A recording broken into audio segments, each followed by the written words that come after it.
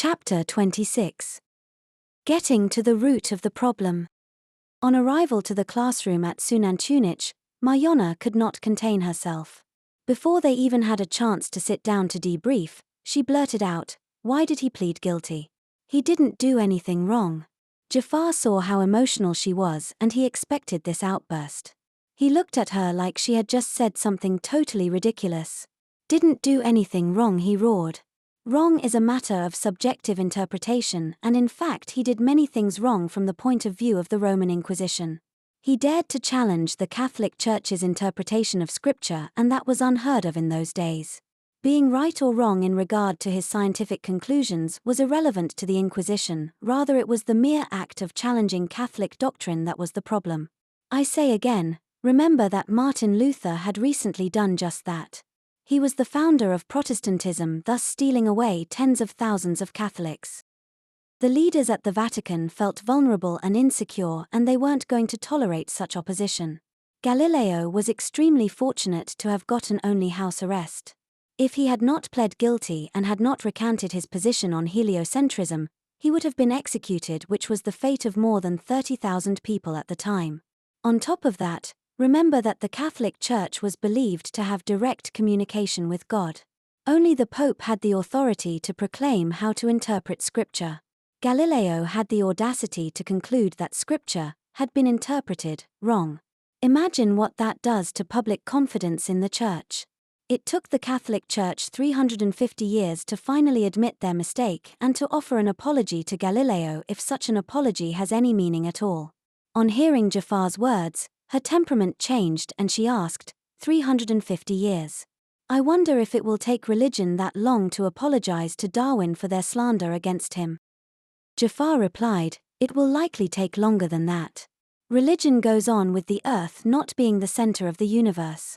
But evolution renders God unnecessary and it provides a natural explanation for our existence with no need of a creator, and that makes it much more dangerous and threatening to religion than the heliocentric model of the solar system. Remember, most religious people would kill truth if truth would kill their religion. That's just stupid, said Mayana. It's cowardly and it's stupid.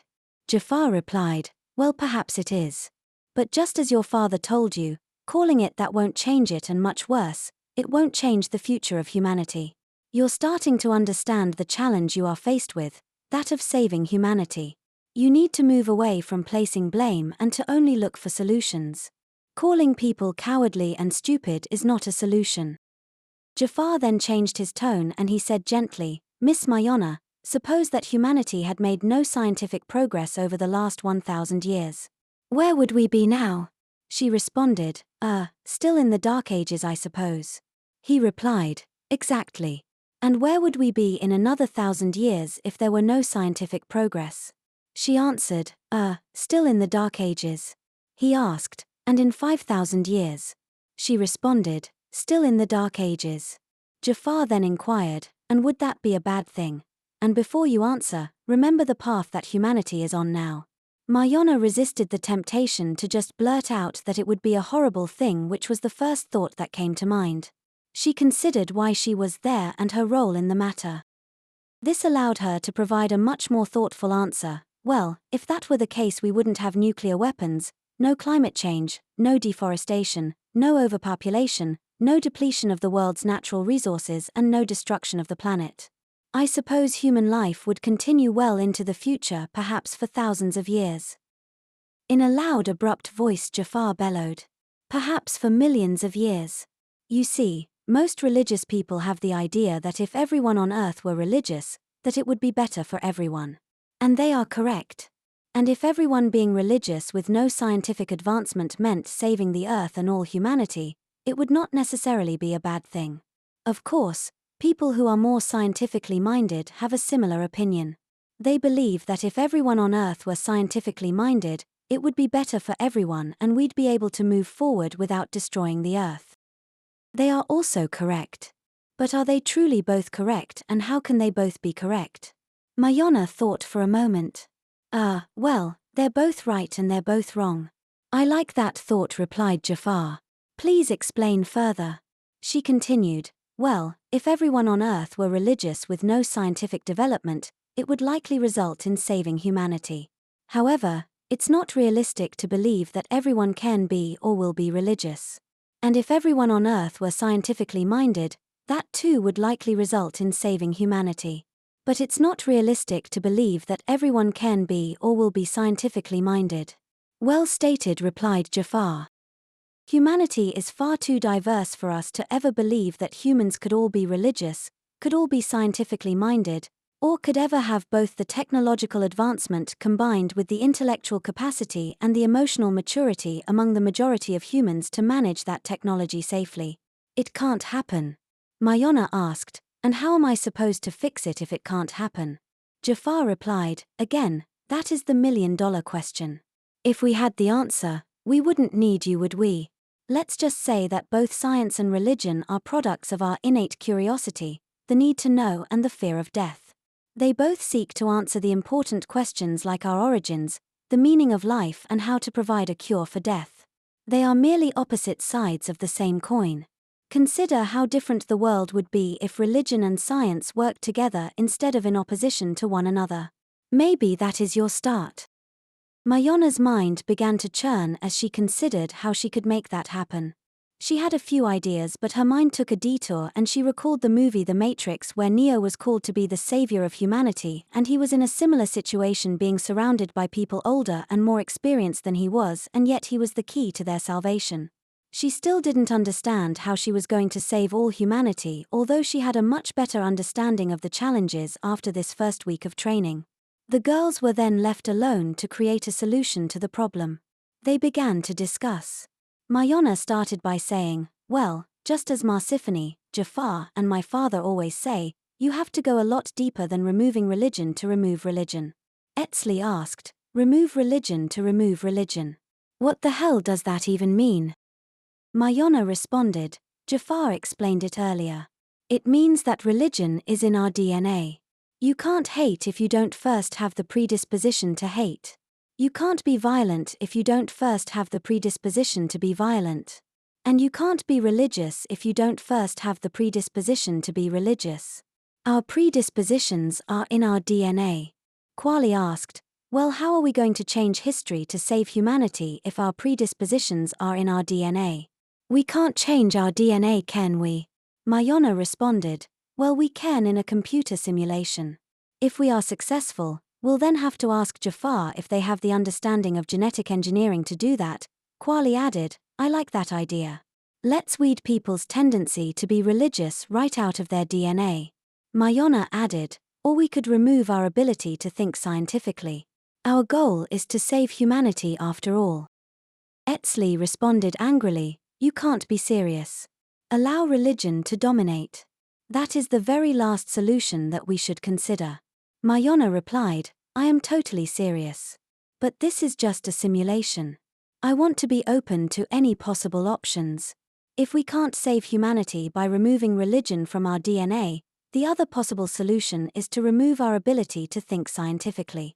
Kwali said, I agree with Etsley. Leaving humans to remain in the Dark Ages for thousands or tens of thousands of years wouldn't be any different than leaving ancient animals to dominate the earth with no hope of humans ever coming into existence. I'd rather see humans go extinct than to leave them in the Dark Ages permanently. Mayana said, yeah, I hear what you're saying. But I'd like to try it as a simulation. We can hope that we find a better solution, and it may be that removing our ability to think scientifically may also lead to our extinction. If that is the case, we will prove that it is not the correct solution. We will then rule it out, and I'm sure that Marsiphony will appreciate that feedback. Etsley said, well, I too hear what you're saying. But my fear is that that solution will work and that Marsiphony will want to implement it. Mayana responded, that's always a possibility. But I have a feeling that Marsiphony would be just as horrified by that prospect as you are. We'll try it and hope that it fails. Etsley asked, okay, what's first? Mayana responded, well, we first have to decide how far back to go to change our DNA. What do you think? Kwali responded, well, modern humans have been on Earth about 200,000 years. Shouldn't we start at the beginning? Mayana responded, I like that idea. We then have to remove all genes that cause magical thinking in humans. Kwali asked, Magical thinking. Yes, said Mayana. Give me a second and I'll pull up the official definition. Magical thinking is hardwired thought that leads to belief in the supernatural in spite of the lack of evidence for such a realm, with religion and belief in God being its byproduct. They say that it helped people to cope with the reality of death when they lived in the jungle, when infant mortality was common and when people lived to be only around 35 years old. If we can eliminate people's tendency toward magical thinking, we can eliminate religion, the Dark Ages, science denial, religious dogma, pushback against technological and scientific advancements, and lots more. Mayana entered the data into the computer with the instructions to eliminate magical thinking from all humans. They then waited for the results of where humanity was 200,000 years later. They waited a few moments and finally they read the computer output on the screen: no Homo sapiens sapiens in the year 2025. The Earth is dominated by Neanderthals who have remained relatively unchanged for the last 200,000 years. Neanderthals remain jungle dwellers with rudimentary tools and technology. Homo sapiens sapiens lost to Neanderthals in their competition for survival. They failed to adapt to their environment. What? The three of them said together. Mayana asked, no people in the year 2025. Kwali asked, how could that be? The three of them looked at each other in confusion, not understanding what could have gone wrong. Mayana suggested, I think we need to look at the computer simulation closely starting from 200,000 years ago. That will tell us what happened and what we need to change. Mayana entered the request into the computer. The image on the screen began to show human beings from 200,000 years ago. They saw a group of them in a cave. It was a man, a woman, 2 children, and they were in a circle surrounding a dead child who appeared to be about 8 years old. The 4 of them were crying and they were obviously incredibly distraught over what appeared to be the death of a family member.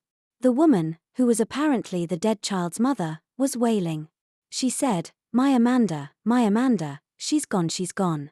But she can't be gone. I can't go on living without her. I need her. What will I do without her? The others were equally distraught and they were also saying things similar that showed how difficult it was to lose a family member. As Mayana, Etzli, and Kwali looked closely at the dead child, they could see lesions on her face that indicated that she died from some kind of disease. The man reached down to pick up the girl and he left the cave with the others following. He found a spot about 100 feet away where he dug a grave and he buried his daughter. Everyone continued to weep the entire time. Mayana commented, well, that doesn't really help us. Everyone cries when someone dies. Etzli suggested, why don't we move forward 5 years or so and see the family then? Kwali said, good idea. Mayana entered the data to move ahead 5 years. They were at the same cave. But they only saw the man and the woman. The woman looked incredibly emaciated. The man looked better, but he too looked sullen and wistful. The man was cooking meat over an open fire. Once it was fully cooked, he removed it from the flame, he cut a small piece off of it and he offered it to the woman. She took it from him and she immediately threw it down to the ground. She shouted, I'll never eat again. I don't want food, I want to die. Eat, encouraged the man, eat. The woman would not eat. Mayana asked, could it be that they lost all 3 children? Etzli said, well, the youngest one looked to be only about 4 years old and this is 5 years later, meaning that she would now be 9 years old. That's way too young to consider that she went off on her own, so yes, I think that we can conclude that they lost all 3 children. Let's take a look where they buried their first daughter. They went to the gravesite and they saw 3 graves there indicating that they had indeed lost all 3 of their children. Mayana suggested, let's move ahead 5 years. She entered the data and they were still at the cave. But it was now empty of people. She moved the image so they could see all around. It looked like it had been abandoned for some time. Items were scattered about. It was obvious that there hadn't been a fire for a long time and they were also able to see bones on the floor. She zoomed in to see if they were animal or human bones. As they got a better look, they were able to discern that they were human bones. Kwali commented, the entire family died. Yes, said Mayana. Now we have to figure out why. That's easy, said Etzli. Let's redo the simulation but leave magical thinking in these people and see what happens. Mayana responded, that may indeed provide us with the answer. I'll enter the data. I'll program it so that we go to the exact same time and place. After a few moments, an image appeared on the screen and they could see the same man, woman, and the two children in a circle around the dead family member. The mother was crying as before. But this time she was also praying. She said, my Amanda, she's gone, she's gone. But she can't be gone. I need her, I need her. What will I do without her? Please God take care of her. Please keep her in your arms so that we may see her again one day. I so wish I could go to be with her today, but I must stay strong for my husband and children. Please God give me the strength to do that. I must stay strong for my two children. The praying went on for a while with the others praying as well. Then as before, the father took his daughter outside and he buried her. Mayana then moved ahead 5 years. This time they saw all 4 people, the mother, the father, the 2 children and 2 new members of the family who appeared to be about 1 and 3 years old. The mother and father looked healthy as did everyone else. There was meat being cooked over the fire and the father removed it, cut it up and shared it with everyone except the 1-year-old. Everyone seemed to have a healthy appetite and they ate heartily. Mayana then said, I'm going to move ahead 10 years instead of 5. I have a suspicion that there will be more to observe by doing so. I'll tell you why after we watch what happens. Mayana entered the data to move ahead 10 years. And just as she suspected, they observed the mother, the father, the 4 children with 2 of them being older sons now in their late teens and each one had a female partner and their partners each had a baby. Etsley inquired, tell us what you're thinking was Mayana. She said, my idea is that magical thinking creates a coping mechanism to deal with the reality and the finality of death. By believing that their daughter was still alive after death and that they would be reunited one day, it assisted them in accepting the death without such a level of stress as to prohibit them from wanting to live. It may be that magical thinking is needed and that without it, the human race would go extinct as we saw at the beginning of the simulation. Quali asked, so what's our next step then? Removing magical thinking causes the extinction of the human race. Leaving magical thinking causes humanity to self-exterminate. Etsley suggested, what if we remove our magical thinking much later, like only 500 years ago? I don't know, responded Mayana. It seems like that would merely delay the same result. With most of the world being religious, pulling away their coping mechanism would have devastating results regardless of when it is done. That reminded Mayana of her father's words, most religious people spend so much effort trying to prolong their lives, praying to God to cure them of this ailment or that. But why would God first create diseases like cancer and then expect us to pray to Him to take it away? Isn't that an example of God being both the disease and the cure? And why are religious people not in a hurry to get to heaven? You'd think they'd welcome death if paradise awaits. It makes you wonder if they really believe what they say they believe. It makes more sense that it's all a coping mechanism. Quali suggested, what if we remove some of the great religious leaders like Moses, Muhammad, Jesus, and Buddha? Mayana said, my father shared with me that if Christianity, Judaism, Islam, Buddhism and Hinduism hadn't become major religions, some other religions would surely have taken their place. If religion is in our DNA, we can only change it but we can't remove it from the landscape. I'm not sure that this problem can be solved. Humanity can neither survive with religion or without it. Quali then added, then that leaves us with eliminating scientific thinking and allowing religion to flourish for the sake of saving humanity as you mentioned earlier Mayana. She said, I was afraid of that, turning all humanity into primitive goat herders doesn't appeal to me. Etsley added, nor to me. But I think that we have to give it a try. Marsiphony will want to know that we tried every possibility. It will be considered a fail if we don't at least make the attempt. Quali said, I agree with Etsley. We need to try it or our practice quest will be considered a fail. We will just have to hope that our solution doesn't work so that we can then keep searching for one that we haven't considered yet. With that, Mayana entered the data into the computer. She eliminated scientific thinking from the genome. She then looked at the human population in 2025.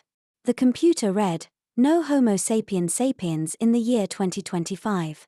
The Earth is dominated by Neanderthals who have remained relatively unchanged for the last 200,000 years. Neanderthals remain jungle dwellers with rudimentary tools and technology. Homo sapiens sapiens lost to Neanderthals in their competition for survival. They failed to adapt to their environment. They were the same exact words as before. The human race again did not survive. Mayana suggested, well, I don't think we even need to review the simulation to know what happened. Without our scientific thinking, humans couldn't compete with Neanderthals and they drove us to extinction. So we're left with the same prospect. Humans can't survive with their scientific thinking or without it, with their magical thinking or without it, with religion or without it. Kwali asked, where does that leave us? Mayana said emphatically, I have no idea. I don't either, echoed Etsley. The girls were truly at a loss of how to solve the problem. They were afraid that they were going to have to make that report to Marsiphony and that this practice quest would be considered a fail. They hoped that it wouldn't come to that, but they also feared the worst at the same time. None of the three had had to do that before.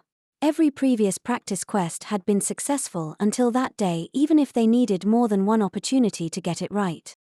They presented their findings to Jafar. Mayana said in a forlorn voice, Jafar, we just could not find a solution.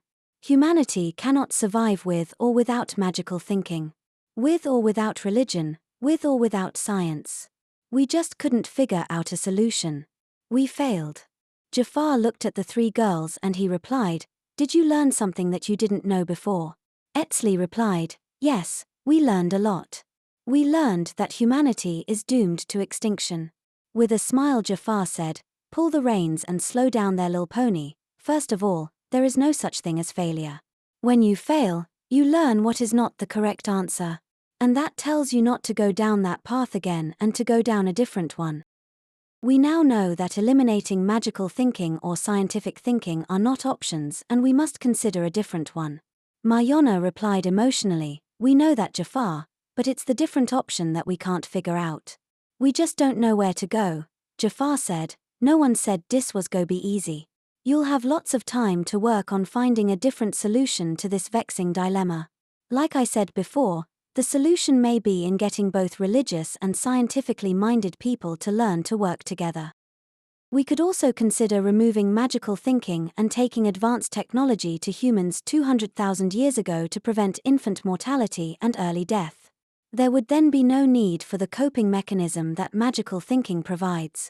My fear there is that humans were not ready evolutionarily 200,000 years ago to manage advanced technology. Evolution is a never-ending process, and as advanced as humans were 200,000 years ago, they were not the equivalent of what they are today. But I think we've done enough for now. It's time to call it quits. Chapter 27. Back to Belize. Jafar dismissed the girls for the day. It was dinner time and they headed to the cafeteria where they connected with Yasmin. As soon as Yasmin saw Mayana, she shouted, "We're going home today, right?" Mayana was so absorbed in thought that she had totally forgotten that they were scheduled to return to Belize that day.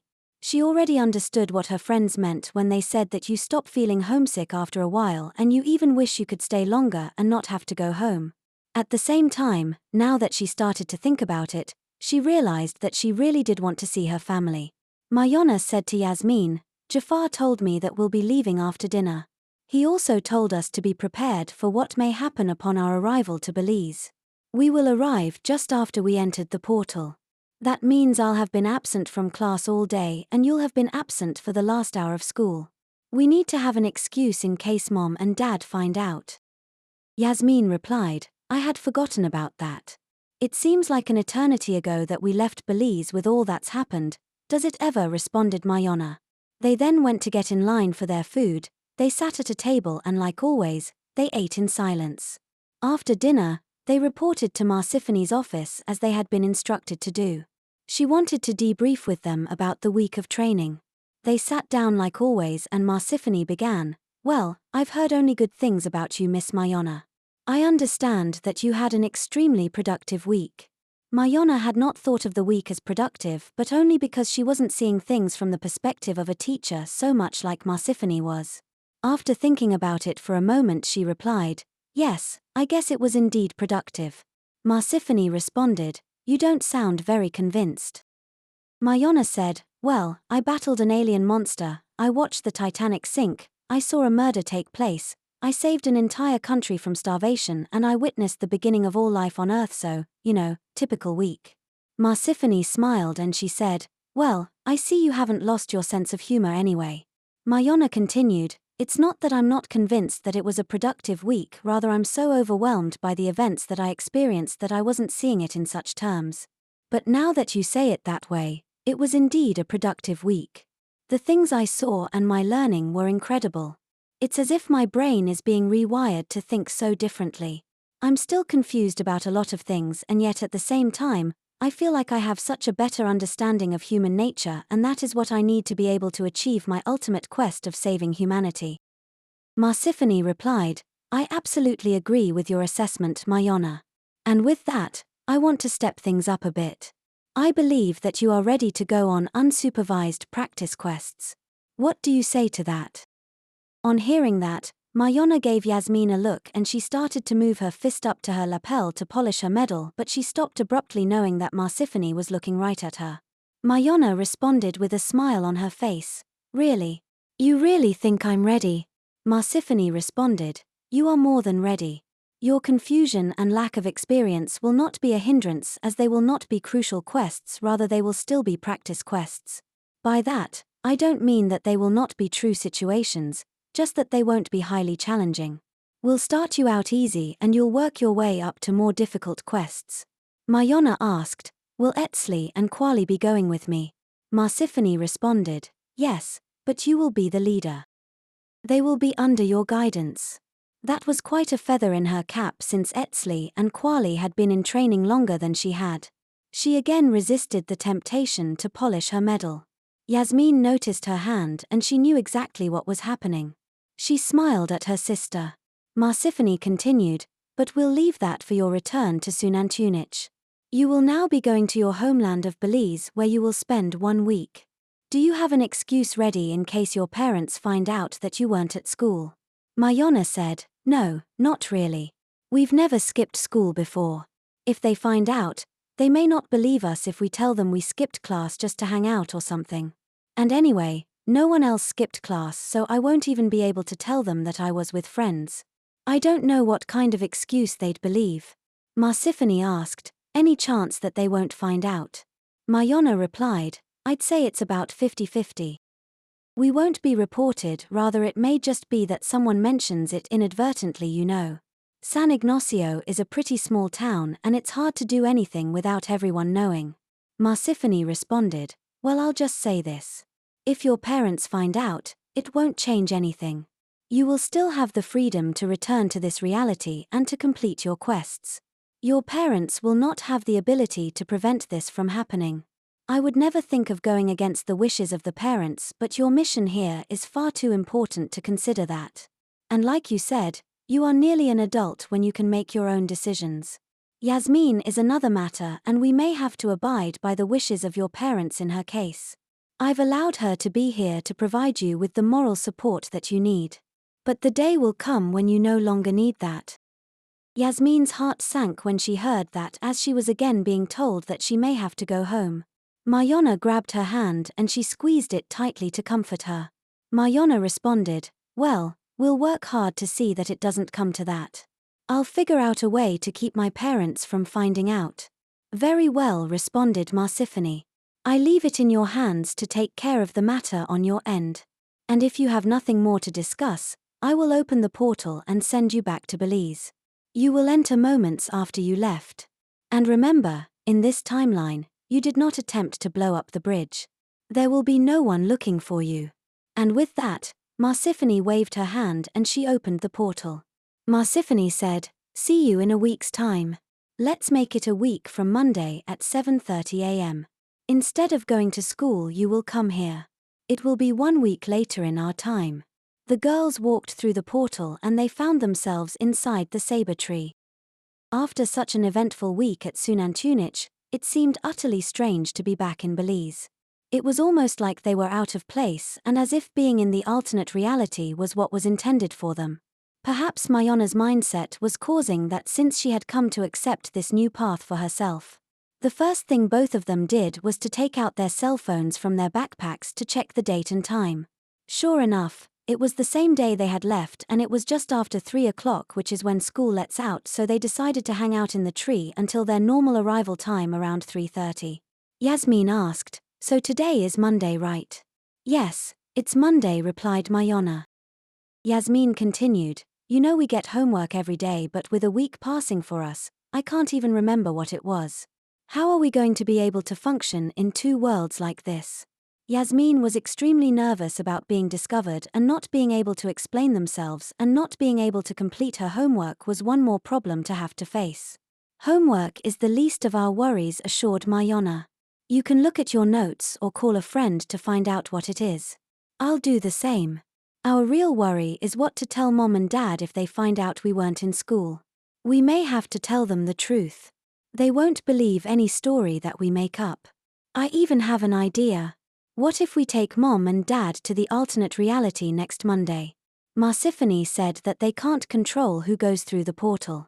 "I've had that idea since the day she told us that." Yasmin cried, "What? Take them through the portal? Marsiphony won't like that one bit, I imagine." Mayana said, "That may be true. But I also know that we may not have a choice.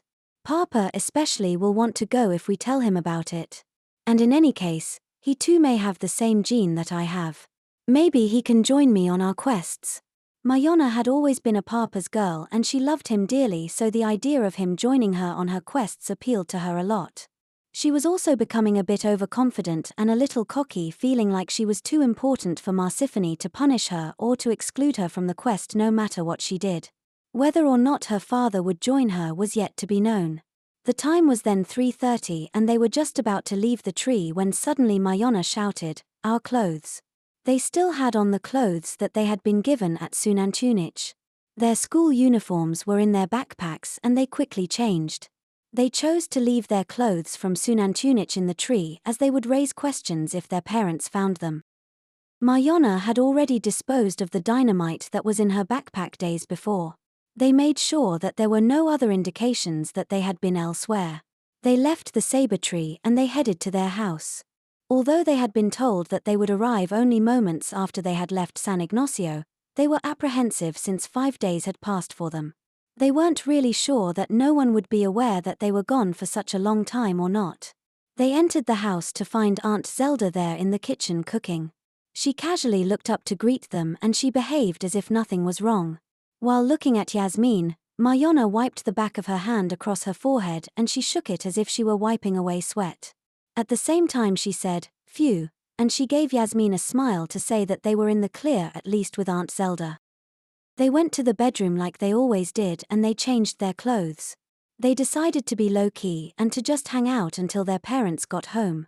Both Mayana and Yasmin were so wired after spending a week in the alternate reality that the last thing that they wanted to do was homework. Mayana wanted to tell the whole world what she knew, but she could not.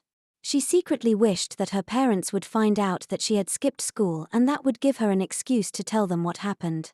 But then she was instructed by Marsiphony not to tell. It wasn't so much that she couldn't keep a secret as it was the deception in doing it.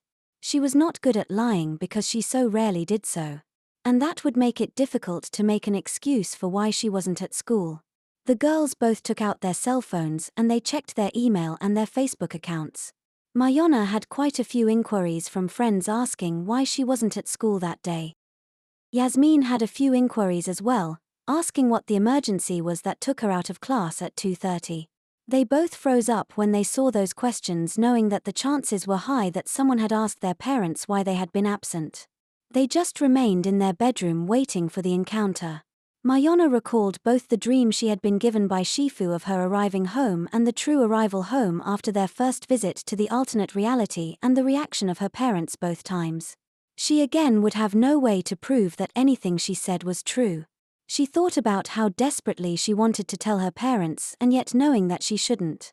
She thought that they were sure to know she had skipped school and yet if she told the truth she wouldn't be believed. How horribly complicated this whole thing was. Then she thought of what Marsiphony had said about her not having control of who goes through the portal. All she can do is to open it and close it. She again considered inviting her parents to go with her to the alternate reality. Yes, that had to be the solution. That way she wouldn't have to make up some silly excuse about why she skipped school that her parents wouldn't believe, and she could prove to them that the whole thing was true. Marsiphony would have a fit, but she also mentioned that there may be a day when she needs her father, who also has the gene. She would just have to live with her decision. And just as Marsiphony had put Mayana's life in danger on the first visit because the result may be the saving of all humanity, and Mayana had to live with that decision, Marsiphony would have to live with Mayana's decision for the same reason. The destruction of all humanity is too big a price to pay for anything to get in the way. She shared her idea with Yasmin, who thought it was the worst idea ever. But Yasmin's mind hadn't been churning like hers, and she hadn't thought of all the complications involved in not telling the truth. Yasmin said, "If you tell, I won't be allowed to return to Xunantunich. They'll never let me go back." Mayana replied, "First of all, I'm going to recommend that we all go through the portal. Secondly, even if they don't let you go, it will only be until you're an adult. Then you can make your own decisions." "Until I'm an adult," blurted out Yasmin. "I'm 14 years old. That's almost 4 years from now." Of course, to a 14-year-old 4 years was an eternity. "Don't worry," Yaz consoled Mayana. "I'll do everything I can to see that you're not left out. I just don't see how we can avoid telling the truth, especially now that we'll be able to prove it." Yasmin stated emphatically, "Prove it? Yeah, but not till next Monday. What are we going to do between now and then?" Mayana responded, "Well, we got through it the last time and we'll get through it this time. It may be a little rough between now and next Monday, but the payoff will be worth it, don't you think?" "I suppose so," replied Yasmin with a forlorn voice and look on her face. Mayana gave her a big hug and she said, "Don't worry about it, Yaz. We'll get through it and we'll be stronger in the end. Now let's get our mind off of this and play backgammon until Mom and Dad get home." Yasmin loved to play backgammon, and that inspired a smile, and it immediately made her feel better. They played until their parents got home, not daring to leave their bedroom even to eat. Their parents always arrived home together, being that they worked at the same school. They entered the house totally quiet. That made them suspicious, since they often entered in the middle of a conversation. They could hear them as they set down their car keys and put down their bags. They then heard their father shout to them, "Girls, come on out. We need to have a talk." They both knew what that meant, since that was always what was said when there was a serious matter to discuss. They left their bedroom and they sat down on the couch in the living room.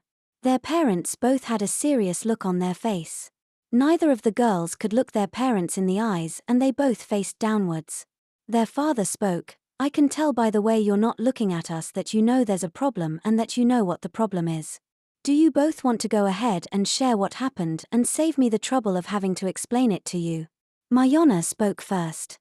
She just couldn't lie to her parents, and she said, "Well, do you remember when we crossed over to an alternate reality about 6 months ago? We crossed over again." The look on their parents' faces went from serious to ultra-serious and even shock. Mayana continued, "I found a way to open the portal and Yasmin and I crossed over. We were gone for 5 days. 5 days?" asked her father in confusion. Mayana went on to explain everything from beginning to end. After telling the story, their parents just sat there dumbfounded, not knowing what to say or how to react. They were incredulous, since the story was unbelievable, and yet the girls told it in such a convincing way that their parents were inclined to believe it. They had been convinced of the first crossover, and that contributed to them leaning toward believing that what they were being told was true. Mayana explained that their parents could join them the next time, since they knew exactly what day and what time the portal would be opened. That would be the proof that they were telling the truth. Their parents asked question after question about Xunantunich, Marsiphony, Jafar, Brianin, Shifu, and of course their new friends Etzli and Kwali. They asked questions about the practice quests. Father asked Mayana to show the martial arts that she had learned. Father looked in one of the Belize newspapers to see if a tourist had been murdered in Belize City, but he couldn't find it. However, the girls answered every question in such incredible detail, and never once did the story change or was there a contradiction. A sure way to catch someone in a lie is if the story changes on retelling it or when there are contradictions, since it's hard to remember things that never really happened. Mayana shared the story of her father teaching English at the church in Belize City. She shared her knowledge of Galileo, Darwin, and Schrödinger's cat. She told details that Mayana couldn't possibly know if she hadn't been there. She offered the idea of her parents crossing over and being part of the team. She explained that her father had the same gene and that he could go on quests with her. That led to a discussion about Mayana's grandfather, who also had the gene. Mayana said, Marsiphony said that Grandpa had the gene and that he had crossed over. She had a photo of him. We thought it was you at first because it looked a lot like you, but Marsiphony said it was Grandpa. Said father. I always wondered about my dad. He was often a little mysterious. Sometimes he'd have injuries that seemed to appear from nowhere. We'd see him one moment looking fine and then the next moment we'd see an injury. They were usually bruises or scratches. He'd always say that he must have gotten them working outside, but sometimes he hadn't been outside at all. I wonder if he was going on quests, getting injured and then returning at the same moment he left, which could explain the injuries that suddenly appeared. I also used to notice that he would have beard growth that wasn't there before. He'd look clean-shaven one moment and then appear to be unshaven the next. The first time it happened, I figured I just hadn't noticed that he wasn't clean-shaven. But the second time it happened, I was sure that he went from clean-shaven to unshaven within a time span of about a half hour. After that, I started to pay attention and I saw it happen again. I thought that he must just have really fast-growing hair and I asked him about it. He agreed that his hair must grow really fast. But then it never happened again after that. I suppose I alerted him to the problem and he was then sure to shave before returning from then on. In retrospect, it all makes sense now. It seemed that Mayana's father was now convinced that everything that she had shared with him was true. And he was all too eager to join the girls the next time they crossed over. Their mother was less enthusiastic about going. She said, if everything they say is true, it's way too dangerous to return there. I don't think this is a good idea. Father said, I'm not sure that we have a choice. The kids will be able to go whether we want them to or not. And if we go, at least we will be with them to keep an eye on things. It took a while and some convincing, but eventually she gave in and she agreed that she'd rather be there with her 2 children than for them to be there unsupervised. Now all they had to do was to wait for Monday at 7:30 a.m. On Wednesday, the family was gathered in the living room and they were watching TV. The show that was on was suddenly interrupted with a report that explained that a male tourist had been shot and killed in Belize City during a robbery. The report explained it exactly as Mayana had described it to her father. Every detail was correct. Well, I'll be damned, said father. There's the report that we were looking for.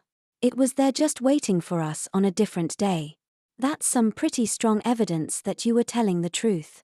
Mayana felt vindicated with that news report. It was a huge relief, even if it was the news of somebody's unfortunate death. The days passed slowly as everyone anticipated the adventure to come. Father wavered between believing what he was told and believing that it was too impossible to be true in spite of the evidence. He was one who always checked himself in regard to such things.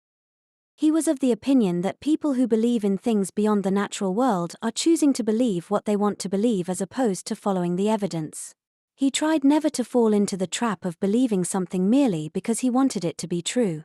He had arrived to the conclusion that the reason there are thousands of gods and thousands of religions was because of just that, because people believe what they want to believe. And with the claim that there is only one true God, then all of the other thousands of gods must be false and made up. And that shows that not only are people perfectly capable of making up gods and religions, but that they are, in fact, inclined to do so. With that, there's no reason to believe in any god at all. Believing in what you want to be true and making up the answers is a result of faith, he always said, because faith allows you to do just that, since you're not expected to demonstrate that what you believe is true. He now had to wonder if he was falling into the same trap and merely believing what he wanted to be true. But then, he had the luxury of waiting to find out, and he didn't have to arrive to any conclusions until Monday. He was very fortunate in that regard. Usually the evidence that you need to make up your mind never comes, and you're left with believing in spite of there being insufficient evidence or with just not taking a position due to lack of evidence. The latter position was the one that he took in regard to claims of the supernatural, of alien visits to Earth, and any other such claims that don't have evidence to support them. He decided that he would hold the position that all the claims made by his two daughters were inconclusive until he actually passed through the portal to the alternate reality. And yet, the girls were so convincing in telling their story that he was inclined to believe it was true, not that he was about to share his story outside the family and be called the crazy guy by the entire town. They all managed to keep the secret and they didn't tell anyone at all. But it wasn't easy. Father decided to do more research to see what he could find. In addition to doing internet searches, he also called family members to find out if they knew anything about his father and any other of their ancestors. His father was long dead, so talking to him wasn't an option. But his father had a brother and a sister who were still living. Maybe they knew something. He did a video call with his uncle who lived near Chicago, and he did his best not to reveal his secret. He just asked if he knew of anything unusual about his father. His uncle responded, "Now that you mention it, there is a mystery that I've been wanting to solve ever since he died. He left me with some items for me to hold, but he never explained what they were. He was afraid that something would happen to them if he died, and sure enough, he did indeed die. Well, I still have the items and a note that he left for me. Do you want me to read it?" "Yes," said father. Uncle read the note. "These items are priceless. Guard them with your life. Don't share your knowledge of them with anyone. In the wrong hands, calamity is ensured. I will share with you their meaning when the time comes." That's all it says. I followed the instructions just as he asked. It's been 15 years since your father's death and I never told anyone about it until today.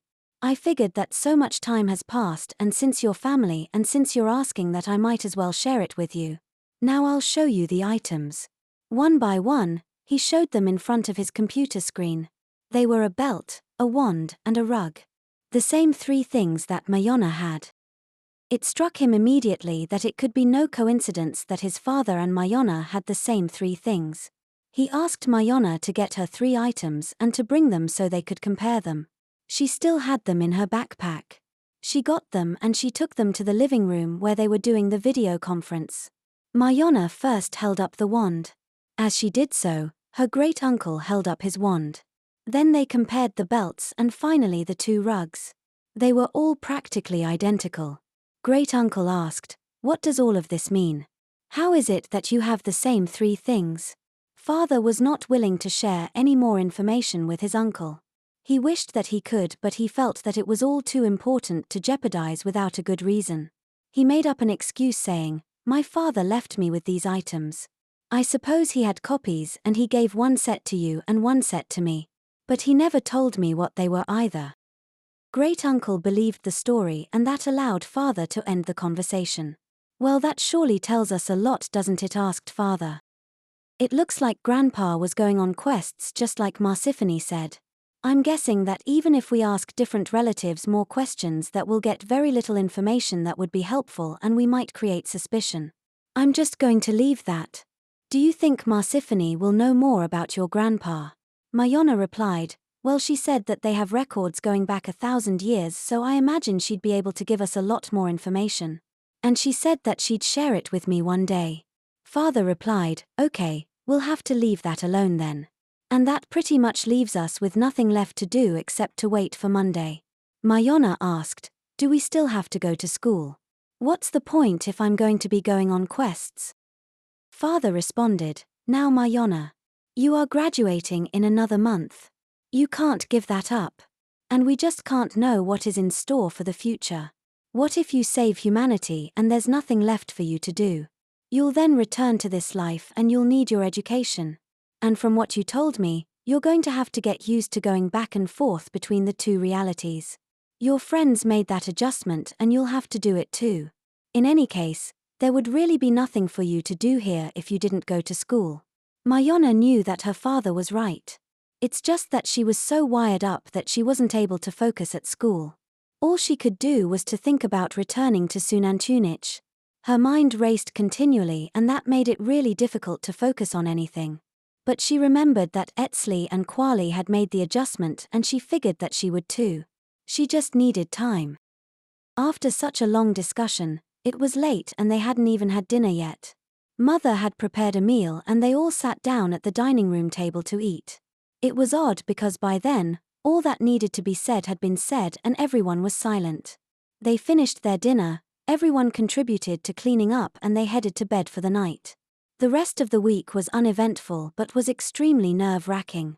No one was able to just focus on what they were involved in, be it teaching or learning.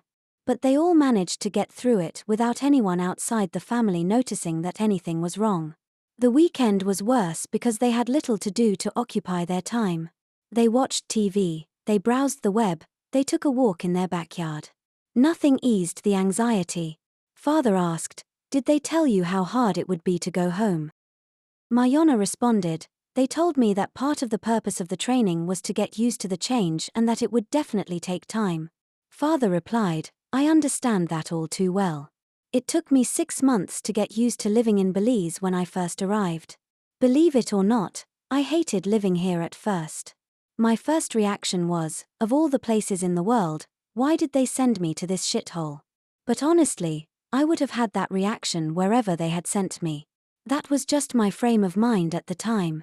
Belize was so different from what I was used to that I felt like I was on the other side of the world. Eventually I grew to love Belize and I am now living here." Mayana said, "My friends Kwali and Etsley said that they're used to it and they're only a few weeks ahead of me." Father said, "Well, that's good to know." They all continued the same routine through the weekend, trying to keep busy to avoid thinking about what was to come. Monday morning finally arrived with none of them getting much sleep the night before. It seemed like an eternity had passed to all of them. But one thing that time never fails to do is to pass, and that brought them to the big moment. Father seemed to be totally convinced now that this alternate reality was real and that Mayana had told the truth in spite of not having any empirical evidence to support its existence. He was a true skeptic, but he also knew that the incredible details that Mayana had provided were practically impossible to just make up. But then he thought to himself, but aren't the stories that people believe and that he rejects just as detailed? Why would he believe one story with lots of details and reject another? He had to think about that for a moment to decide if he was indeed falling into the trap of merely believing what he wanted to be true. Then he remembered that the stories that he doesn't believe are full of contradictions and inconsistencies.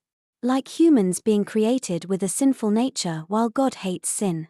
And humans who are punished for being sinful when they are merely doing what the sinful nature that God allowed to infect them tells them to do. And a God who loves us and yet who killed all humans on earth except one family, including innocent children, babies and pregnant women, and who neglected the fact that original sin was passed on through Noah and that ensured that humans wouldn't turn out any better the second time around. And a God who loves us and yet who created the devil and hell and who condemns people to be burned up and tortured for all eternity. The writers of the Bible also had lots of time to create their stories, whereas Mayana just spit out her experiences without pausing and stumbling as if she were creating it in her head as she was telling it. Mayana had yet to share anything contradictory or inconsistent, and that lent credibility to everything that she said. And then there were 2 people sharing the same details, which also lent it credibility. But then he remembered that the Bible had the same thing, multiple witnesses telling the same story. Was he not being inconsistent by believing one story and not the other? He again had to think about that one. Then he remembered the story of Jesus feeding 5,000 people with 5 loaves of bread and 2 fish. Isn't 5,000 witnesses enough to prove a story to be true? Yes, but there was only one person, the author of the story, making a claim of 5,000 people being present.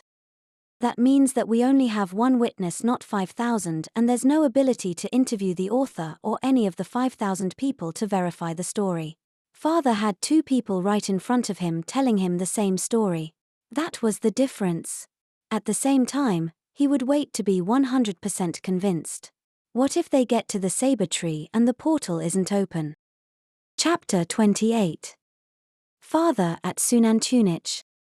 As they prepared to cross over, each of them had a backpack which they had filled with extra clothes, food, and of course Mayana had her belt, her rug and her wand tucked away. They left the house and they marched off to the sabre tree. It was 7:25 a.m. Mayana hoped that Marsiphony knew what time it was in San Ignacio. She figured that those minute details were already worked out, or she would have said something, so she had no doubt that the portal would be open at 7:30. They reached the tree and they looked in the hole. Father used his cell phone as a flashlight and all he could see was the inside of the tree and a few of Mayana's items that she had left there from her days studying in her hideout. Father said, "The hole's not very big. We can't all fit in there at once." Mayana suggested, "How about two of us go into the tree with all of us holding hands? When the portal opens, the ones in the tree can pass over and make room for the others. We won't release our hands until we're all through." Father moved to the front since he was usually the family leader and Mayana, and he climbed into the hole. Yasmin and Mother stayed just outside the tree holding hands. Mayana was closest to the opening of the hole and she held Yasmin's hand with Yasmin holding Mother's hand. Just then, it was 7:30. Mayana released her hands and she pushed on the wall of the tree, but it was solid. She pushed harder as if pushing may cause it to open, but it did not. Her father imitated her and he also began pushing with his two hands. Soon they were pushing pretty hard. It was then 7:32 and the portal had not opened. 2 minutes seemed like a long time and they began to get worried. Mayana said, "Marsiphony said that it would be open at exactly 7:30. I don't know what happened." In their desperation, they began to push harder and to call out, "Marsiphony." Father put his back to the wall and he pushed with his feet.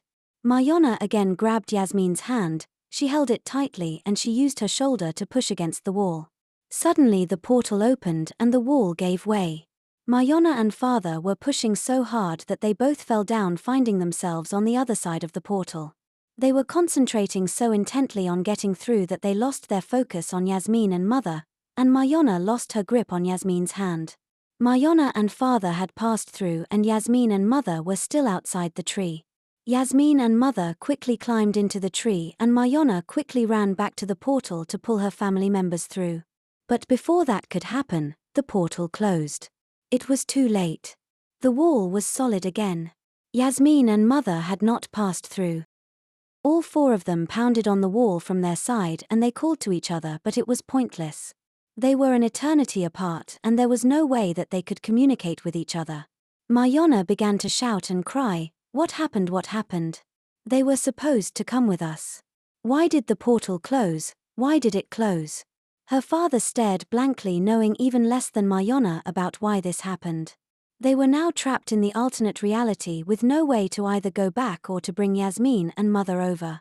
Mayana then got angry and she said, "It had to be Marsiphony. Why would she do this? She'd better let them through or I'm finished here. I know that she's behind this." She ran over to the same door that they had used the last time and she pulled it open. Still being off its hinges, it fell to the ground. She marched through with her father following. Father didn't know what to think. On the one hand, he was entering a new reality and he wanted to relish in the experience. On the other hand, he had just been separated from his wife and daughter with no way to find them. He had to put his trust in Mayana and he just followed along. Father asked, "Are Mom and Yasmin safe?" Mayana replied, "Yes, I'm certain they're safe, but they're not here and that really pisses me off. I'm going to have words with Marsiphony." With that, Father was at least able to relax knowing that his other family members were safe. And since he really had no clue what was happening or why, he had no reason to be mad, so he did his best to look around and to enjoy the experience. He saw all the things that Mayana had seen the first time that she had visited Xunantunich and he was absolutely amazed. He was now just too fascinated by what he was experiencing to be too concerned about his family members who he knew were in no danger. They walked along through the crowd of people at the market and they got to the Xunantunich headquarters. Mayana continued to stomp along as angry as could be. They went inside the headquarters building and they marched right into Marsiphony's office. As they burst in, Marsiphony stood up, she leaned forward and she beamed at Mayana as if she was expecting an angry outburst and as if she was prepared to do battle. Mayana looked at her and she screamed and cried, "Why didn't you let them through? Why did you keep them out? You said that you can't control who comes through. What happened? Mayana continued to cry. Marsiphony replied in a very stern, almost angry voice, "I'll allow you to calm down. When you're done with this outburst, I will explain everything to you." She handed Mayana a few tissues to dry her tears. While she was doing that, she looked at father and she said quietly and in a soft tone, "Welcome to Xunantunich. I've been expecting you." She gave him a smile while father looked at her in total confusion. Mayana cried, "Wait, what? Expecting him? So this was again planned?" Her demeanor immediately changed on hearing that. Marsiphony responded, "Of course. As I've told you before, everything is planned, everything is determined. Nothing happens at Xunantunich that isn't planned and determined." Mayana thought that Marsiphony was making an excuse for having been caught in an unplanned event happening on her watch. She said, "You could have just asked me to bring him." Marsiphony responded, "We needed for him alone to come with you without Yasmin and without your mother. If we had asked you to return only with him and without Yasmin and your mother, it is more likely that he wouldn't have come. We created a plan that would bring back only you and your father."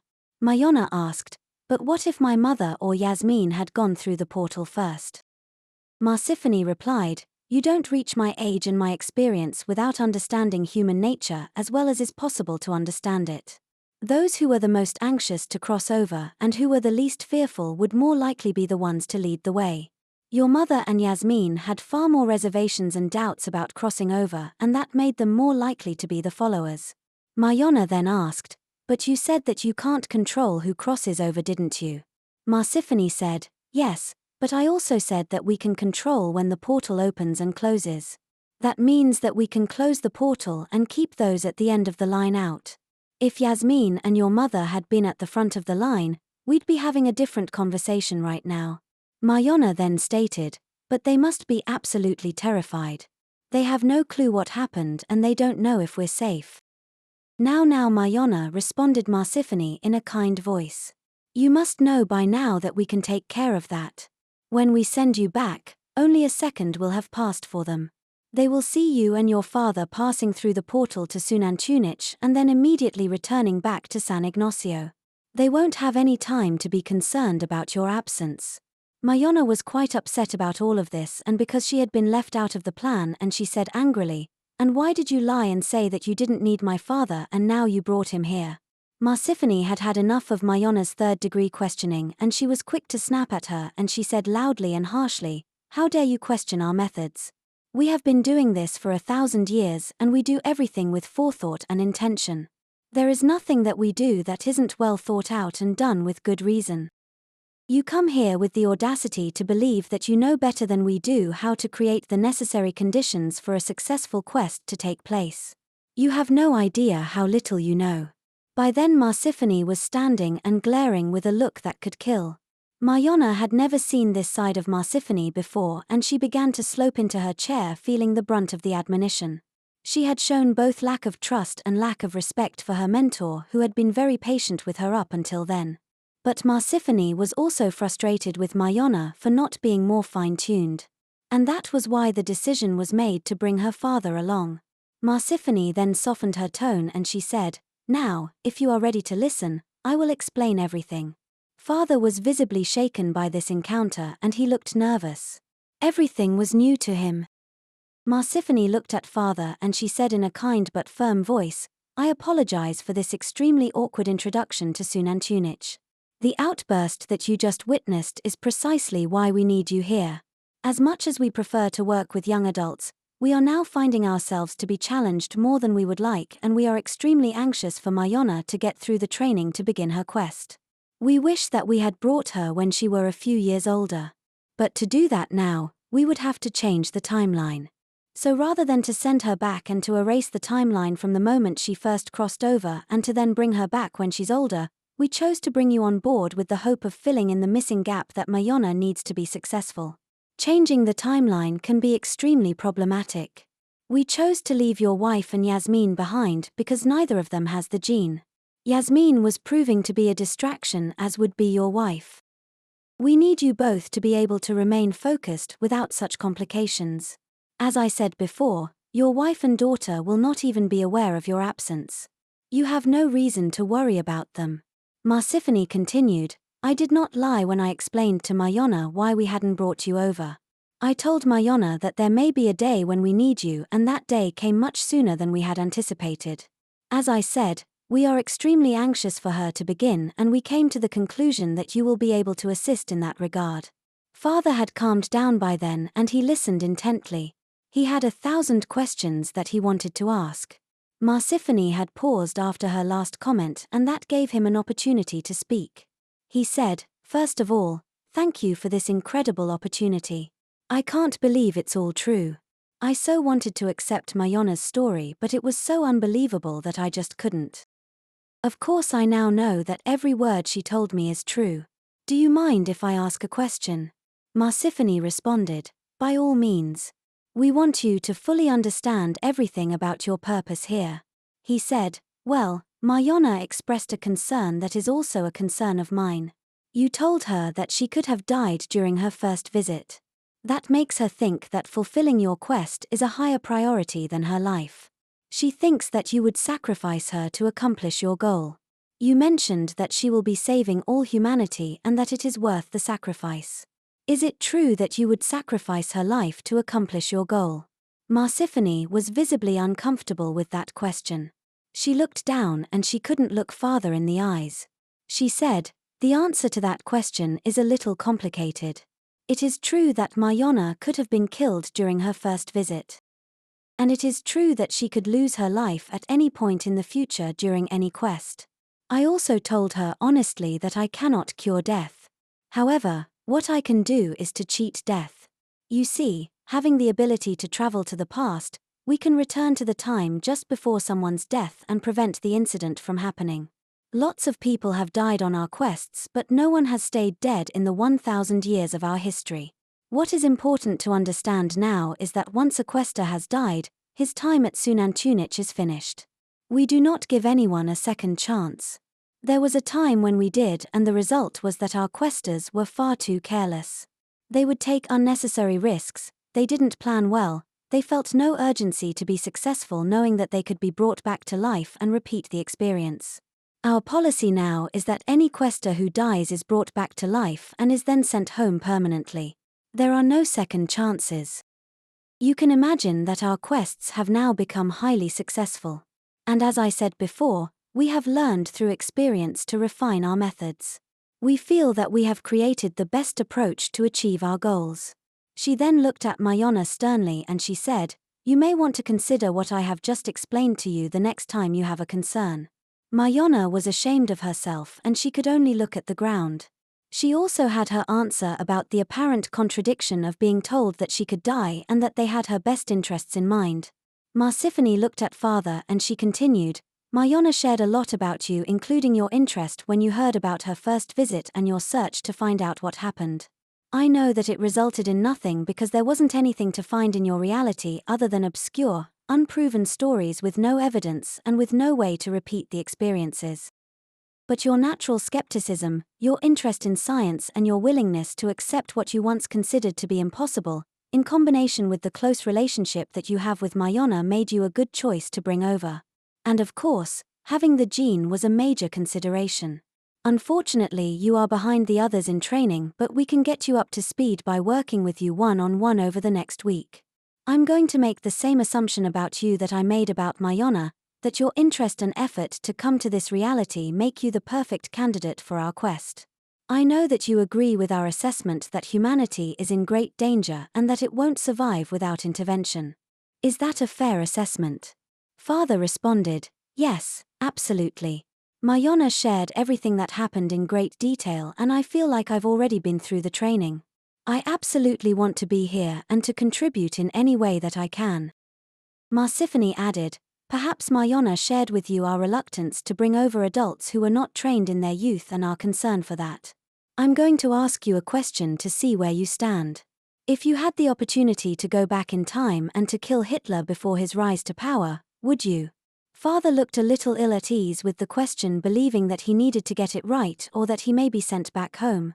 He thought for a moment and he tried to recall what Mayana had told him. Then he responded, No, I would not, because that would cause a genocide greater than the one that Hitler himself committed. I would instantly cause tens or hundreds of millions of people to cease to exist, with me and Mayana possibly being two of them, since my parents met right after World War II. A small alteration to the timeline could cause incredible changes to the future, and it must be avoided. The exception to that may be in our effort to save all humanity, with that being the ultimate and the only goal on our quest. Not bad, said Marsiphony with a smile and a tilted nod of her head. Most people would say that they absolutely would kill Hitler if given the opportunity to go back in time to do so. We will continue to discuss this further during your training. As I told Mayana, adults often have far too many preconceived notions of what is right and wrong, good and bad, and they often want to do things their way, which will not serve our purpose here. Before we can send you on the final quest, we will need to be absolutely sure that you will be able to follow the instructions that you are given and not vary from them. Again, we've been doing this for 1,000 years and we have fine-tuned our methods. We won't tolerate people coming in and telling us how to do our job. I've been far more patient with Mayana than I have been with others because of her importance in this quest. But even she can be sacrificed if it comes to that. Your job is going to be to keep her on track, to keep her focused, and to stop these incessant outbursts that she has that we are all growing weary of. By the way, I have one other paradox for you to resolve. Although it merely pertains to a movie, I'd like to test you on it. Since you are a fan of science fiction, surely you watched the Terminator movies. Father responded, indeed I did. I loved them. Marsiphony said, tell me the fatal plot flaw in those movies. Father thought for a moment. He considered that most science fiction movies have lots of flaws in the plot, and he wanted to make sure that he gave the answer that Marsiphony was looking for. After thinking about it thoroughly, he answered, well, there were several flaws in the plot, but I believe that there was only one major one. It's that John Connor was a different person in the new timeline. He came from a different egg from the mother and a different father entirely, and he would not have been the same person. And without being the same person, it's unlikely that he would have been the same great leader of the resistance. Merely calling him John Connor doesn't make him the same John Connor. The entire future falls apart without the same leader of the resistance. Exactly right, affirmed Marsiphony. Now, let's say that the character from the future, Kyle Reese, knew that and had avoided beginning a romance with Sarah Connor. Would he have been able to put the timeline back on track and to guarantee that Sarah Connor met the correct father of her son and that the correct John Connor was born? Highly improbable, said Father. In the movie, Sarah Connor ended up in an insane asylum. It is unlikely that she would ever have met the original correct father of John Connor. Without meeting him, the original John Connor would never be born. Not only would she have had to meet the same father, but the exact conditions of fertilization would have to be replicated. That's to say, the same exact sperm and egg would have to meet in order for the same John Connor to be born. Delay or move the encounter ahead by just minutes and you would likely end up with a different winner among those 100 million little swimmers who attempt to reach the target. Marsiphony asked, then how to resolve this paradox so that Sarah Connor meets the original father of John Connor and have this encounter at the exact correct moment. Father thought for a moment. He answered slowly, well, I don't believe that there could be any way to put the timeline back on track ever and to create the correct John Connor. Once Sarah Connor encountered the Terminator, it forever changed her future. The only way to ensure that the original John Connor were born would be to prevent the encounter between Sarah Connor and the Terminator to begin with, and that would be impossible given the parameters provided in the movie. The character Kyle Reese did not have the ability to prevent the Terminator from going to the past and finding Sarah Connor.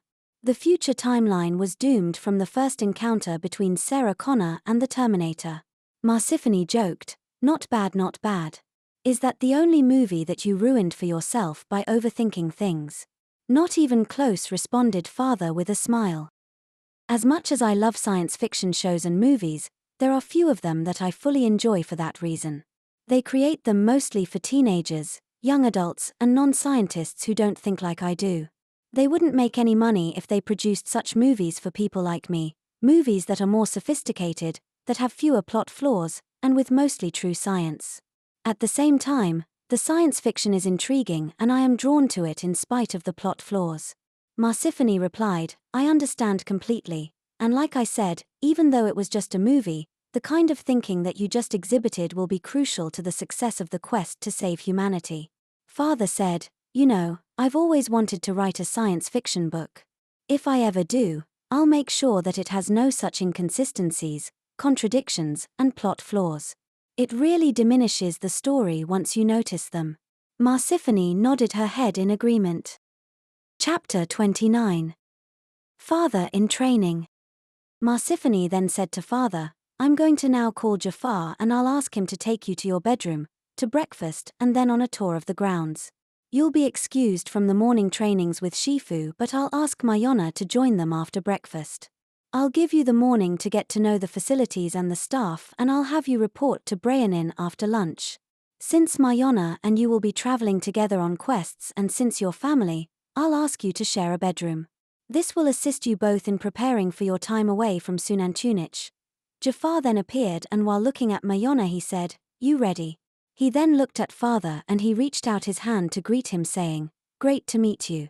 I'm Jafar." Father reached out and he shook his hand. They then left Marsiphony's office and they followed him. Jafar was unaware of what had just transpired and he started to make small talk. He said to Mayana, "How was your week in San Ignacio? Not too exciting, was it? I've heard from others who go home and who say that they feel so let down after being here where things are so upbeat. On the other hand, sometimes it's nice to have a break and to just do nothing." Mayana responded sadly, "It was horrible. I couldn't focus on anything for the whole week. It felt like a year had passed." Jafar said, "Well, it gets better, it just takes time is all." He could sense that she was in no mood to talk, so he just stayed quiet after that. They dropped off their things in their bedroom and they headed down to breakfast. Jafar waited outside the cafeteria for them to finish eating. Mayana and her father ate with Etzli and Kwali, but of course, they couldn't talk so they couldn't ask each other how their week at home went. Etzli and Kwali were a little uncomfortable with Mayana's father being there, but they would soon get used to the change. No one ever forgot about the importance of being at Xunantunich, and that made people more inclined to want to make things work no matter the challenges. In any case, they would have plenty of time without father with them when they could just be teenagers. After breakfast, the girls headed off for training with Shifu and father went to find Jafar. Upon finding him he said to father, "I take it you already got the rundown and are totally acquainted with Xunantunich and everything else." Father said, "Well, yes, Mayana shared a lot with me, so I think I'm quite familiar with everything, although I may have questions as we go along." Jafar asked, "What did you think when Mayana and Yasmin returned the first time? Did you think they had lost their marbles?" He replied, "Yeah, pretty much. The thing that kept me from not believing them was that I had two daughters telling me the same thing. Two people sharing the same hallucination has never happened. And of course, my wife and I shared a dream that Shifu gave us. I don't believe there's a case of two people having the same dream. And yet I had no way to know that their story or my dream was true. I finally had to accept neither believing nor disbelieving, and that was tough. I wanted to believe, and yet there was no empirical evidence to support what they were telling us. I just chose to not take a position one way or the other." Jafar responded, "An open mind. You'll fit right in here at Xunantunich. If there's one thing that we all have in common, it's that. Follow the evidence and never make up your mind until you have had the chance to study it. Never believe merely what you want to believe. Beware of confirmation bias, of believing what you want to be true and making the evidence fit what you already believe rather than to modify your beliefs based on the evidence. Follow the evidence and let it take you where it may. Question every belief that you and others hold, even the ones held by people who are like-minded. Don't make faith-based claims that can't be demonstrated to be true. We at Xunantunich have changed our beliefs so many times because the evidence has changed that we sometimes wonder if our brains won't fall out of our heads for being too open-minded. One of the most difficult concepts to grasp is that reality isn't real. That's to say, our perception of reality doesn't correspond to true reality, and that likely nothing around us is real, rather it's merely a perception of reality. I see things, I feel things, I hear voices, I taste food, and I smell smells. It seems perfectly real, and yet I can't know that I am not merely being fed sensory input that is telling my brain that everything around me is real.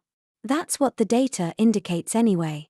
Father asked, have you changed your way of leading your life because of that knowledge?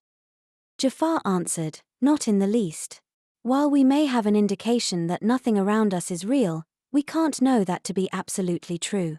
What choice do we really have but to live our lives as if everything around us is real? Considering such propositions is more philosophy than anything else. It's a good dinner conversation, but we can't apply it to our everyday life. We just proceed like everything around us is real. Father said, I share that belief. How odd that the Catholic nuns I knew as a young student would tell us to stop asking questions and that we'd find out the answers when we die. I totally rejected that response as a child and I never stopped asking questions. But now I tend to share their idea that we will find out when we die, just that I see an afterlife as a continuation of the natural realm, not a supernatural one. And of course I encourage Mayana, Yasmin, and my students to never stop asking questions. Jafar replied, like I said, you'll fit right in here. They then continued on their tour of Xunantunich. They visited the entire headquarters building, the facilities where Yasmin had been working, the stores and houses and the market. Father got the chance to see exactly how the community was supported with a farm to create the food, a tailor to create the clothing, a cobbler to create their shoes, and a machine shop wood shop to create furniture and metal items. Father asked, why do these people live here? You don't have money to pay them for their services, do you? Jafar said, they live here permanently and they have been here for many generations. Their ancestors were brought here long before my time, hundreds of years ago. Our understanding is that they were people living in very difficult circumstances on Earth and they were given the opportunity to create a new life for themselves in this reality. None of them really understood that they had crossed over to a different reality, rather they just believed that they were on a different part of Earth. They were similar to the pilgrims who were looking for a better life free from oppression. Many of them are the descendants of Native Americans, Indians from India, Africans, Asians, and Europeans. All were facing the same kinds of difficulties, which was mostly oppression. Our understanding is that they created a kind of paradise in that they were no longer under the rule of their oppressors and they were free to live their lives as they wished. The leaders of Xunantunich at the time were all shamans and they had discovered the means to travel between the alternate realities. But they needed workers to provide them with food and to build their homes and the headquarters. The permanent residents don't get paid, rather they do things the old-fashioned way, which is to trade for goods or services. In order for them to create goods and to provide services at Xunantunich headquarters, Marsiphony provides them with goods that we gather while on quests. You'll find that you will be expected to bring back items from the other side. That can be things such as a new kind of vegetable or other plant, clothing or ornaments, simple machines like a bicycle, or just about anything. We also control the aqueduct which provides them with water. We have a strong symbiotic relationship with them that benefits both sides. They are unaware of what we do at Xunantunich. Fascinating, said Father. Don't you ever have problems though, like people who fight or who commit other violations? Do you have laws, a criminal justice system and a prison? Jafar responded, we mostly let them take care of their own problems.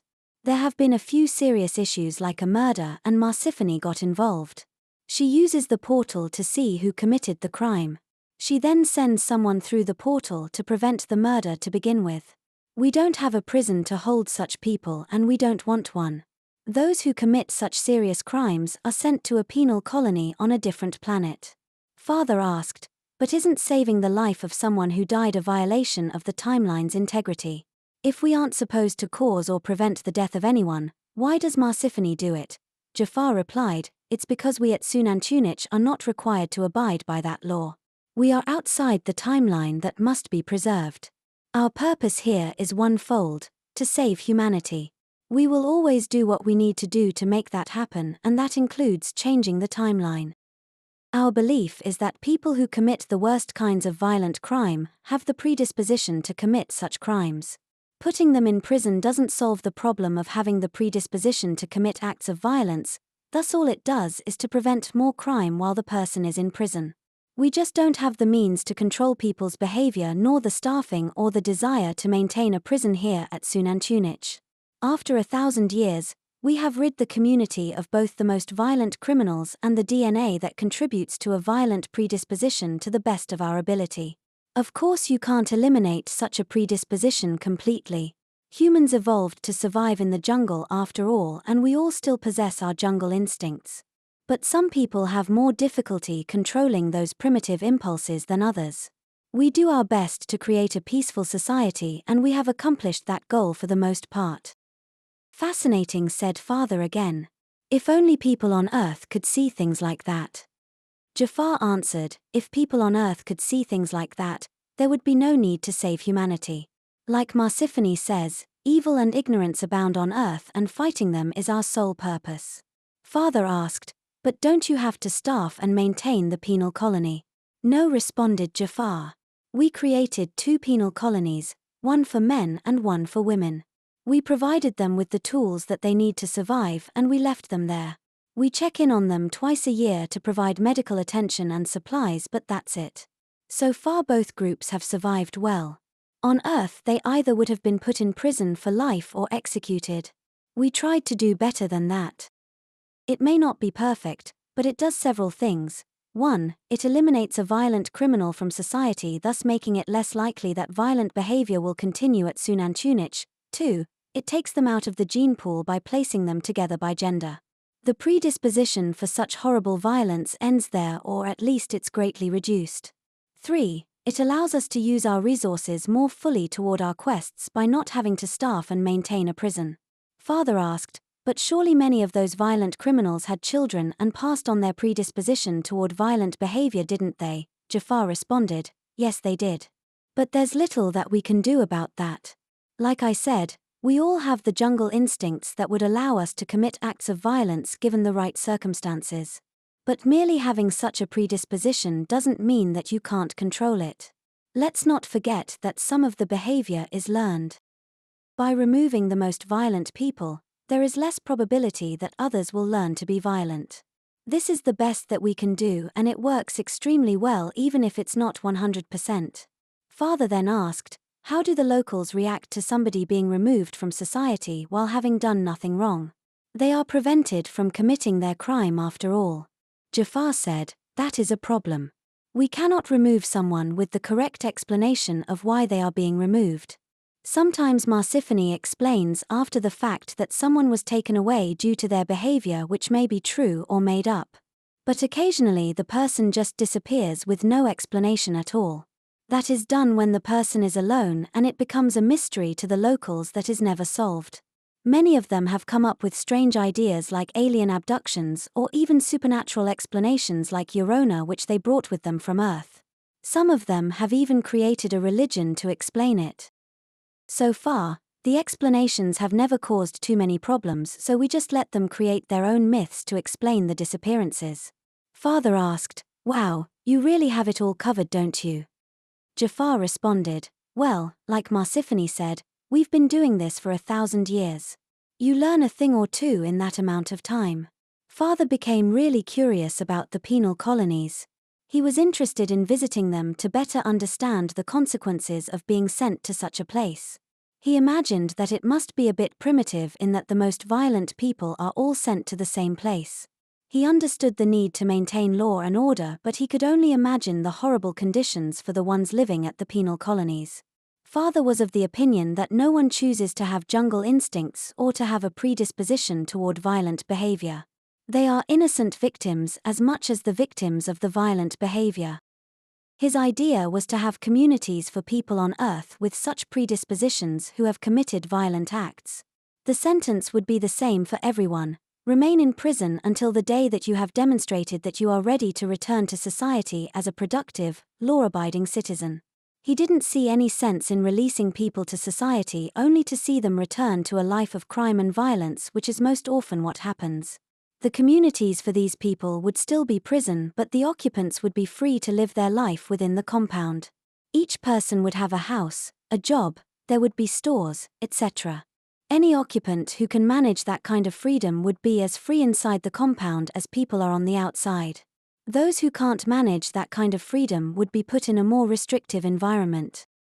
And while the residents of Xunantunich who are sent to the penal colony did have that kind of freedom, He could only imagine that 2 visits a year don't provide them with what would be required to live a comfortable life. He imagined them basically living in the jungle.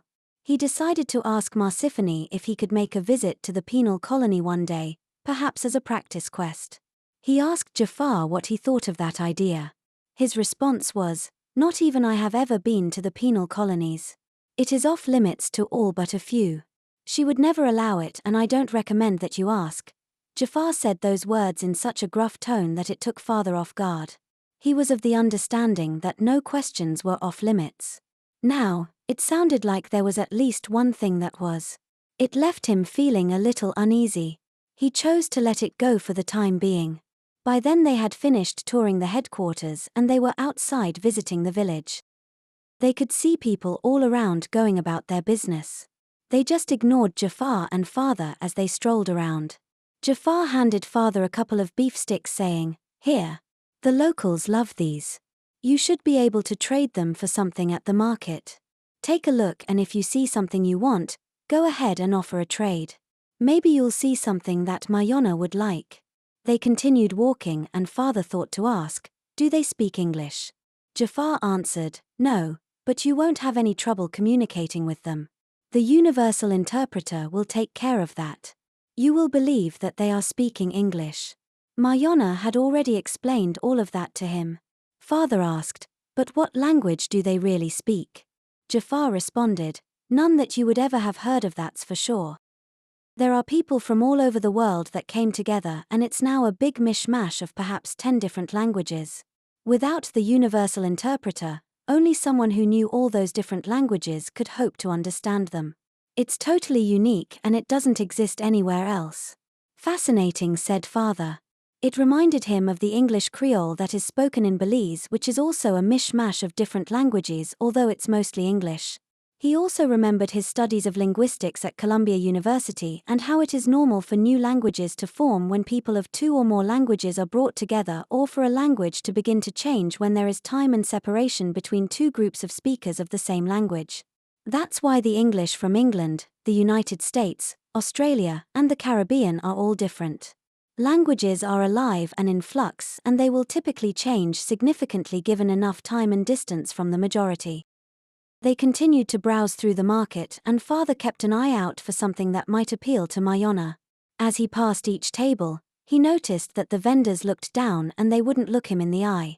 That was so different from what he was used to in Guatemala and Mexico, where the vendors don't leave you alone, especially when you're perceived to be from the United States and being rich. Although most Americans don't perceive themselves as being rich, they are compared to most people in Belize, Mexico, and Guatemala. Father remembered his days working as a Peace Corps worker in Belize and earning about $350 US per month. By Belizean standards, that was a lot of money for a single person with no dependents. He remembered that a question that was not considered off limits in Belize was the salary that you earned. Father was too ashamed of how much money he earned compared to others, and he would lie when asked that question, saying that he only earned $250 a month, with even that amount sounding like a lot of money to the locals. There were married people with children who earned less.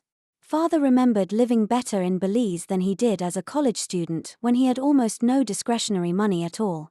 In Belize, he had enough money to live comfortably and to save up for traveling during his breaks, which he did as often as he could. During his 2 years in the Peace Corps, he had managed to travel all over the country of Belize, including the islands, much of Guatemala, El Salvador, and numerous trips to Mexico, with one of them taking him all the way to Mexico City and Guadalajara. So, experience with street vendors, Father had plenty. He had learned to be wary of them since they never post their prices and they would very often adjust the cost of their products depending on who the buyer was. But these vendors were different. They were not aggressive. They didn't seem to be overly interested in selling or trading, and it was almost as if he were invisible. He thought that it was so strange that he decided to approach one of them and to try to start a conversation. He saw a table that had some necklaces and rings on it. Mayana surely loved jewelry, and Father decided that that would be a good start. There was a man standing there who appeared to be the vendor, and Father said, "I might like to purchase a necklace. Are you interested in a trade?" The man looked at him in a confused kind of a way, almost like he didn't understand. Father repeated, but he got the same look. He turned toward Jafar and he asked, "Is the universal interpreter working? He doesn't seem to understand me." Jafar responded, "Oh, he understands you all right, they just don't talk much. Just show him what you have and point to what you want. You'll know if he wants to make a trade or not." Father pointed to what he wanted and he showed him the beef sticks. The man looked down, refusing to make eye contact, and he put 4 fingers on the table near the necklace. Father looked at the man hoping to get more of an explanation, but as he got none, he assumed that the man wanted 4 beef sticks to make the trade. Father looked at Jafar and he said, "You got any more beef sticks?" Jafar reached into his pocket but he didn't find any. He said, "I'm fresh out. But don't worry, it will take Gleefy only a moment or two to fly back to the headquarters building and to return with more." Father had noticed Jafar's owl, but he didn't say anything since Mayana had already told him all about her. He now watched her crawl down Jafar's arm and Jafar gave her a push upward and he watched her fly off. Father asked, "How does she know where to go and what to get?" Jafar answered his question with a question, "How do you know where she's going and what she's going to get?" He replied, Because I heard you say it." "Exactly," responded Jafar.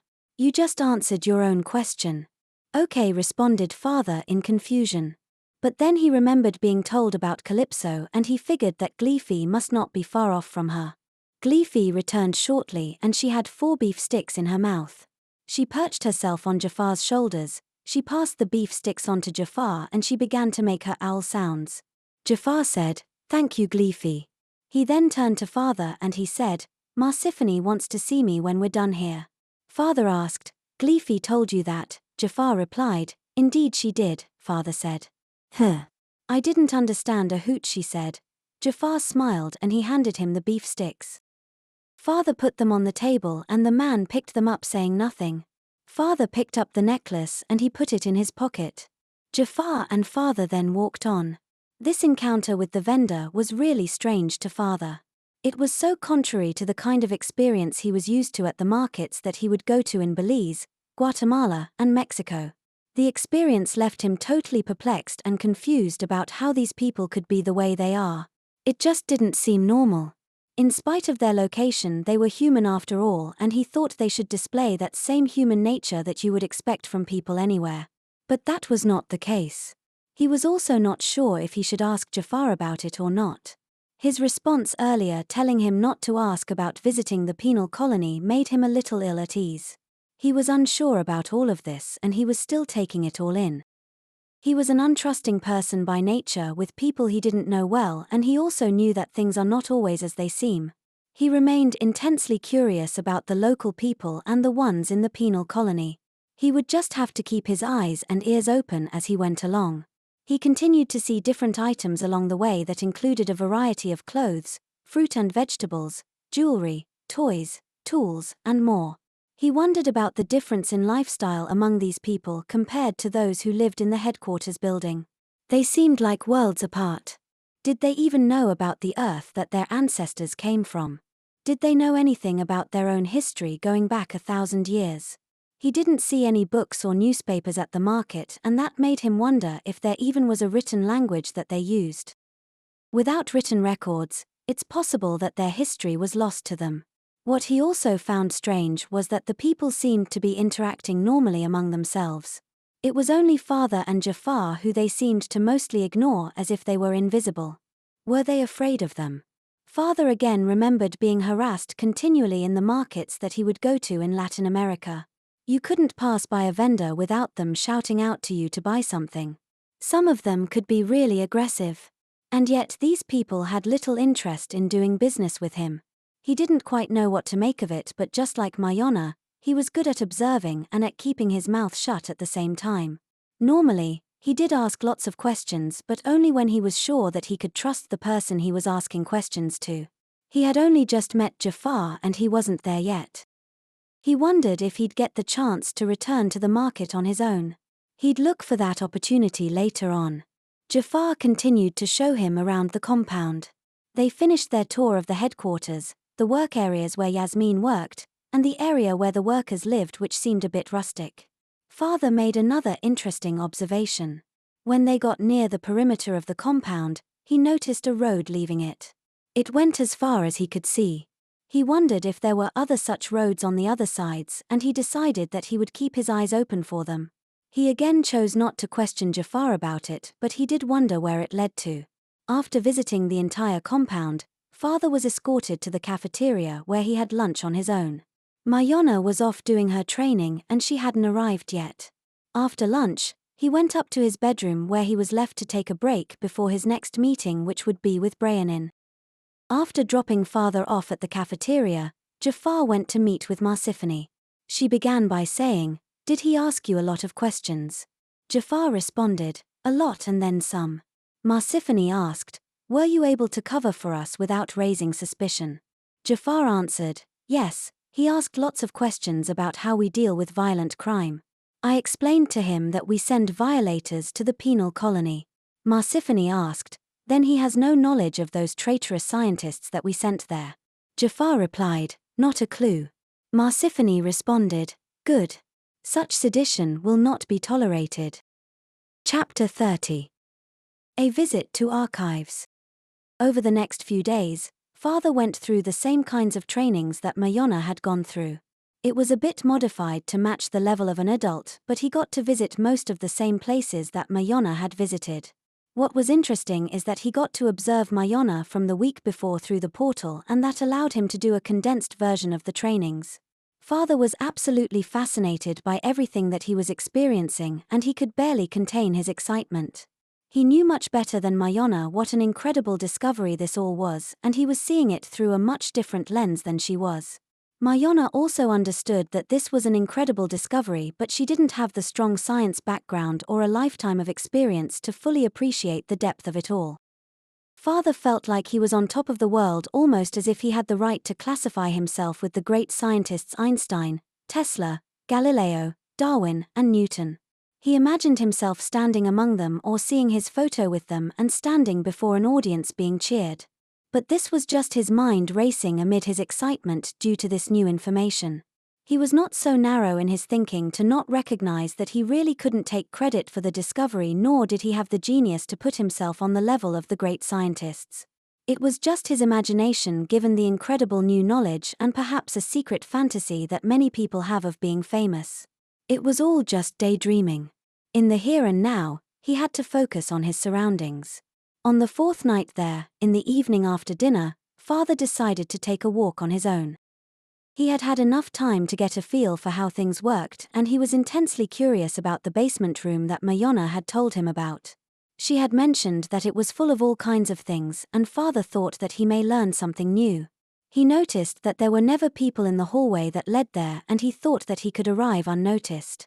Mayana was exhausted after her day of training, and she had no interest in doing anything. Father made an excuse and he quietly left the bedroom. He walked down the stairway at the far end of the hallway that led to the first floor, and he continued to walk. As he got farther away, he found himself in more darkness, just as Mayana had. He had his cell phone with him, which still had a charge since he couldn't use it there for anything else, and he turned on the flashlight. He got an eerie feeling as he proceeded forward, and he wondered if there was anyone else nearby. He was told about the alien creature that had attacked the girls, but he couldn't imagine that they just left it down there to live. There would be nothing for it to eat, and it was likely put there as part of Mayana's test and removed afterwards. And yet, he had an overwhelming feeling that he was being watched. As he continued to walk down the hallway, he suddenly heard what sounded like a whispery voice. At first he thought it was the wind or something. But on hearing it a second time, he was sure it was a voice, just that he couldn't understand it. He stopped walking to avoid creating noise with his feet, and he listened. The third time he heard it, he thought it sounded like, "Seek the truth." The sound seemed to be coming from all around as opposed to coming from just one point. He couldn't imagine how it was happening. The fourth time that he heard it, it was fading, but it still sounded like "Seek the truth." He heard the voice a few more times, but it faded more and more, and he then could no longer hear it at all. He now had a mystery on his hands. Someone seemed to be communicating with him and asking him to seek the truth. But he had no idea who it was or what it meant. What truth should he seek and how? He was already being trained to understand what was all an entirely new truth in regard to science. What other truth was there to seek? He would not get an answer to his questions that day, but it would continue to remind him that the search for the truth is a never-ending process and that you should never accept having discovered absolute truth which is impossible to identify even if it exists. Provisional truth is the best that is humanly possible, which should always be open to modification as new evidence is discovered.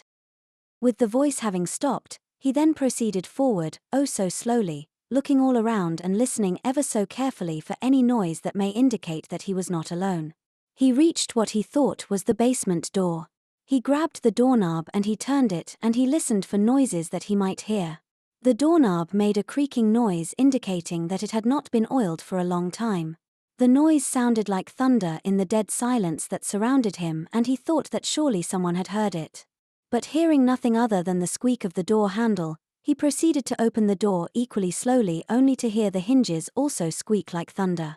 These sounds creeped him out, making him think that he would be discovered. But with each step along the way, he heard nothing beyond the noises that he himself created. When finally he opened the door wide enough to see in, he saw the stairway going down, and he knew that he had indeed found the basement. He shined his cell phone flashlight ahead of him to see. He entered, and he then closed the door behind him to avoid someone finding it open and becoming suspicious. He then proceeded downward, one stair at a time. The stairs creaked as he stepped on them, again making him apprehensive. Between Mayana's encounter with an alien creature and the voice that he had just heard, he was extremely fearful and cautious. He listened for the slightest noise, but he heard none. From the time that he arrived to the basement door to the time that he reached the bottom of the stairs seemed like an eternity. As he reached the last stair and he began to walk on the basement floor, he looked for the metal pipes that Mayana had used against the Eldrith. It looked as if no one had been there since Mayana's visit there, as the boxes were dumped all over and there were signs of dried blood on the floor and the wall. He easily found the metal pipes that he was looking for, and he picked one up. If the girls were able to defeat that creature, he was sure that he could as well. He decided that he'd better check the entire basement to be sure that he was alone, otherwise he would never be able to relax wondering if that alien creature was still there. So he slowly and methodically searched from one end to the other, stopping often to listen for sounds. He continued to hear nothing other than the noise that he himself made. He was sure to check in every possible hiding place where an animal the size of a medium-sized dog could be. After what again seemed like an eternity, he completed the search of the entire basement, and he was sure that he was alone. He gave a sigh of relief with that, and he took a short break to get refocused and re-energized. He then began to look at the boxes that were all around the basement.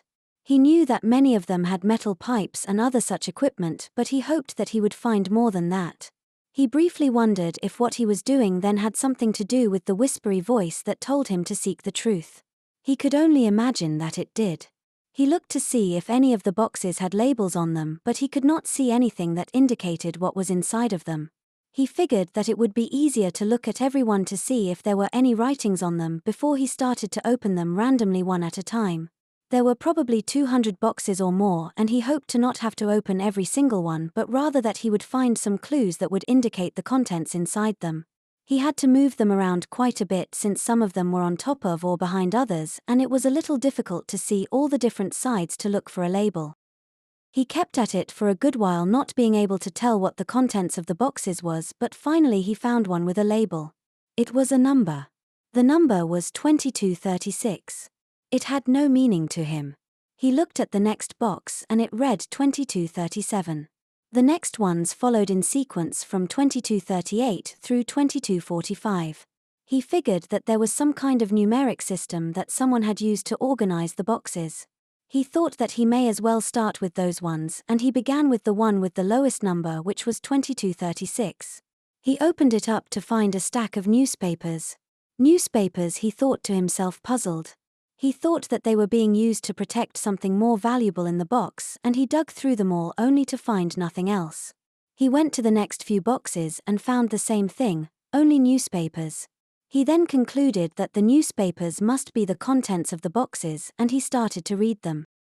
He paged through one of them and he looked for a headline of interest. After only a short while, he found a headline that did indeed call his attention. It read, "Scientists on the verge of discovering alternate realities." With that, He concluded that the newspaper article must have something to do with what was happening there at Xunantunich. He read on with the article explaining that scientists had had limited success creating a portal that led to an alternate reality. Father was amazed by this, and he couldn't understand how it was that there was a newspaper article about such a thing that hadn't been invented yet. He then looked closer at the newspaper and he noticed that it was the New York Times and the date read November 13, 2236. He then put it together that the number on the box was the date of the contents. But how could there be newspapers from the 23rd century? Had Marsiphony sent people to the future to retrieve them, and why would she do that? He continued to review the newspapers, skipping ahead to the year 2241, and he discovered that in that year, scientists had created the ability to travel to alternate realities and they had experimented with sending people through the portals. He learned that in 2242, a team of 12 scientists was planning to cross over for a long-term expedition. He then noticed one box that was out of sequence. The label read 2179. He figured that that box must contain something particularly relevant, and he looked inside and he browsed through the newspapers. He found a headline that read, "Scientists perfect genetic engineering, create superhuman." The article mentioned that super-intelligent humans had been created through genetic engineering, with all of them having an IQ of over 300. He didn't think that anyone had ever reached an IQ higher than 300 before. While this was all incredible and exciting, he then came across extremely dire news. He learned that in the year 2245, the entire world was at war.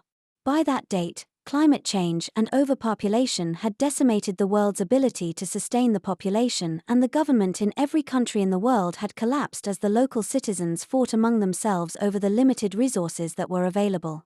Nuclear weapons had been launched to end the chaos, and that only increased the inability of the Earth to sustain the population.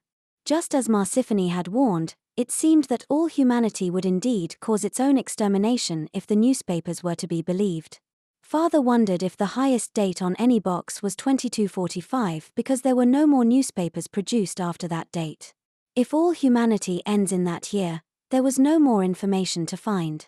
Now the question was, how did those newspapers get there from the future, and was what they said true? He decided that he had discovered enough for the time being.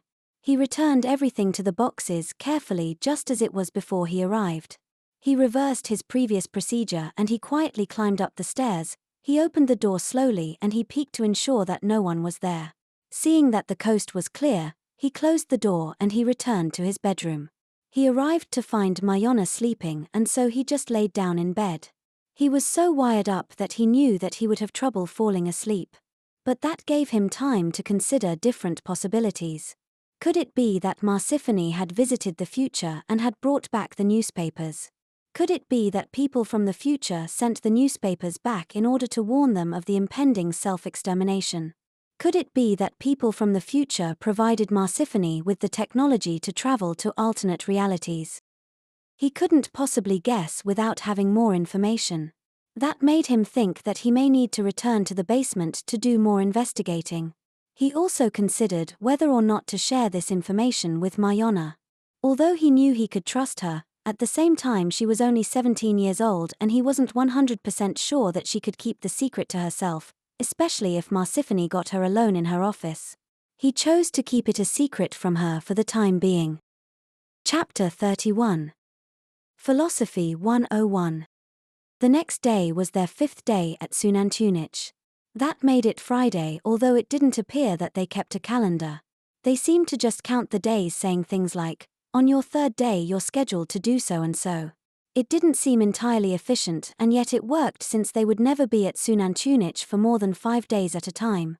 And of course, when they returned to San Ignacio, it would still be Monday. Maybe that's why they didn't keep a calendar. It would be pointless and even confusing to keep track of the days when it's Monday in one place and Friday in another. As Father went through his training, he continued to contemplate some of the ideas and beliefs that he had maintained throughout his adult life, and he now had a chance to ask people who seemed to truly understand such things. For example, he believed in determinism and that free will is a myth.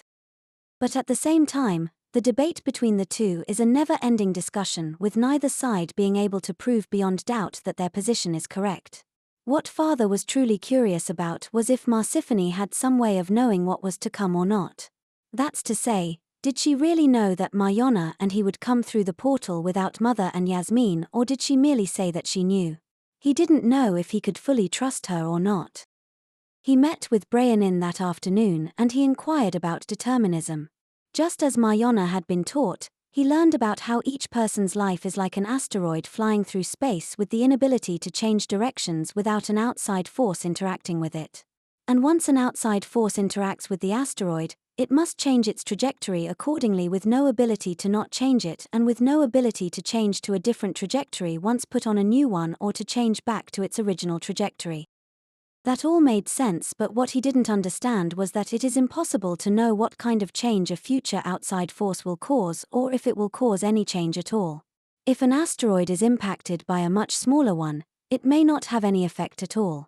If an asteroid is impacted by a much bigger one, the smaller one may be pulverized.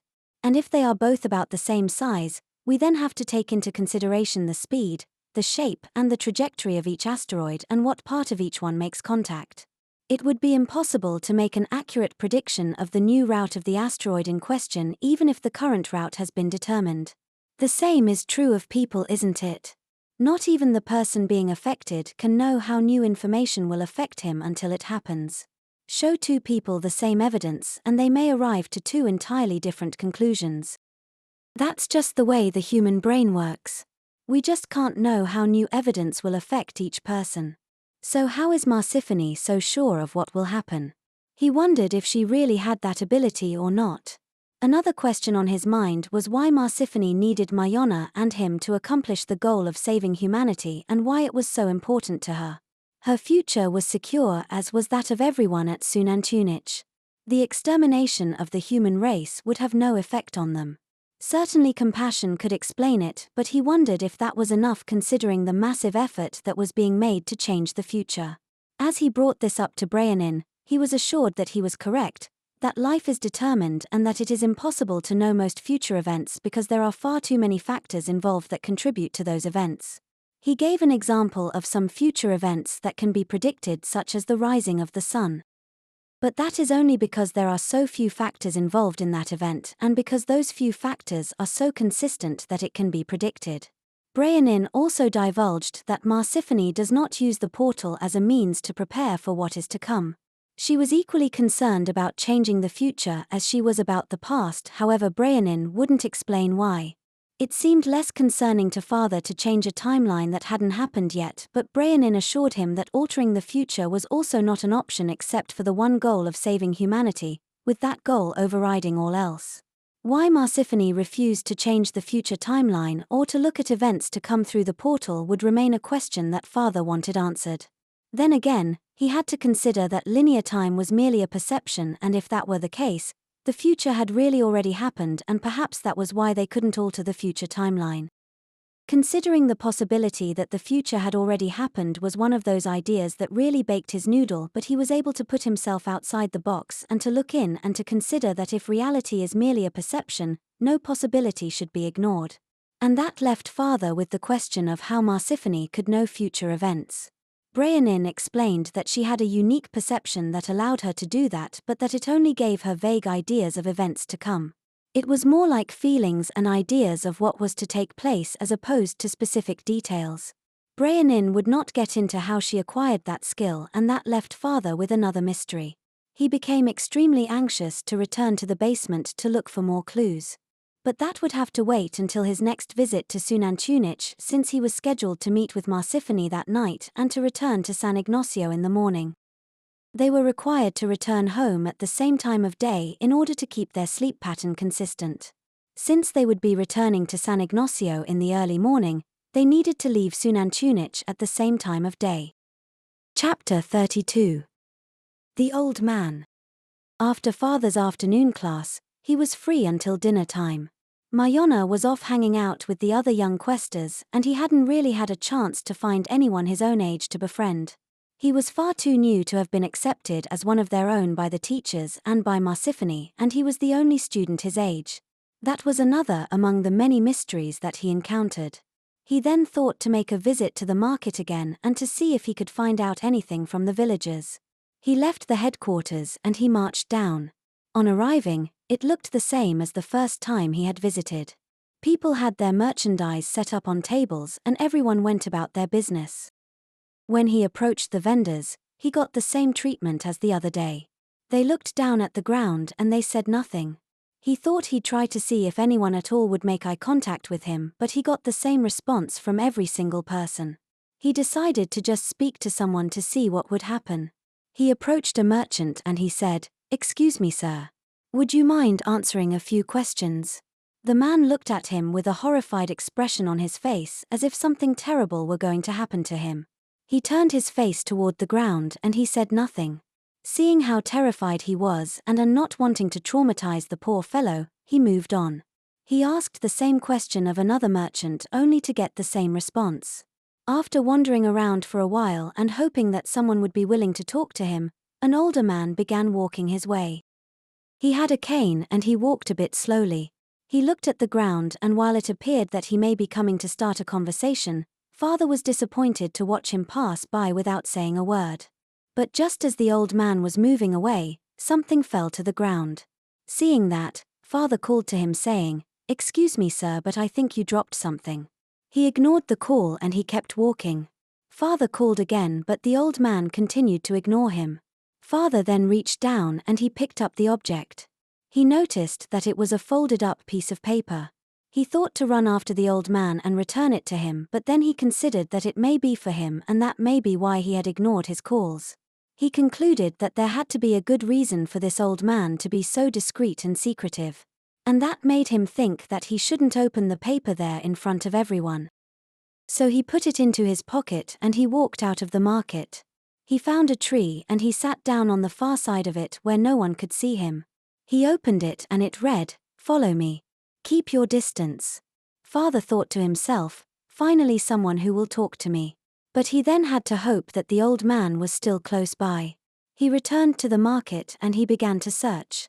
It wouldn't be hard to identify him since he was older and he had a cane. He walked all around and Father finally saw him seated just outside the market entrance. He chose to be inconspicuous and he neither made eye contact with him nor did he say anything, rather he just walked by. When he was a good 50 feet away, the old man stood up and he began walking. He walked back into the market and he passed through the crowd. Father continued to remain about 50 feet away but followed him, stopping along the way to look at items on the tables.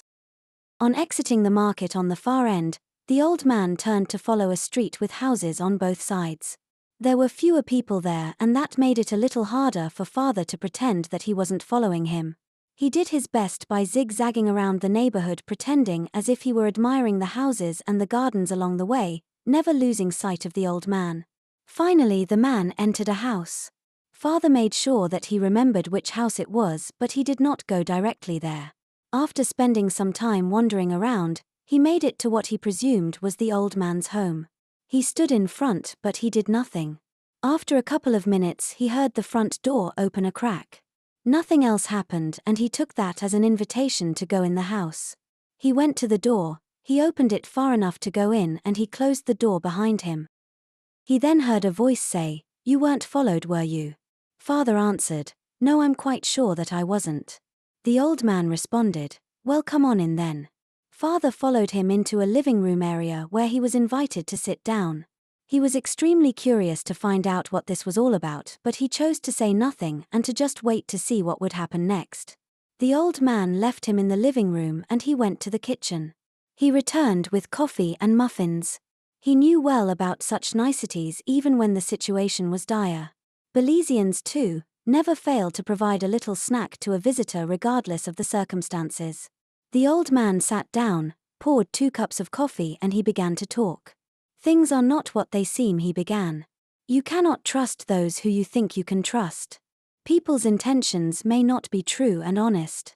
You do not know all that you need to know." He was then quiet. Father waited for him to say more and to explain what he had just said, but he didn't offer anything else. Father then spoke, "Can you tell me more? Why can I not trust people? What are their true intentions?" He responded, "I can say nothing further. My life is in jeopardy. They will know if I tell you more. I can only tell you to seek the truth. Find it on your own. Do not stop searching. Now you must leave. They will find out that you are here if you stay longer. He said that with a look of terror on his face. Father tried to get more information from him. He said, "But how can I find the truth? Who can I talk to?" The old man said in a loud, terrified voice, "Go. I can say no more." He moved to the front door and he opened it just a crack as if he were afraid that someone may see him. It appeared that he wanted people to believe that Father came to the house uninvited. With that, Father left. He was disappointed to have gotten so little information. All he really got was a path to more unanswered questions. But at least he knew that he had unanswered questions, and that in turn meant that he would need to keep looking. He went back to the market and then back to Xunantunich headquarters.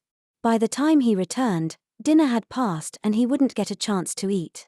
He was happy that he had been invited to muffins at the old man's house, which would hold him until the morning. He chose not to tell Mayana what had transpired that evening. He now had an ever greater mystery on his hands. He laid on his bed and he considered how he could seek the truth as he had been instructed to do. He also wondered if it was the old man's voice that he had heard in the hallway the day before. He desperately wanted to return to the basement to look through the newspapers again to find more information, but it would have to wait. He also wondered if he would ever get the chance to use the portal alone. He would have great access to the information that he needed if he did. He imagined that he could communicate with whoever he wanted if he could do that. But he was scheduled to return to Belize in the morning. His search for the truth would have to wait. Chapter 33. Checking in. While he lay on his bed, he heard a knock on the door. It was Jafar. He told Father that Marsiphony wanted to meet with him. It was his check-in before he returned to San Ignacio. Jafar escorted him down to Marsiphony's office. She greeted him and she asked him to have a seat. She began the discussion. "I just wanted to check in with you before you return to Belize. How is your training going for you?" Father responded, "This is absolutely incredible. Things that I thought could never be true are true, and I am just overwhelmed by it all."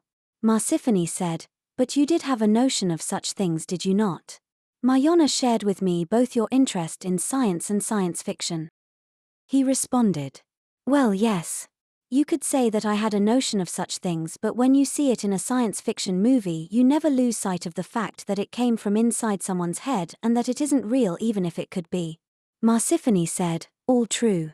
And yet it demonstrates how incredibly creative the human mind is. It can contemplate what seems to be absolute impossibilities and it turns them into reality. You may not realize it, but science fiction greatly contributes to many new discoveries.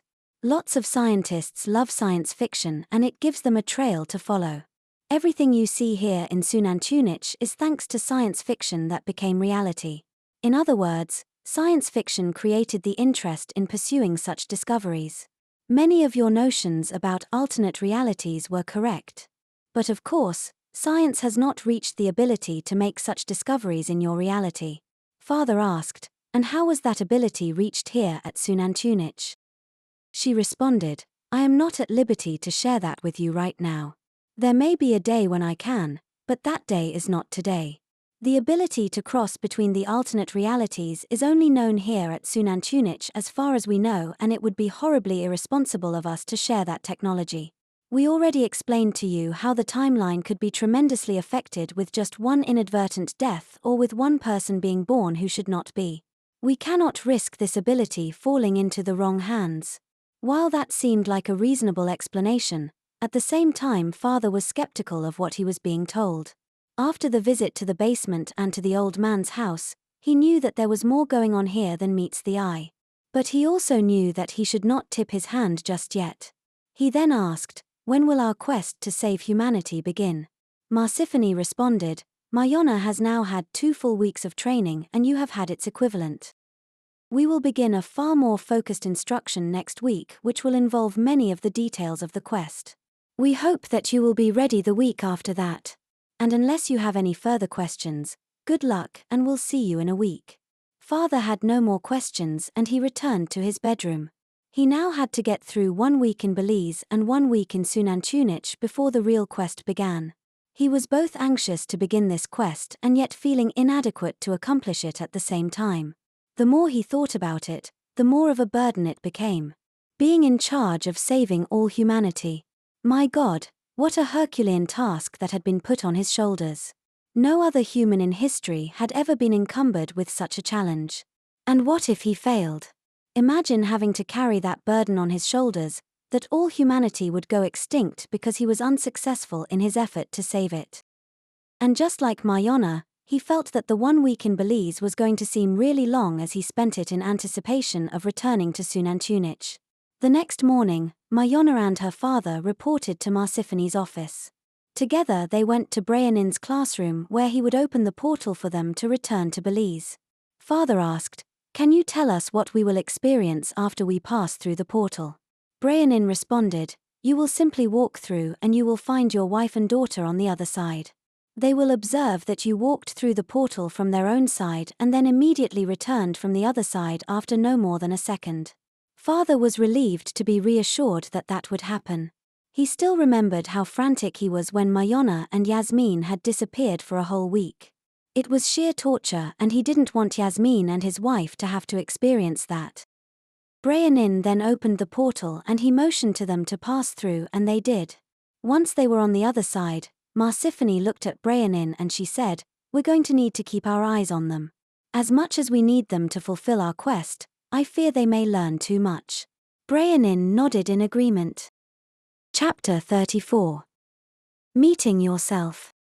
On the other side of the portal, things happened just as expected.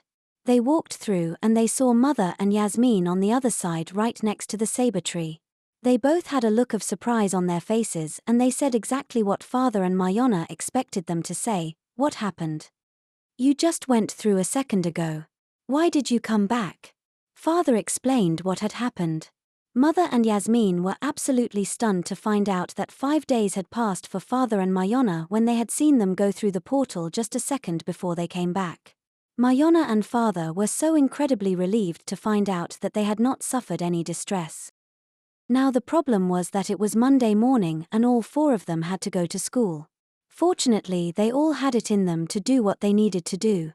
They got themselves to school and they all managed to get through the day. At home, they had a discussion about it all. It was now evident that Mother and Yasmin were no longer welcome at Xunantunich. Mayana had the idea of letting them go through the portal first the next time. But Father mentioned that that probably wouldn't be a good idea. It's not smart to go where you're not welcome and Yasmin and Mother would be horribly vulnerable to injury and death. It would be safer for them to just stay in San Ignacio. It didn't require much convincing to get them to understand that this was the best plan. They were much less anxious to go gallivanting around the galaxy. And since they wouldn't even experience the absence of Mayana and Father, that also made it easier to accept. On the 3rd day back in San Ignacio, Father got a strange phone call. It came from a man but he wouldn't identify himself.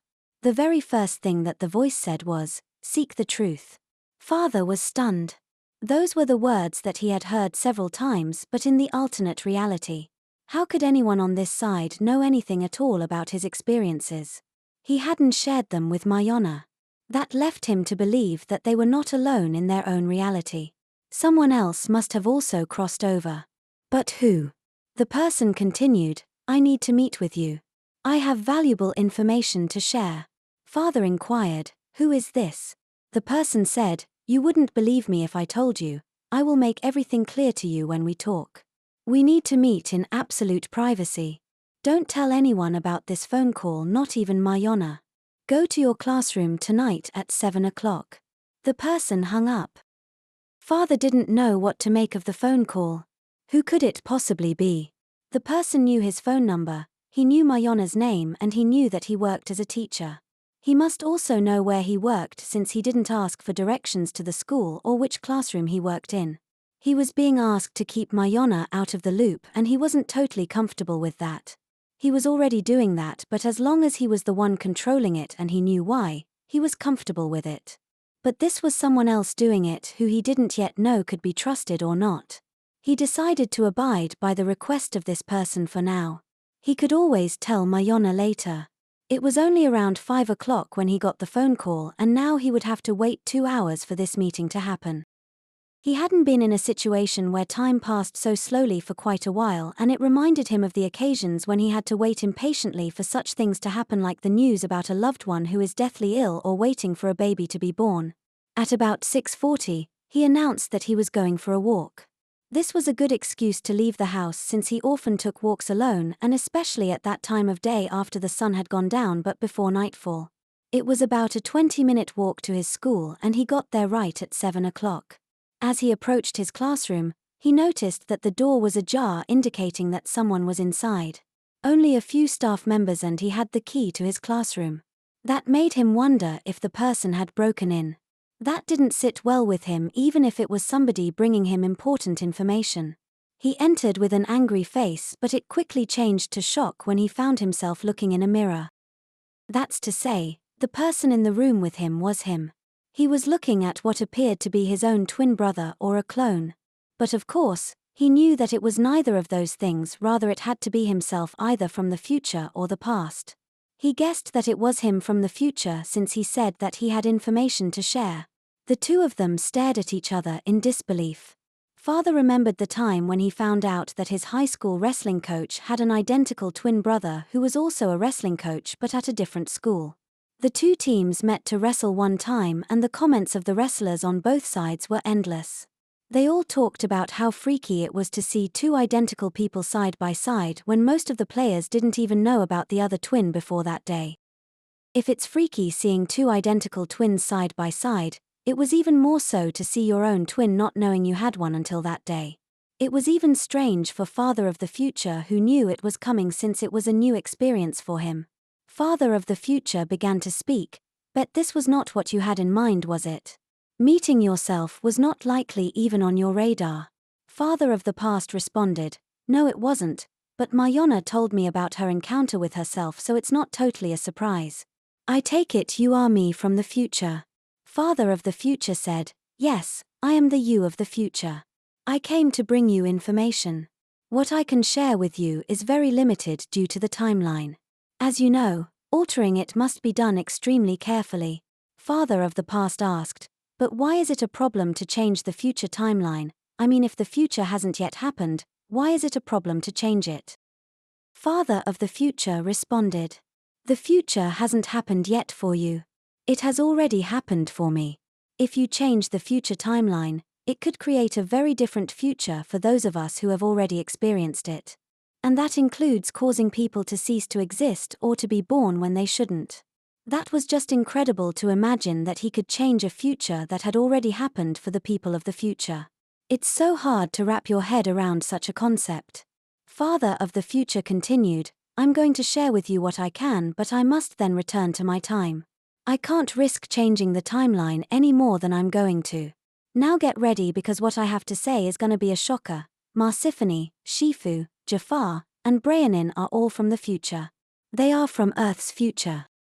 Earth was on the verge of annihilation, but they managed to escape through the portal.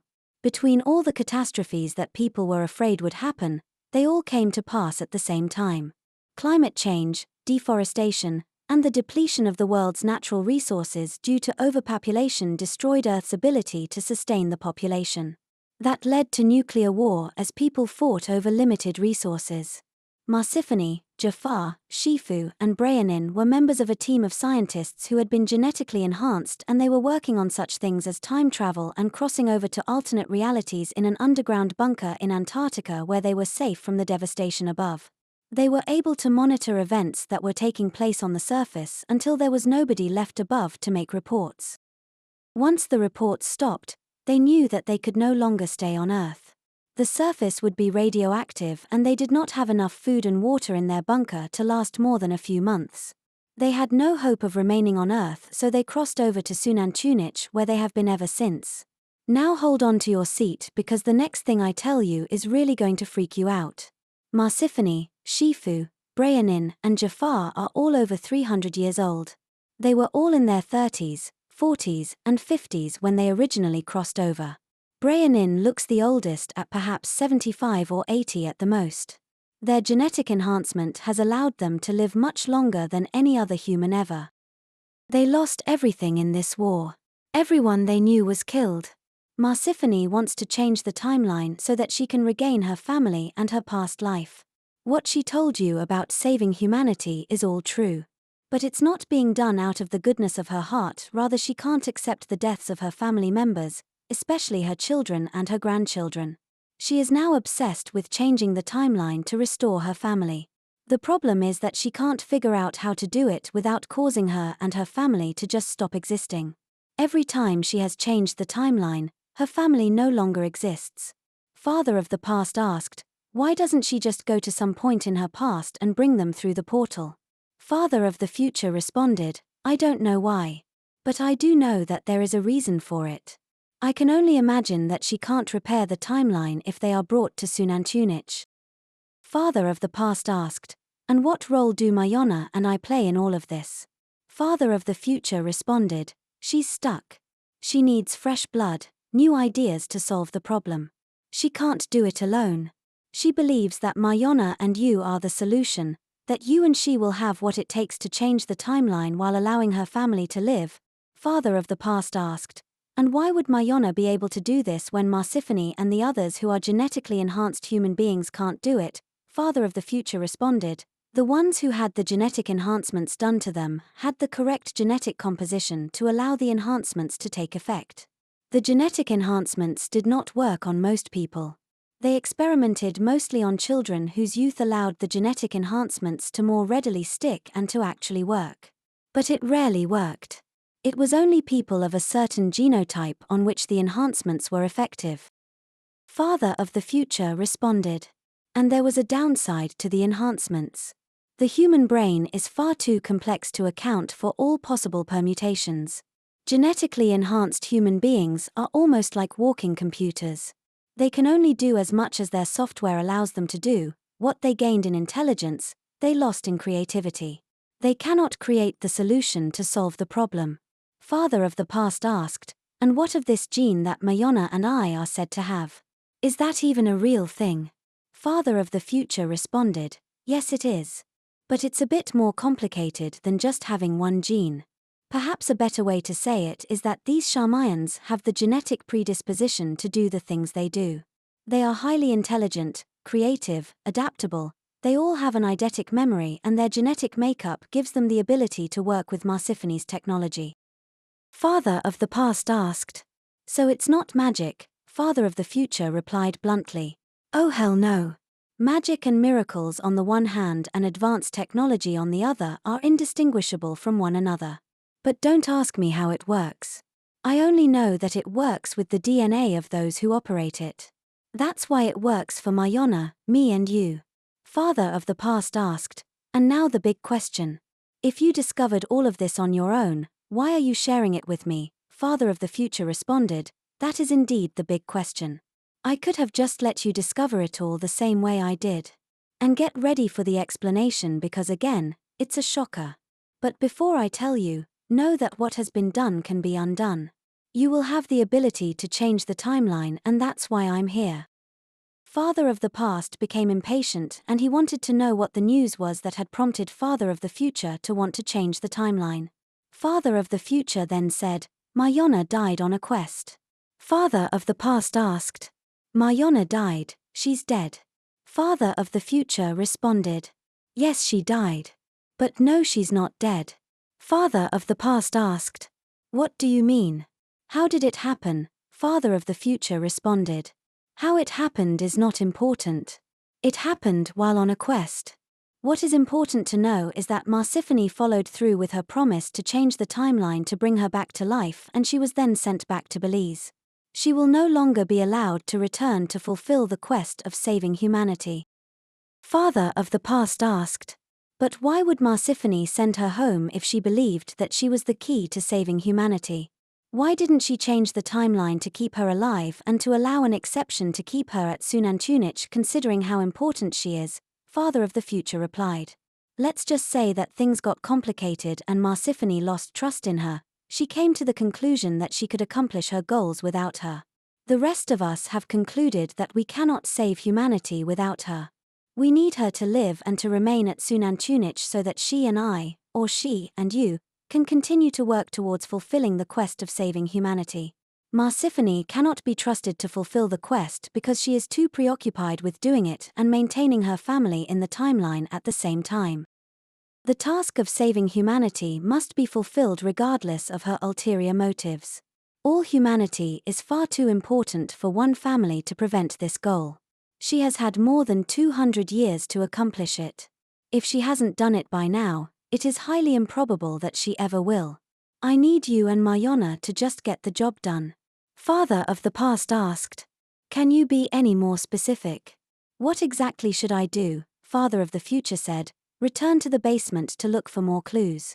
My mistake was that I didn't return soon enough to make all of the discoveries that I needed to make. I still have not explored the boxes thoroughly. Once we started going on quests, I was under too much scrutiny to be able to return.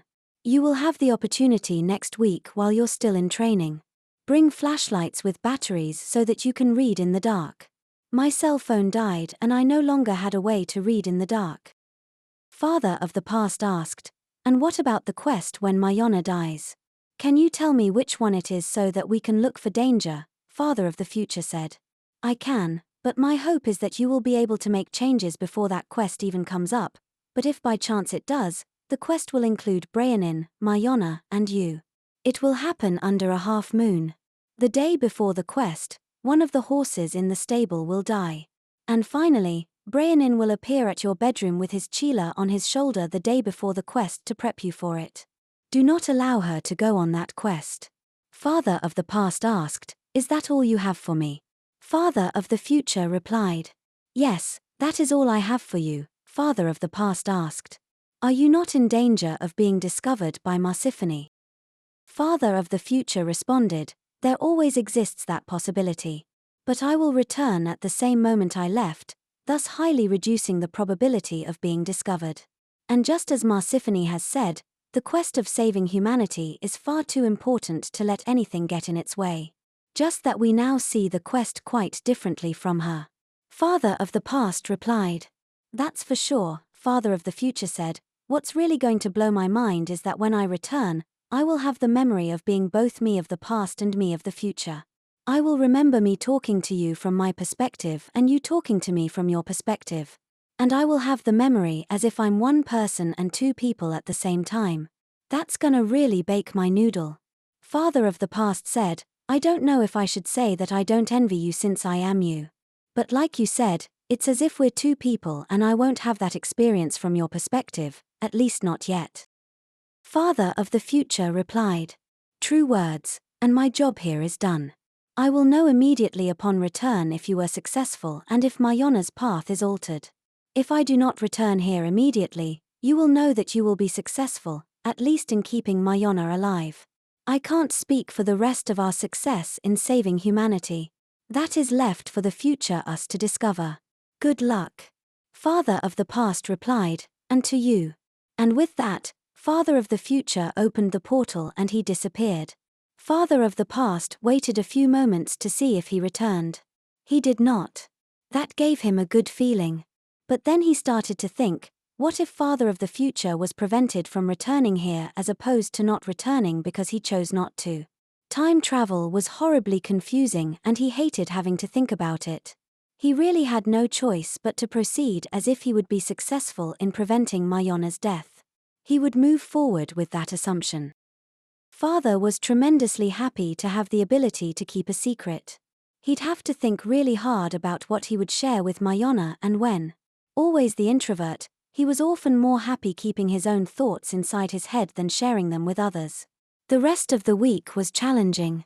They had to go to school and to try to focus, and they had Mother and Yasmin who knew that Father and Mayana would be returning to Xunantunich on Monday. They were all on edge with this new life that they were living. One night Mother said to Father, what if one of you or both of you die? Mother was terrified that they might not come back home. She now knew what it was like for parents whose children go to war and not knowing from day to day if they are alive or not. Father said, that's not a worry. Marsiphony has the ability to alter the timeline if anyone dies. Maybe you should hope for death. That way, the one who dies would not truly die and would then be sent back to Belize. That did not alleviate her anxiety. She could not hope for anyone's death even if she knew the outcome would be as father explained. It was just not in her to wish for such a thing. The rest of the week was uneventful. No more visits from father of the future or anything else from the alternate reality. They went to school like usual, visited with family, went shopping, and they did all the things they normally did. While at times they all wished they could share their secret, what made it easy to keep it more than anything else was just knowing that no one would believe them. And just as father said after Mayana's first visit to the alternate reality, they would forever be called the crazy family if they disclosed their experiences with anyone. Father didn't even dare reveal their experiences with his scientist friends who were open to such ideas. One thing is being open-minded, but it's quite another to accept those ideas as truth without any evidence. The first thing those friends would want is evidence of the experiences. And father knew that he had none to show other than the portal. He could have them witness him passing through it on Monday morning. But then he thought that while that would likely convince them that everything he said was true, it would also open a whole can of worms with them wanting to join him on a visit to the alternate reality and wanting to share this discovery with the world. Fortunately, by the end of the week everyone was more relaxed and father and Mayana were starting to see how crossing back and forth between the two realities would get easier with time. It reminded him of how difficult it first was to live in Belize and Mexico and to then go back to the United States. It was always a cultural and linguistic transition that took a while to get used to. But with time, going back and forth between countries and switching between English and Spanish became much easier. He was so used to it after so many years that the transition from one culture and language to another was immediate. Mayana also had those same experiences. She spent entire summers in the United States with family, and she also had to transition between English and Spanish and between the two cultures. It truly helps to get used to new transitions when it's not your first time doing it, that's for sure. The weekend passed quickly and it was Monday morning, time to return to the alternate reality. With the new information that father had about Marsiphony, it wouldn't be an option for mother and Yasmin to go with them. There was now the added component of not being sure that Marsiphony could be trusted, and that made it too dangerous for them. Mother and Yasmin weren't anxious to go anyway, and he was happy about that since he didn't want to share his new knowledge with them if he didn't have to. Having to convince them not to go would mean explaining why they couldn't go, and that would mean sharing his new knowledge. All four of them went to the saber tree for the departure, even though they all knew that only a second would pass and they'd all be together again. But father and Mayana wouldn't see them for a week, so it was important to them for everyone to be there. Father and Mayana climbed into the hole and they waited with their hands on the wall of the tree. Mother and Yasmin huddled close to the hole and they peeked in. They both looked in nervously, almost as if they weren't sure they could trust this whole crossing over thing. Mayana and father were more confident that the portal would open right away this time, and they didn't want to end up on the ground like the last time, so they only placed their hands firmly on the wall of the tree without pressing too hard. After a minute or so, they felt their hands move forward through the wall of the tree and they knew that the portal was open. "Goodbye," shouted Mayana. "See you in 1 second. "Goodbye," shouted Yasmin and mother. Chapter 35. China. 2135. They passed through the portal and just like before, they found themselves in the same hallway with the same doors. All was quiet as they moved forward. A thought suddenly occurred to father and he said, "What if we pass through one of the other doors?" Mayana asked, "One of the other doors, but why?" Father had the idea of learning more about what was really taking place, but he didn't want to let on, so he said, just to explore." Mayana responded, "I don't think that Marsiphony would be too happy about that and she would find out." Father wasn't convinced that Marsiphony would indeed find out. He had visited the basement and the old man and she hadn't said a word after all. And father of the future had told him to return to the basement and he didn't warn him about being discovered. He had to conclude that he had some flexibility to move about without being seen. But he wasn't ready to share what he knew with Mayana just yet. He then thought that it would be better to leave a visit through another door for the next trip through the saber tree. By then he hoped to share his knowledge with Mayana and he could then easily convince her to make that visit. Father said, "Okay, let's leave it for another day." He walked over to the doorway that led to Xunantunich. The door was still on the ground from their last visit. Father said, "Maybe we'd better pick up the door and put it in its place." Mayana felt ashamed since she was the one who had thrown it down the week before. She said, "Yeah, let's do that." They both reached down, they picked up the door and they set it in place the best they could. After that they reported to Marsiphony's office. "Welcome back," said Marsiphony with a smile. "I trust you had a relaxing week back home." Father responded, "Well, honestly, it may take a while to get used to the transition. I found it difficult to leave Xunantunich behind." Mayana added, "I found it easier this week than last." Marsiphony replied, Yes, that is all part of the training."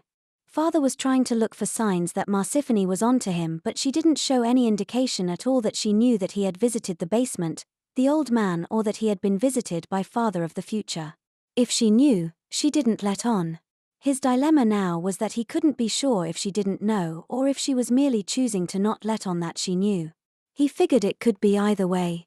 He wavered between thinking that she was too smart and too experienced at this to not know, and thinking that she could be so distracted with her own issues that she just wasn't aware of what was happening. He decided that he would proceed forward as if she didn't know, but at the same time, keep his guard up in case she did. Marsiphony looked at Father and she said, "Now that you've caught up to Mayana in your training, you will work together from this point on. I'm going to ask you to continue your exercise routine with Shifu. If you recall, Mayana's first experience required her to walk for 7 days, and while walking is not that strenuous, walking all day is. Shifu's trainings will greatly assist you on your quests and you will be happy that you are in good shape. After your morning exercise session, you will both be sent on practice quests every afternoon. You will actually have missions this week. Brianin will present you with the assignment and you will have 1 afternoon to achieve it. He will monitor you through the portal, but he will not interfere unless it becomes absolutely necessary." Mayana punched the air and she said in an excited voice, "Yes."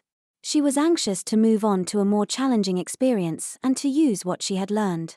She was even more anxious to move into unsupervised quests, but she knew that those would have to wait. Father was also happy to hear that since it demonstrated that Marsiphony trusted them. The moment he sensed that she was losing trust would be when he suspected that she knew something.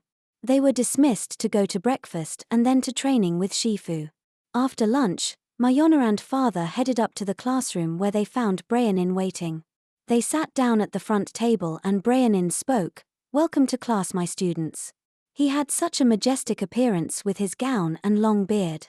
It was impressive and his image fit his persona perfectly. He continued, "Today begins your first mostly unsupervised practice quest. That's to say, you will be given a mission and you will be expected to accomplish it. This will not be a simulation, rather you will be sent to perform your task in real time. I will not accompany you, but I will monitor you through the portal. I will not interfere unless it is absolutely urgent that I intervene, and that would likely be only in a life or death situation. And while it is still part of your training, everything about it will be absolutely real. You will interact with other people, there will be dangers to avoid to both you and to others, you face the possibility of both grave injury and death. You will each have a wand, a flying rug and a belt of invisibility that you can use during the quest. I will now introduce to you the scenario and the goal. There will be a military invasion of the United States by China in the year 2136. Nuclear weapons will not be involved, but pretty much every other kind of weapon will. You will have 3 opportunities to prevent the attack. That's to say, we push the reset button if you fail. That will allow you to start over. You will first create a plan and you will then pass through the portal. I will not be available for consultation during the quest, but we will debrief at the end of each attempt. When your 3 attempts are completed, everything will be reset so as not to affect the timeline. You may now begin." With that, Mayana and Father sat at the table and they began to discuss a plan. Father said, "What do you think? Can we take on a military assault using our energy shield and energy bolts?" Mayana responded, "I don't know, in the dream that Shifu gave me, I defeated a dozen soldiers, so it may be possible to take on an army. However, Shifu couldn't kill Yorona or the Amarok with his energy bolts." Father said, yes, but people won't have such protection like Eurona and Amarok. Mayana said, but maybe they will. It will be more than 100 years in the future and we don't know what kind of technology they'll have. Father said, that is also true, we may have to just jump into it and then adjust our strategy as we go along. Mayana asked, how can we even create a plan when we don't know the context of the war? If we don't know what causes it, how can we prevent it? Father asked Brianin, can we be provided with details about the war? Brianin responded, no, but you may cross over on any date that you wish. You will have the same freedom to do as you please as if you were on your own on such a quest. Said Father, relieved to find that out. That would allow them to cross over before the war begins to understand the context.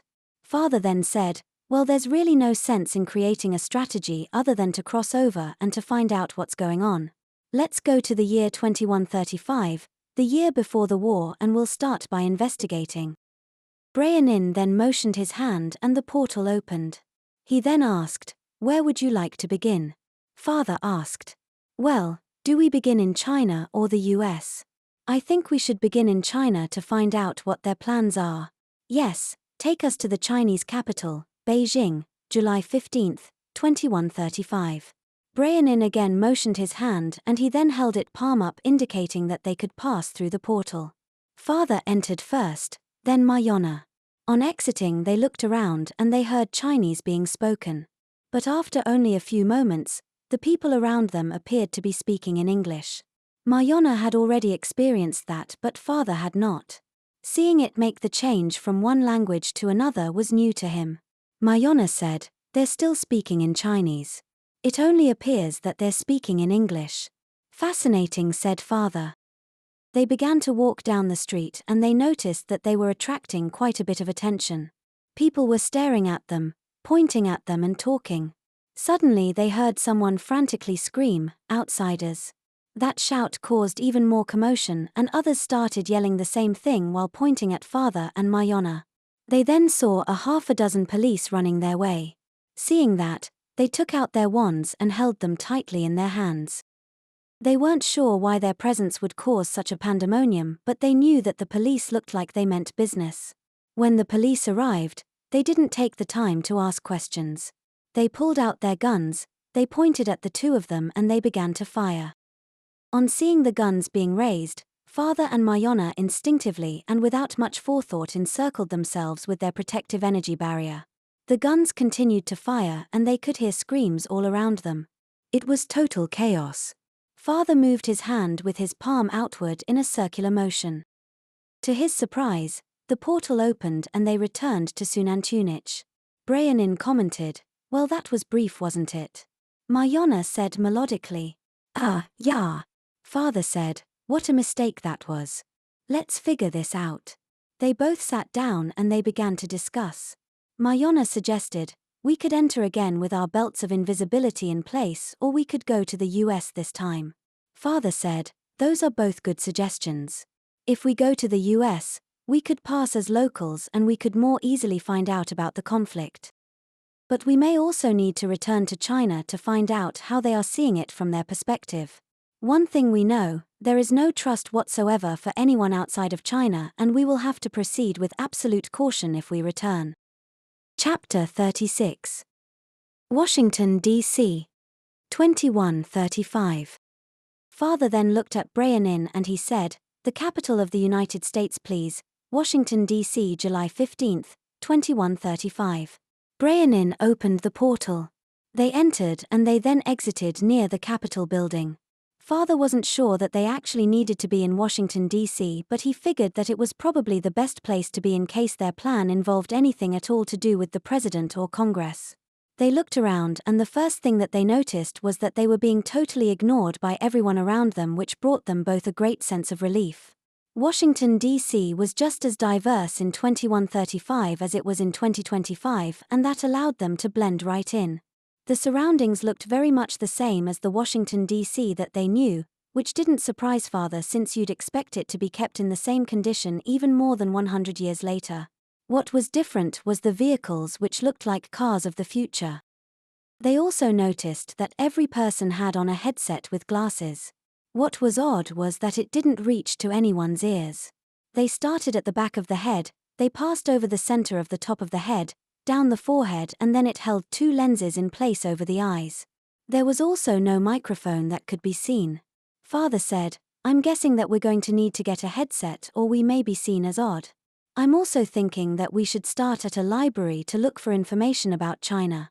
Maybe we can find newspapers there." He stopped a passerby to ask where the nearest library was. It was a man who looked at Father with an almost horrified face. He appeared to be confused and scared at the same time. It reminded him of the residents of Xunantunich. Father didn't understand what the problem was. He wondered if this person didn't speak English and if his universal interpreter wasn't working. He repeated his question, but the man just continued to stare as he walked away. All he could do was to try again with someone else. He did so and he got the same reaction. Then Mayana took a turn thinking that she may appear less threatening, but she got the same response. They figured that they were really going to have a problem. If they couldn't even communicate with anyone, they wouldn't be able to find out anything. Father said, "Those headsets must be communication devices. I'm going to suppose that they are interfaced directly with the brain and that communication is only possible with one of them attached. We're going to have to figure out how to get a couple of them to be able to communicate." Mayana asked, "So you're saying that they're going to need to operate on our brains just so that we can communicate?" Father said, "Well, that may be putting it in extreme terms. It may be more like inserting an intravenous port as opposed to an operation." "I hope so," said Mayana. "I don't need to be lobotomized." "Don't worry," said Father, smiling. "I don't want them messing with my brain either. It's my second favorite organ after all." Mayana gave a sarcastic laugh and said, inappropriate." Father then said, "Let's walk. Keep your eyes open for a library or someone who may be able to help us." He was hoping that he could find a newspaper, but he also knew that that would probably not help much. If they even still existed, finding one on the street would only be the news for one day. They would need a lot more than that to find their answers to the conflict with China. Father believed that a library with newspapers going back years was going to be their best bet. As they walked and walked, they saw no sign of anything at all in writing, at least not on paper. Then he remembered that he had found newspapers from the future in the basement at Xunantunich. They must exist, he thought. It was just a matter of finding them. They continued to walk, and as he thought about this, he almost blurted out that he knew that newspapers existed. But he caught himself in time remembering that he couldn't share that information even with Mayana. They passed by retail stores and restaurants and everything looked pretty normal. That's to say, normal in that people were shopping and eating food. They poked their heads inside a few of the restaurants and they noticed that they were mostly silent except for the noises made by people's feet as they walked, pushed in or pulled out a chair, etc. In other words, they heard no voices. They concluded that everyone was communicating through their headsets. It was truly odd to see people everywhere but not hearing any voices at all. Their only other experience of that was in the cafeteria at Xunantunich. But no one was communicating at all in that situation. It seemed that people here were communicating, just not verbally. As they continued to walk, they noticed people staring at them. They concluded that it must be because they didn't have headsets on, since other than that, they looked pretty much the same as everyone else. Now they had to determine if they would be able to communicate with people without a headset or if they would need to each get one. Of course it wouldn't be as easy as just getting them if they interfaced with the brain. Father got the idea to communicate through writing. But then he wondered if people could even read and write if all communication was done through these headsets. He was an avid writer, always taking notes about observations that he made. He took out a pen and a notebook from his backpack and he wrote, "Can you tell me where the library is?" He then held it up for passers-by to see. Everyone ignored him and they just walked past. He then took it closer to people who just gave him a horrified look and they passed right by. It seemed as if no one was even reading the words, rather they were so astonished by the contact that they didn't even notice the writing. He then got a little aggressive. He stood directly in front of someone, not letting him pass, and he held the notebook no more than 1 foot in front of his face. As the person attempted to pass, he adjusted his body to prevent it. Perhaps as a way to just get rid of father, the man pointed in the opposite direction. He then went around and he continued walking. People stared but did nothing else. They then walked in the direction that the man had indicated, hoping that he had given them accurate information. Father figured that he could do the same thing again once they walked another block or two. As they continued along, they noticed a change. Everyone who was walking toward them had placed themselves along the edge of the sidewalk near the street as if to avoid them. Father wondered if everyone had been notified through their headsets of the encounter that had just taken place. That could mean trouble for them if the authorities had also become aware of their presence. Father was concerned about this, and he didn't want to lose their second attempt to fulfill this practice quest if he could prevent it. As they continued to walk down the street and seeing everyone avoid them, Father was getting the idea that he shouldn't risk another encounter with anyone. So they just walked down the street and they continued to look for a library. After walking for a couple of blocks, they then noticed someone about 50 yards ahead of them. Mayana said, "Look, Papa. There's a woman ahead walking down the middle of the sidewalk. She's coming toward us." Father looked apprehensively toward the woman that Mayana had just seen. Father said, "Let's keep our hands on our wands. We may need them." Mayana grabbed her wand tightly and she said nervously, "I wish we had put on our belts of invisibility." Father agreed, saying, "I'm starting to wish the same thing. But it's too late for that." As the woman got closer, it was obvious that she was going to engage them. She was looking right at their faces and she continued to walk straight toward them. Mayana and Father both had to resist the fight or flight temptation that had become overwhelming. Father grabbed Mayana's hand to make sure that whatever they did it together. Chapter 37. The Library. When the woman got close enough to be heard, she said, "Welcome, friends. I understand that you're looking for a library. If you follow me, I'll take you to one that is quite close. It's up ahead and around the corner, no more than 2 blocks or so from here." Mayana and Father remained frozen, not knowing what to do. They had no reason to trust this person, and they were in a strange new world where they knew so little that they couldn't be sure if she was sincere in her apparent desire to help or if she was merely attempting to gain their confidence in order to get information from them. Considering that the US was on the verge of war with China, Father considered the latter option to be more plausible. And yet at the same time, what choice did they have? Running would do no good. They could render themselves invisible, but they may not be able to get the information they needed without help. And it was still just a practice quest after all. Father whispered to Mayana, "I think we'd better trust this person for the meanwhile. Let's see where this takes us." Mayana nodded in agreement. The woman then said, "My name is Naya and I'm here to help. You won't be able to communicate with anyone without a headset. I'm one of the few people who can still talk in the old way. I can serve as an intermediary to assist you with communication." It occurred to Father that their universal interpreter was useless to them there. It only worked with spoken languages. Naya seemed kind and sincere. But that didn't alleviate their suspicions. Father said, "Thank you for your help. Yes, we would like to find a library." She responded, "I can take you to one. However, without headsets you will not be able to access much information. But I can help with that. I take it you're not from here. Everyone knows that you can't access data without a headset. Where are you from?" Father concluded that that question was not asked out of curiosity, but rather she was scoping for information. He responded, "I'd rather not say if you don't mind." Naya responded, "No problem. Just follow me." They followed her and she took them to the library that was only a couple of blocks away. On the outside, it looked just as anyone would imagine. That's to say, it didn't look futuristic, rather it looked the same as a typical big city library from the 21st century. They imagined that it would look quite different on the inside if they didn't use books anymore. They entered and Mayana and Father were both surprised to see that it did have books and that it really didn't look different on the inside from how a library from the 21st century would look.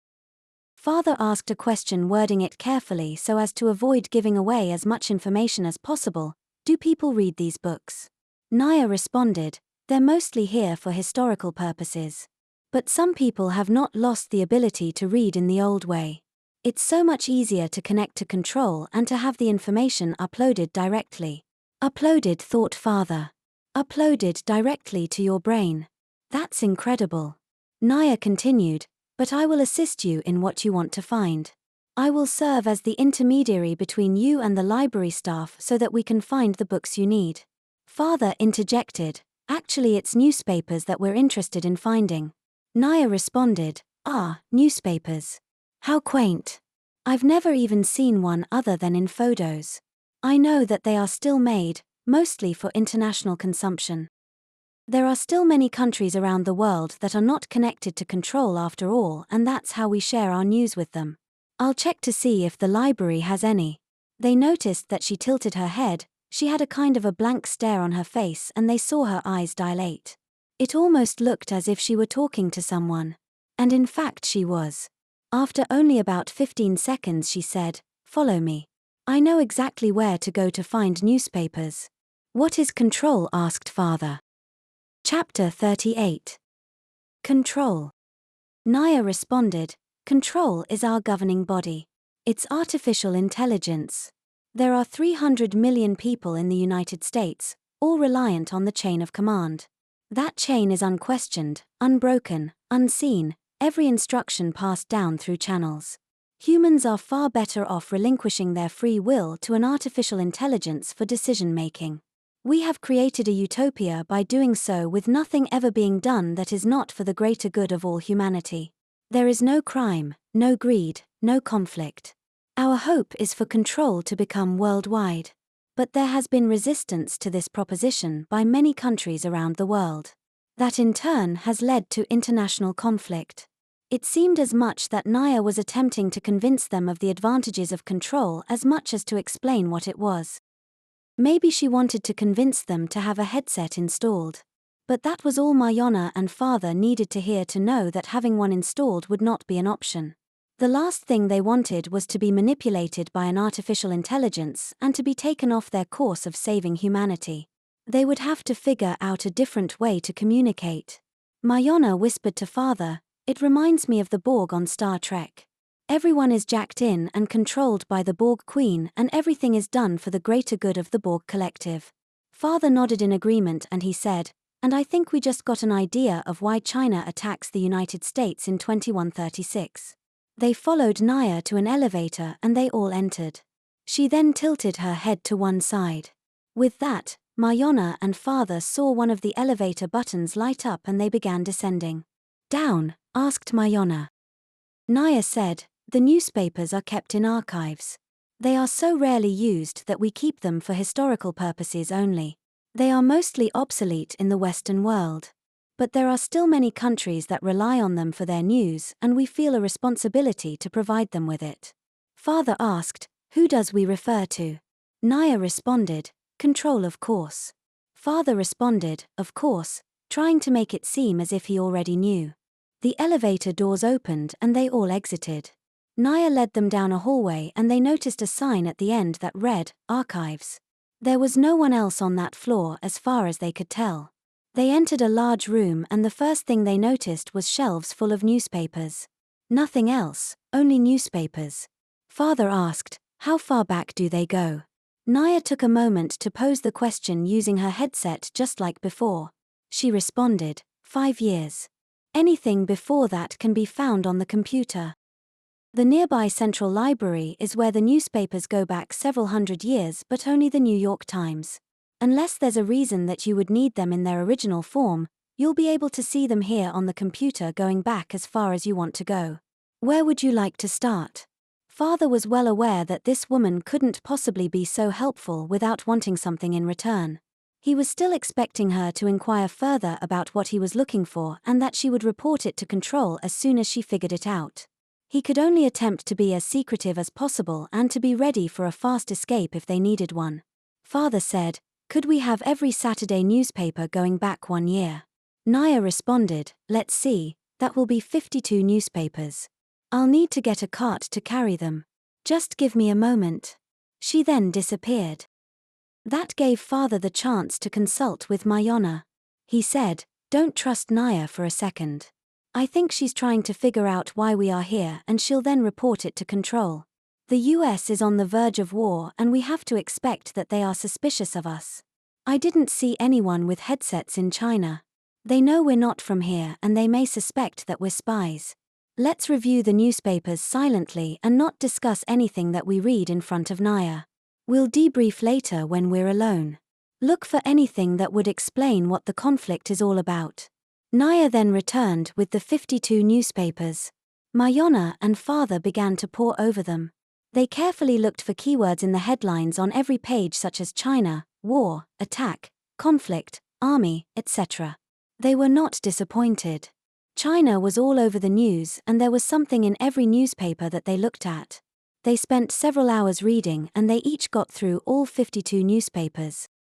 Mayana was happy just then to have an eidetic memory that allowed her to practically memorize everything she read.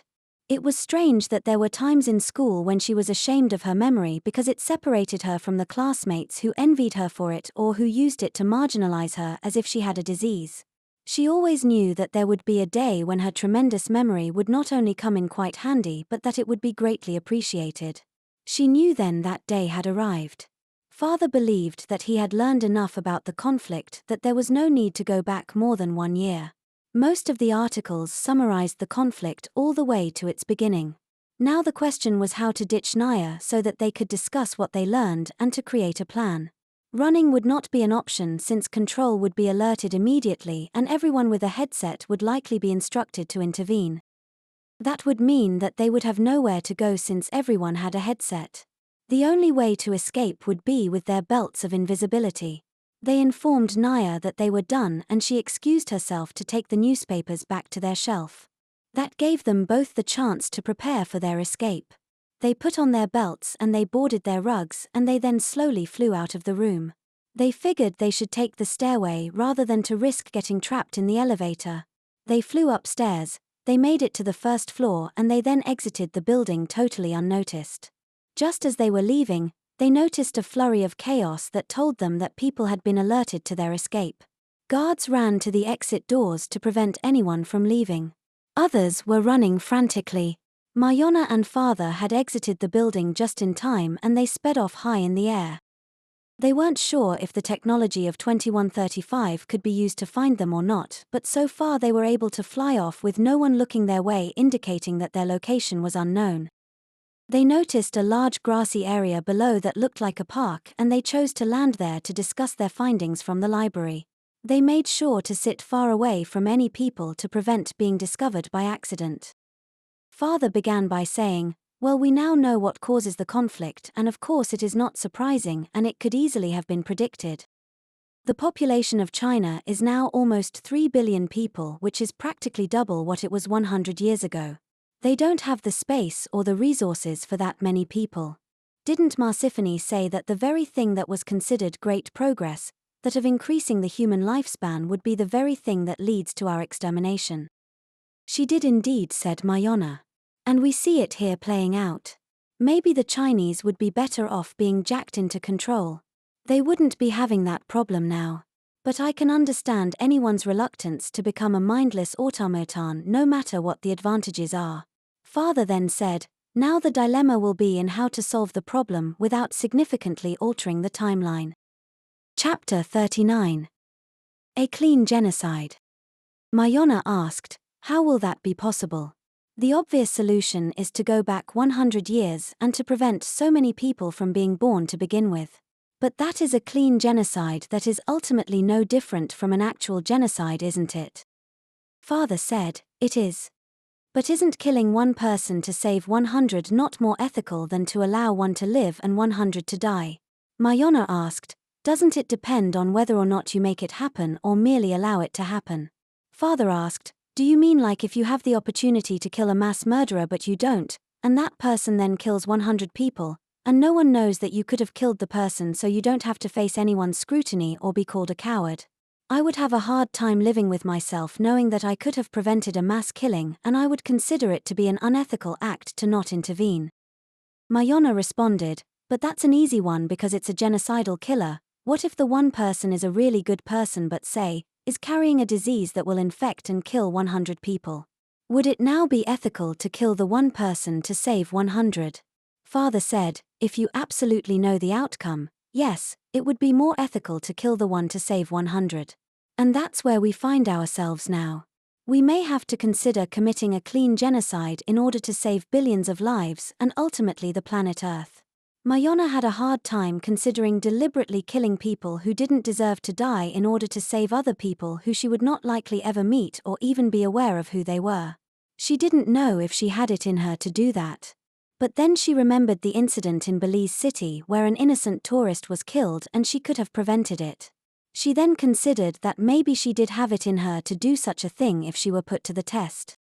She then asked, but again, what about Hitler? How would it not be ethical to kill him in order to save millions? Father replied, because it would also result in committing a clean genocide with no greater outcome. Some people would not be killed while others would never come into existence who are alive now. But in that case you're talking about going back in time. That's quite different from doing it in the present. But Papa said, Mayana, if we can travel to the future, then the future is already determined.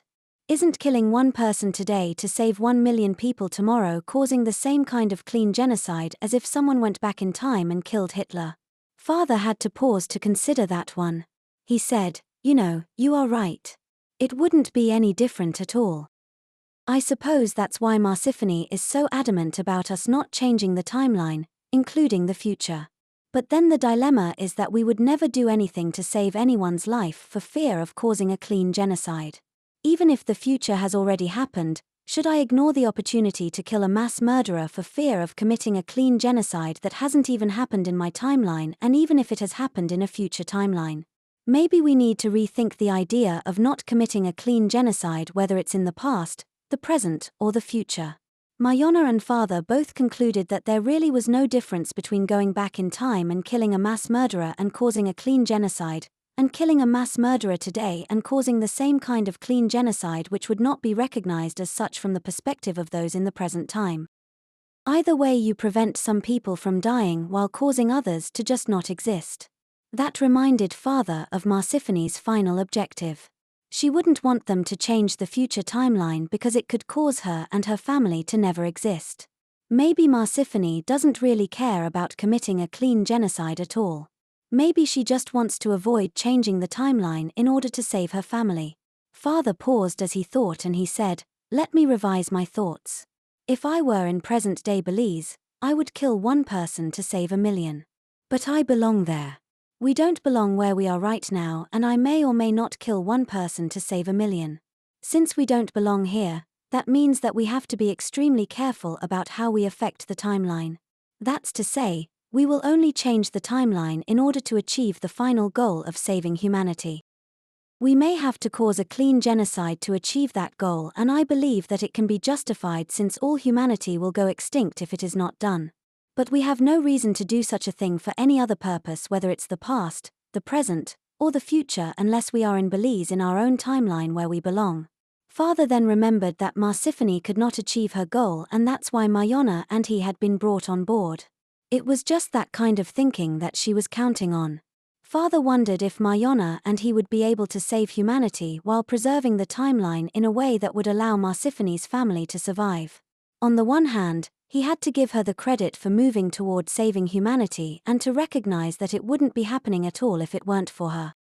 But on the other hand, she was doing it for selfish reasons. He felt some degree of obligation to fulfill her wish since humanity would be lost without her initiative. But he also considered that it may not be that easy to save the human race given that restriction. He didn't know what he would do if given the opportunity to achieve their goal while having to allow the timeline of Marsiphony's family to be eliminated. He was happy that he didn't have to make that decision just then, and he hoped that he never would.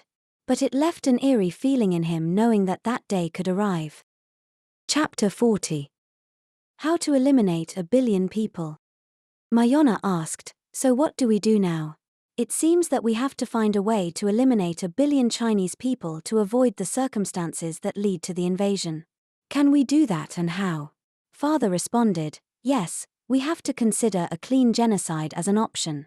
But this is only a practice quest and everything will be reset when we're done so we can try it to see the results. How to make it happen is now the question. Mayana began to brainstorm possible options. How about going back 100 years and putting birth control in the water? Father smiled and chuckled at her answer, which was intended to be a half-kidding joke. He then responded, "If only it were that easy." He then paused for a moment to think and he said, "Then again, maybe it is that easy. We are now more than 100 years in the future. Maybe they have the whole birth control thing figured out. I always believed that the day would come when abortion becomes obsolete due to advances in birth control. Maybe that day has already arrived. I don't see overpopulation as a problem here in the US, even if it is in China. From what I observe, the US has far surpassed China in regard to technology. The question now is, how do they control population growth in the US? We may need to return to the library to find the answer." Mayana said, "But they're now looking for us, Papa. We can't go back to the library with Naya like we did the first time." Father said, "Speaking of looking for us, I think they may be coming this way right now." He pointed to the other side of the park where they could see what looked like a military vehicle heading their way. "Climb onto your rug and hold on tight to your wand." They both sat on their rug and they ascended into the air. There were 3 men in the military vehicle and they began to shoot. But these guns didn't use bullets, rather they shot something similar to the energy bolts that came from their wands. By then Mayana and Father had sped away and they avoided every shot. They could see that the soldiers were totally confused about what happened. But they continued to shoot even though they couldn't see their target. They could cause their energy guns to shoot a continuous beam and that allowed them to get uncomfortably close. As they were zipping around through the air, one of the bolts caught Mayana from underneath. It caused her to do somersaults in the air and it rendered her almost unconscious. Fortunately, the rug continued to do its job and it kept her moving in spite of her not being in control. It took her higher and farther out of danger's way. Father met her high above where he too was safe. He checked on Mayana, who just needed a moment to recover from the blast. "Oh my God," exclaimed Mayana. "That was painful. You do not want to get shot by those energy bolts even with your energy barrier activated. I've never felt such a shock to my body before." Father said, "Well, at least we now know 2 things. 1, that our energy barrier will protect us from the energy bolts, and 2, that we may not be able to withstand more than 1 blast. 2 blasts may be more than our bodies can endure. Like I always tell my students, every failure is a success because you then learn how to proceed forward without committing the same mistake." They began heading toward the library. Suddenly Father said, "You know, I think we're going to have to go to the main library where they keep newspapers going back 200 years. Information from only 5 years ago won't be enough and we don't have access to the computers." Mayana said, "Well, now we just have to find it." Father said, "We'll have to just fly around until we see it." Father tended to be very methodical. They returned to the downtown area and he chose to go down every street for 10 blocks and to then move to the next street and do the same. He figured that the main library would more likely be in the downtown area and he chose to look for it there. They placed themselves about 100 feet above the ground, which gave them a good bird's-eye view of the city below, and it felt safer than being at street level. It was strange to see people all walking independently. They didn't see one pair of people walking side by side. It seemed that everyone had gotten so used to communicating through their headsets that proximity was no longer a need. The other big difference was that none of the cars had drivers. In fact, none of the cars even had a driver's seat. There were no steering wheels and no floor pedals. There weren't even any buttons or a computer screen in the cars at all. It seemed that they were totally controlled through their headset. The driverless car had become a reality and then some. After searching for a short while, sure enough they found the main library. But it was surrounded by military officers. It must be that Control had anticipated their arrival since they had previously been searching for information. Mayana and Father noticed the same kind of guns that shoot energy bolts. They would have to be extremely careful in order to avoid being hit. Father suggested that they keep their belts on and walk behind others who were entering the library. They waited for others to open the door and they got in unnoticed. Easy as pie. They figured that archives was in the basement at that library too, but they couldn't risk taking the elevator since they could still be felt, and being bumped in such a small enclosed area is highly probable even if you're not invisible, and much more so if you are. The challenge then became how to open the door to the stairway without being noticed. They would have to wait until the coast was clear and then proceed. What they didn't know was if there were cameras that might be watching them and that would see the door open with nobody there who was opening it. The other option was to wait for others to pass through the door and to enter just behind them. Father figured that it would be rare for people to use the stairway, and that left them with opening the stairway door themselves and hoping for the best. They waited until there was no one around, they opened the door and they entered the stairway. They went down one flight of stairs and Father slowly opened the door to the hallway. As he peeked through the crack that he created by opening the door, he could see lots of light and he could hear the movement of people. He chose to close the door and he said, "That doesn't look like archives. Let's go down one more floor." They went down the stairway and Father repeated his actions. He saw that this hallway was dark and there were no noises that indicated the presence of people. He said, "That's better. Now this looks more promising." They opened the door fully and they entered the hallway, ensuring to make as little noise as possible. They began to walk and they opened each door looking for newspapers. On the third attempt, they found archives. They entered and Father began to look to see how the newspapers were organized. They looked like they were arranged by date, but 200 years worth of newspapers was a lot of newspapers. Mayana said, "Let's see, if we take the Saturday newspaper only, 1 year of newspapers would be 52 newspapers, 10 years of Saturday newspapers would be 520 newspapers, and 100 years of Saturday newspapers would be 5,200 newspapers. How on earth are we going to be able to read that many newspapers?"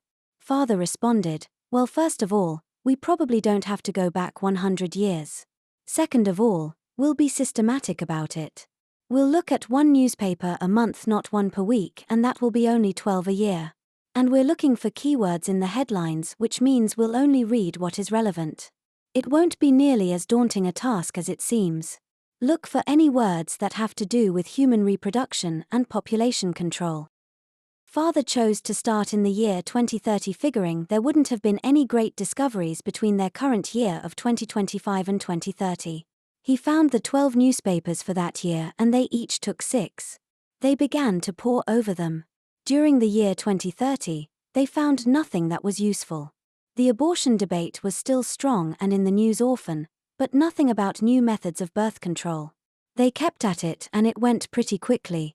Father figured that any such discovery would be closer to 2025 than to the year they were in at the moment, which was 2135. As Mayana was paging through a newspaper from the year 2040, something caught her eye and she shouted, "Oh my God! Look at this photo. It's Taylor Swift. She looks like she's 50 years old." Father looked briefly at the photo and he said in a sing-song voice, Yeah. In the year 2040, she is about 50 years old. Now stop getting distracted and put your head focused." Mayana couldn't help reading on to find out about Taylor Swift's life in the future. As advanced and mature as she was still a good old-fashioned teenager in so many ways. She finished the article and she continued her search.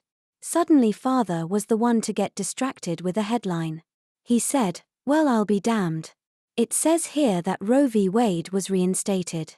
Just as I predicted, once the membership of the US Supreme Court changed, they reinstated it. As much as I dislike abortion, it can't be solved through legislation. It has to be made obsolete and unnecessary. I have always maintained that that is the only way to eliminate it." Mayana then said, "Now it's my turn. Stop getting distracted and put your head focused." Father said, "Yeah, you're right. Back to work." They continued their systematic strategy, taking batches of 12 at a time and looking through them all. It wasn't until the year 2115 that they found something. Once they learned that that date was important, Father then went to get more newspapers close to that date. As they read the different articles, they learned 2 things. 1, a new method of birth control had been discovered that was both 100% effective and that basically rendered abortion obsolete, and 2, tension between the US and China was so high that there was virtually no sharing of technology between the two countries. Father said, Well, that explains why the US population remained low while the Chinese population continued to increase. The US would have been doing itself a favor by sharing that discovery with the rest of the world. Mayana said, "Like you always tell me, Papa, idiot geniuses are running the government." He replied, "That's for sure. But with a lot more idiot than genius. I'm not always sure that genius should be included in that term." Mayana asked, "How does the birth control work?" Father replied, "Apparently it's ingested daily. It looks like you really could put it in the water." Mayana then said, "We're going to need a sample of it. Then we'll have to have it analyzed. Then we'll need to make an awful lot of it if we want it to have an effect on 1 billion people." Father said, "You got that right. I'm going to hope that it's in the water here since that will make it much easier to obtain." Just then they heard a noise. Without notice, the archives door burst open and there were 6 men with rifles that entered quickly. Mayana and Father were behind the bookshelves and that gave them time to move quickly away from where they had been to hide themselves. The soldiers closed the door and one of them remained in front of it to prevent them from escaping. Invisible or not, the soldiers would find them if the doorway remained blocked. Mayana and Father both quickly took out their rugs and they rose up to the ceiling where they hoped the soldiers wouldn't look. They saw the men's headsets lighting up and beeping, indicating that they were communicating with each other and probably with control at the same time. Mayana and Father could only guess what was being said, but it really didn't matter. The soldiers began a systematic search of the room that they were in. While the soldiers couldn't see them, they knew they were there. Father knew that they would eventually be discovered and that meant that they would have to use their wands to escape. He chose to speak to Mayana, but he stayed in motion to avoid his location being revealed. He said, "Mayana, keep your energy shield on, but let me take care of the rest." On hearing him talk, they started to shoot their guns in the direction of his voice. They were using old-fashioned guns with bullets. But they also carried the new guns that shot energy bolts. The bullets went through the wall and the noise was ear-shattering. Father aimed his wand at the feet of the soldier near the door and he sent an energy bolt his way that sent him flying. The next energy bolt went right at the door and blew it away. The soldiers figured that Father and Mayana had some kind of advanced technology that rendered them invisible and they started shooting their way. These bullets hit the mark, but both Father and Mayana had their energy shields up and they remained safe. On seeing that their traditional guns had no effect, they pulled out their energy guns and they began shooting. Father and Mayana knew that they had little time to get themselves to safety. They really didn't want to engage these soldiers with their energy guns. They quickly flew out of the room and they were able to get to the stairway door, but they were being pursued. The soldiers continued to fire their energy guns, but they were not able to hit the mark. Once they got to the first floor, Father noticed that it was a huge lobby with really high ceilings. He said, "Fly to the ceiling, Mayana." She replied, "What the hell? Let's get outta here, Papa." Father said, "We need to get a sample of the water. We just don't have a choice, we can't leave without it. Everyone at Xunantunich is a scientist from the future and they will surely know how to analyze it." Mayana asked, "What, scientists from the future? What are you talking about?" Father had let the cat out of the bag. He was so focused on what he was doing that he let the secret slip. Realizing his mistake, he quickly tried to cover it up, saying, "I meant that they have access to the future and they'll be able to get the water analyzed through the portal." Mayana said, "Papa, that's not what you said. You said that they're scientists from the future. What's going on? Are you keeping secrets from me?" Father knew that he was not going to get out of this and he said, "We'll talk about it back at Xunantunich. Right now we just have to focus on getting a water sample and getting back safely to get it to Marsiphony." Mayana was happy with that answer, but she would hold him to his word. Father then said, "I'm going to swoop down and get a water sample from the drinking fountain and hope that it has the drug we need." He opened his backpack and he took out his water bottle. He started to dump out the contents that were in it. The soldiers saw the strange sight of water falling down from the ceiling with no apparent point of origin. That gave away his position and they opened fire. Some of them were shooting bullets and others were shooting energy bolts. The bullets continued to be obstructed by his energy shield and Father kept on the move to avoid being hit by an energy bolt. He then flew down to fill his bottle with water from a drinking fountain that he spotted. The soldiers were again alerted to his position with the water in the drinking fountain flowing, and they shot his way. He was only able to get a small sample of the water, but he thought that it would be enough. Before he could get away, some of the soldiers rushed to his position at the drinking fountain and they attempted to grab him, but they met his energy shield, which knocked every one of them down to the floor. Mayana and he then rushed to the door. They blasted both the soldiers that stood in their way and the door, while bullets and energy bolts flew in their direction. Their path was now clear, but the soldiers continued to shoot. As Mayana was flying toward the doorway, an energy bolt caught her and it sent her into a series of somersaults in the air, and it rendered her unconscious. While no one could see this happening, the energy bolt that hit her gave them an indication of where she was. It had also somehow eliminated her ability to keep her protective energy shield turned on. The soldiers ran over to where they thought she should be, and one of them ran into her. They then grabbed her and pulled her down to the ground. They figured that she must have something on her that rendered her invisible, and they managed to find her belt. They removed it and they were then able to see her clearly. With that, Naya approached. Father was able to see what was happening through the windows. He could clearly observe that Mayana was visible and that she was being held down by the guards, and she could see Naya approaching. He stayed there helplessly watching, not knowing what to do. As he watched Naya, he then noticed that she had a headset in her hands. It looked like she was going to attach it to Mayana's head. Could it be that easy to attach a headset to someone? Wouldn't it require surgery to interface it with the brain? Father didn't know the answer to those questions, but he had to assume that some kind of advanced technology was going to allow them to jack Mayana into control. Maybe it was nanotechnology. Mayana continued to lay on the floor unconscious. Naya knelt at her side and she began to attach the headset to her head. Father became panic-stricken knowing what was about to happen. He chose to swoop down with his rug and to blast his way into the library. Since the doorway was then surrounded by dozens of guards, he chose to blast one of the windows. He sent an energy bolt and an explosion ensued with broken glass flying everywhere. His energy shield protected him from the shards of glass, but the soldiers were not so lucky. Many of them lay bleeding on the floor. Naya did not let the explosion distract her and she continued to install the headset onto Mayana. She was surrounded by guards, making it impossible for Father to rescue her. An energy bolt would likely kill Mayana as she did not have her energy barrier up. Suddenly Father heard a whirring noise that sounded familiar. He looked to Mayana to see the portal opening right next to her.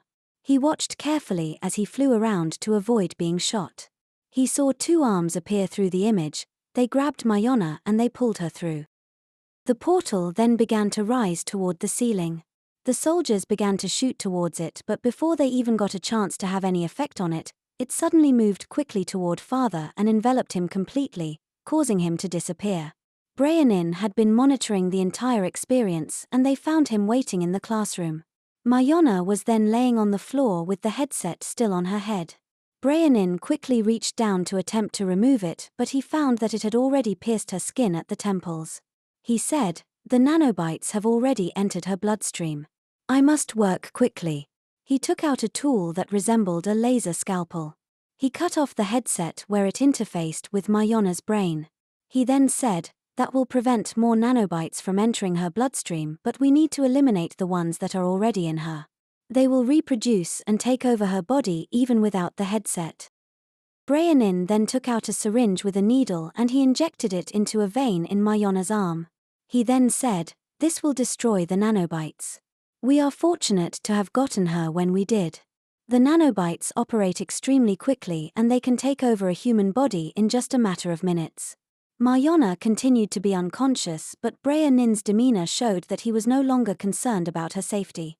That in turn relieved Father, who then began to relax. Brianin said, "We'll leave her here until she wakes up. After that, you can take her to your bedroom for her to complete her recovery."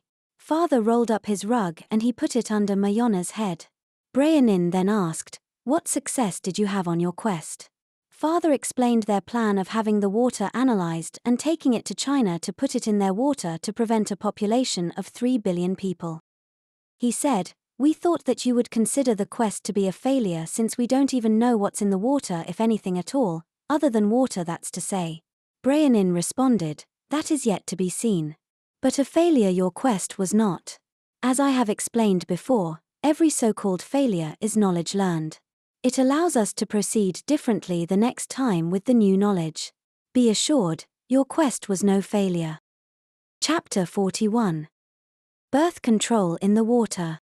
Bryanin took the water sample and he promised to have it analyzed.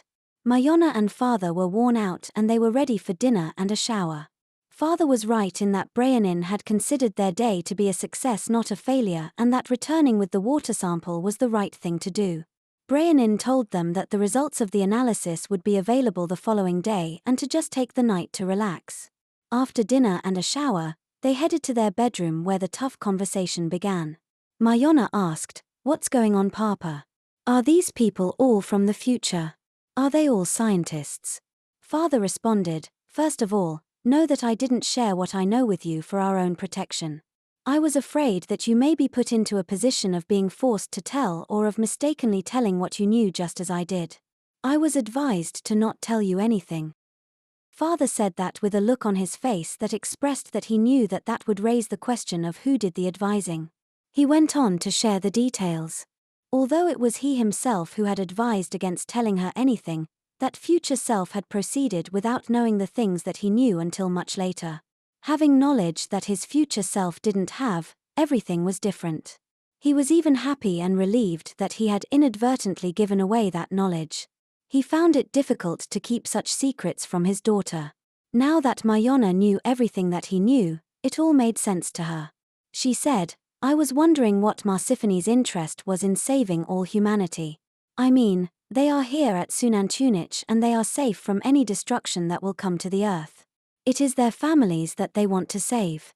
I was also wondering why they didn't just do it themselves. I couldn't figure out why they needed me, a 17-year-old, and then you."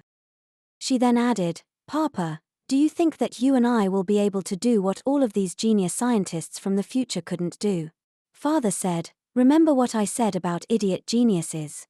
That's why they can't figure it out. Between being intellectual geniuses and being genetically engineered, they had to sacrifice the creative component of their intelligence and their ability to adapt. That's where we come in. We will have to be incredibly creative in figuring out how to save humanity. We may have already solved the problem of overpopulation in China. Once we have the water analyzed, we'll see if our solution works. My idea is to put the birth control in the water just as I said previously." Mayana asked, "And what about the newspaper collection in the basement? We need to find out more about what's going on, don't we?" Father responded, "Yes, and as tired as I am, we need to go there tonight. We must have as much information as possible to ensure that we continue to make informed decisions. Otherwise we're going in blind." Mayana asked, "I have another thought, Papa. What if we're not doing a practice quest that will be reset? What if our practice quest is a real quest? What if we really will commit a clean genocide by putting birth control in the water in China?" Father said, "That idea occurred to me too. I'm not 100% sure about that, but we know this for sure. China attacks the US in just over 100 years and the outcome isn't pretty. And even if Marsiphony is lying about these practice quests and they are real quests, and even if she has the ulterior motive of saving her family, I still believe that self-extermination is the very probable outcome for humanity eventually. That leaves us with moving ahead with the quest to save humanity regardless of Marsiphony's motives." Mayana asked, "Are you ready to head to the basement?" Father responded, "The sooner we go, the sooner we get to bed, so we may as well get it over with." He said it as if it were a horrible burden, but that was only because he was so tired. In reality, he was extremely anxious to find out more about the future. They opened the bedroom door and they peeked out. They should have done a better job of listening first because they found Kwali, Etzli, and a few other students there in the hallway chatting. On seeing her, Etzli cried out, "Mayana." What else could she do but to greet them? She continued with the pleasantries while Father stood there looking awkward. He knew better than to even attempt to jump in with the crowd of young people, so he just remained silent. The good thing was that gave Mayana a reason to excuse herself, which she did, saying, Well, as you can see, my father is waiting. Notice how awkward he seems. He looks as out of place as a nigger in a white dude's hood, she joked. Everyone laughed and they agreed with her. That inspired them to encourage her to be on her way. Etzli bid her farewell, saying, "Let's chat when you get back." She gave her the thumbs up to tell her that she would do that. Father and Mayana walked down the hallway toward the opposite end of the building where the entrance to the basement was. They looked back to make sure they weren't being followed. When they got to the basement door, they opened it slowly and they entered. They closed the door behind them and they walked down the creaky stairway. They proceeded toward the same boxes that they had looked through the last time they were there. They both had a flashlight to see their way. They began to pore over the newspapers to find any clues at all about Marsiphony and the others and their purpose for being at Xunantunich. Father used the same systematic approach that he always used, looking for keywords in each newspaper. They both found this so much easier than when they were at the library, since it was apparent that every newspaper at Xunantunich had something in it. That's to say, these newspapers were saved for a reason and they were not random at all. After spending over an hour reading, they had learned quite a bit that they hadn't known before. They were now absolutely sure that Marsiphony, Brayanin, Shifu, and Jafar were all from Earth's future from the year 2245, which was 220 years in the future from their current year of 2025. That's to say, 2245 was the year that they were last on Earth. It seemed that they had escaped the destruction of all humanity, which likely happened the same year, although that wasn't absolutely clear since they left Earth before everyone was totally annihilated. It was also clear that the Earth was destroyed for exactly the reasons that had been predicted more than 200 years earlier and for the reasons that Marsiphony had mentioned. In other words, it was the depletion of the Earth's natural resources, deforestation, climate change and nuclear holocaust, and all of which happened mainly due to overpopulation, which led to competition over limited space and resources. It was apparent that Marsiphony and the others had all escaped before the total devastation, but that it was well underway when they left the Earth. The newspaper articles highlighted practically total destruction due to an inability of humanity to survive due to lack of natural resources. This in turn led to world war as everyone fought over the limited resources that were available. People died by the hundreds of millions due to either starvation or the fighting. In people's desperation, nuclear weapons had been launched. It was then that Marsiphony and company left Earth and they escaped before the nuclear fallout happened, which would surely finish off any survivors. They didn't need to see this happen to know that it would happen. It was now obvious that Marsiphony was not merely making a prediction that humanity would self-exterminate, rather she knew it would happen because she had lived it. Mayana was a bit confused by all of this information. While it all made total sense, she had trusted Marsiphony and it was now apparent that she had not been honest with them. And Shifu was complicit in the deception even if he did not lie directly to Mayana. Father said, "I don't know how much we can trust Marsiphony. I think she is sincere in her effort to save humanity, but for very selfish reasons." Mayana said, "Yeah, I should have known that it was too good for someone to just want to go to such lengths and such sacrifices out of the goodness of her heart. It makes more sense now." Father said, "All true. But on the other hand, if there weren't someone who wanted to save humanity for selfish reasons, it could be that it wouldn't happen at all. So maybe we need to be thankful for what she's doing in spite of her motives." Mayana asked, "Then we'll proceed with the plan." Father replied, "Yes, but with extreme caution. We will have to ensure that humanity is saved, just not necessarily preserving Marsiphony's family in the process. You and I both have learned how incredibly delicate the timeline is. Just one person dead who should not be dead or one person who lives who should not have lived can have a devastating impact. We have to put saving humanity as the absolute top priority and not consider Marsiphony's family. We also must keep this an absolute secret. If Marsiphony becomes aware of our plan, it will end our involvement in this quest and that may in turn have a devastating effect on the end result." Mayana replied, "Well, I was never one to have trouble keeping a secret." Father said, "Keeping a secret won't be the problem. The problem will be in following our plan without Marsiphony finding out. Much of what we need to do will coincide with what she wants us to do. But it's what we do that's in conflict with her that may lead to trouble. I suspect that Marsiphony chose an incident involving China so that we would put our focus there. Causing a clean genocide there would not likely affect her timeline. Mayana asked, but what about Shifu? He's from China. Won't his family be lost? Not necessarily, replied father. It may be that he isn't from mainland China. All we know is that he speaks Chinese and that he was raised in a Buddhist monastery. Chinese is spoken in countries outside of mainland China such as Taiwan, Tibet, Singapore, and Malaysia. It's possible that he is from one of those countries. Mayana asked, and that raises the question, where is Marsiphony from? We will need to know where she does not want a clean genocide to take place. Her accent tells me she's British, but how can we know for sure that she's from England? Father said, I read it in one of the newspaper articles and she is indeed from England. Jafar is from Trinidad and Brianin is from Russia. And that is another of Marsiphony's challenges and a reason that she needs us. It would be simple to create a clean genocide in every country around the world but your own. But they are attempting to preserve the timeline in places all around the world. That makes it incredibly more complicated. What also was confirmed was that they were a team of scientists all working together on creating the portal that allowed them to escape their timeline. By the time they learned of the devastation, they had no choice but to leave. Their operation was an underground base in Antarctica, but their families remained in their native countries and they were decimated.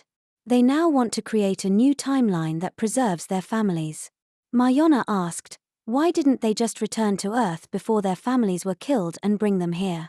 Father responded, that is an important question to ask and one which only Marsiphony, Brianin, Shifu, or Jafar would know the answer to. We can only suppose that there is a good reason that they haven't done that. Maybe they came to Xunantunich thinking that creating a different future for Earth would be much easier than it was. Perhaps they thought that they could get the job done quickly and that bringing dozens of non-scientists would complicate the plan. They may have thought that without their families, they could more easily and more quickly complete the task. Or perhaps there are limits to how the portal can be used. That is pure speculation, of course. For all I know, the answer is completely different. We'll keep our ears open for clues to the answer. Father then said, we'd better head back now. We don't want to be gone too long since our absence may be noticed. With that, they both headed quietly up the basement stairs, opened the door slowly to ensure that the coast was clear, and seeing that it was, they began to walk down the hallway. They were both totally silent other than their footsteps, and as they walked, the same voice was heard which said, seek the truth. It was soft and whispery as if beleaguered. This time Mayana heard it too. They both looked all around to see where it was coming from, but there was no obvious point of origin. They heard it again, seek the truth. Watch for deception. The answers are there for you to find. The last few words faded out and they became almost imperceptible. It was as if someone were struggling to speak. They both again looked around. Just like before, it sounded like the voice was coming from all around them as opposed to coming from one point. Father looked at Mayana and he put his index finger to his mouth. They both remained silent and they continued to walk down the hallway. They then exited that wing of the building and they entered the main wing. They both breathed a sigh of relief to be back to safety. Mayana asked, what was that voice? Father responded, I don't know. I heard the same voice the last time I was here. I wonder if it's me from the future, but I just don't know. Mayana joked, well, that takes talking to yourself to a whole new level, doesn't it? Father replied, that's for sure.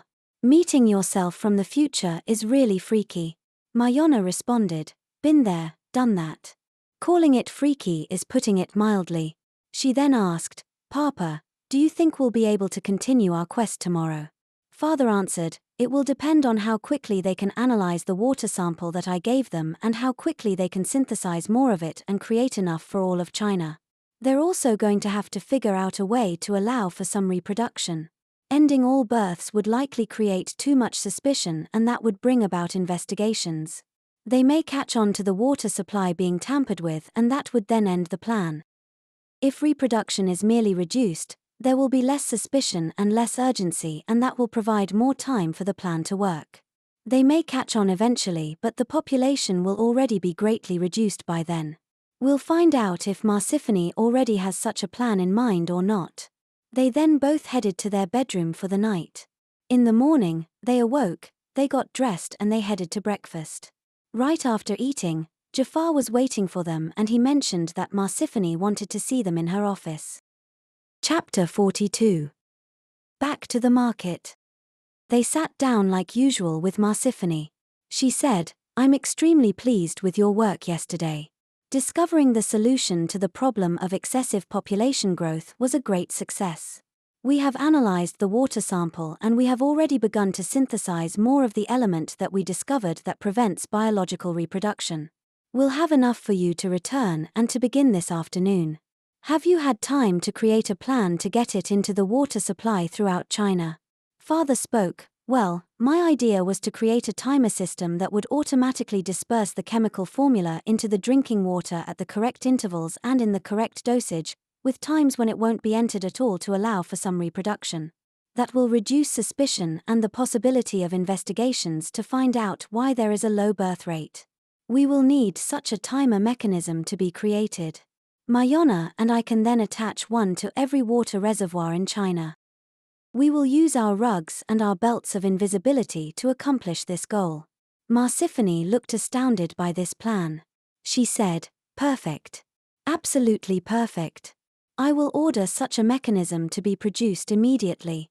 Father looked at Mayana with an expression of confusion and she returned the look. He thought to himself, "I'm no genius and I thought of all that. How could Marsiphony not have had the same concerns and the same solutions already in mind?" It truly seemed that she wasn't what she appeared to be. She was legitimately surprised by their plan. How could she not be able to think of such things?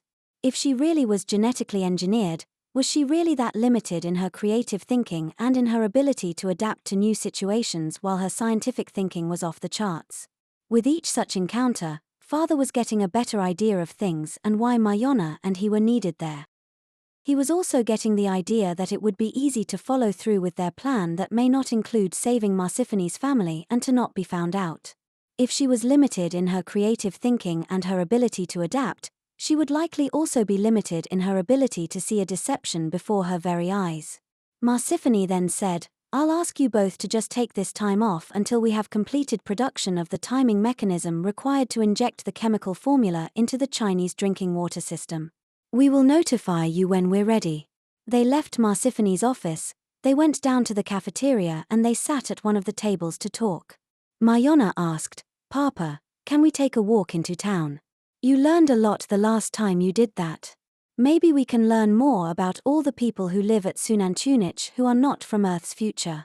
I'd like to know exactly where they came from and why they're here." Father responded, "I would too. I'm not sure that I buy the explanation that they came voluntarily as we were told." They stood up and they headed out the front door. They walked into town where they saw things just as before with everyone going about their business. But as they got close, they noticed the same reaction as they had previously. Everyone looked down at the ground, no one gave them eye contact, and no one greeted them. Mayana thought to just try to start a conversation with someone. She saw an older woman sitting behind a table with clothes for sale. She approached her and she thought to first break the ice by inquiring about her merchandise. She said, "I'd like to buy a shirt. Is there anything I could offer you in exchange?" The woman looked up for a fraction of a second, briefly giving eye contact, and she then looked down saying nothing. Mayana got a little frustrated with that and so she reached down and she touched one of the shirts saying, "I'd like this one." The woman still said nothing. Becoming more annoyed, Mayana chose to pick up the shirt. She did so and she took a step back, almost as if she were going to walk off with it. Seeing that, the woman began screaming. Mayana quickly threw the shirt back down on the table and she stepped back. Father stepped forward. Although the shirt had been put back on the table, the woman continued to scream. Two men then approached and they put themselves between the table and Mayana and Father. They just stood there saying nothing, but they looked menacing. The screaming began to slow down and Father and Mayana moved away. Everyone around them stared but did nothing else. Father said, "Well, that didn't go so well, did it?" Mayana made a loud puffing noise and she said in a sing-song voice, "Ah, no. What is up with these people? I've never seen such a somber group of human beings in my life. Father said, I think it goes deeper than being somber. I think that these people are terrified. They won't speak to us because they're afraid of what will happen if they do. The scream from that woman was ear-piercing, and I sensed absolute terror in her voice and her face. And it didn't seem that she was afraid because she thought that you were going to steal the shirt. More likely she understood that you were trying to get her to talk, and that's what set her off. Mayana then asked, okay, so what's next? Father said, well, the only thing that I can think of is to head to the house of the old man that I visited previously and to see if we can get more information. Mayana said, lead the way. Father began to walk and Mayana followed. He knew that they were being watched, so they took a roundabout way to their destination. When they were far away from both the market and the old man's house, they began to double back. They tried their best to make it look like they were just taking a walk. When they got to the block that they were going to, they stopped along the way, pointing and admiring each house. Since they had to pretend to be browsing, they went ahead and made it seem real. They discussed the architecture and the differences in materials and design. They noticed beautiful gardens, fences, or walls around the properties, that some houses were big while others were small. What they didn't see was anyone in the yards. The weather was beautiful and you'd expect to see people out enjoying a cool drink and conversation or children playing. Father said, a curious thought. If Marsiphony is from around 200 years in the future and we discovered the means of population control that includes birth control in the water 100 years from now, why did she not already know about it? Mayana responded, another good question. Could it be that there was no longer a US government that was in charge but only control, with it being so secretive that few people even knew what was happening? That would indicate that Marsiphony was not working for the US and that she was perhaps isolated from the world and working independently. That would explain why they didn't have headsets and why they weren't jacked into control.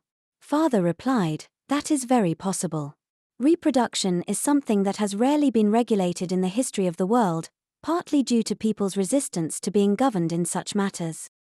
Perhaps control believed that it wouldn't get people's cooperation in their effort to reduce the populace, and due to the impending disasters due to overpopulation, it may have done what it believed it needed to do and kept it entirely secret from the world. All speculation, said Mayana with a smile to ensure her father that she was not being judgmental in saying that. Father agreed, indeed it is speculation. We will again keep our eyes and ears open as we attempt to discover the answers to our questions. They then began to move along until they reached the house of the old man. They looked carefully at it and they continued their charade by pointing at the garden as if they were discussing it. They saw no movement inside. They chose to go into the yard. Mayana saw a flower and she ran to it saying, "Look, Papa. What a beautiful garden." She touched the flower gently. Father looked on, feigning interest. He then looked toward the front door and he was surprised to see it opened a crack. Although he hadn't looked carefully before, he was sure it had been closed a moment earlier. He took that as an invitation to enter. He called to Mayana and he signaled for her to follow him. They entered the house and they closed the door. They looked in but they saw no one. They took a few steps forward and Father called out, "Hello. Anybody home?" After a moment or two they heard what sounded like the movement of a person. They then saw the old man who was walking slowly toward them. He was looking down at the floor as he walked and they couldn't see his face. As he got close to them, he looked up and they could see bruises. He had a black eye, a swollen lip and his nose was bruised and crooked. It looked like he had been beaten. Since Father already knew this man, he spoke first saying, "My God, man. What happened to you? Were you beaten?" The old man said, "Yes. The day after your last visit." His voice sounded strained as if he were exhausted. Father asked, "Was it because of me?" The old man responded, "I don't know.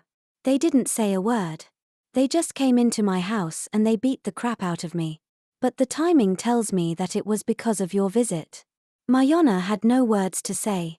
She just looked on and Father continued saying, "My God, I'm so sorry. I thought that I had come without anyone noticing." The old man replied, "They have ways to know even when they're not here. They are our gods after all." On hearing that, Father immediately arrived to the following two conclusions. There were spies around watching their movements, and these people believed that the advanced technology from the future made Marsiphony and the others gods. What he didn't know is if they had been led to believe that they were gods intentionally or if they had arrived to that conclusion on their own. He supposed that it didn't really matter since the result was the same, which was that these people were being manipulated through deception. He then began to consider why this was happening. Could it be that Marsiphony needed them to do the hard work to provide them with food, clothing, electricity, and everything else that was required at Xunantunich?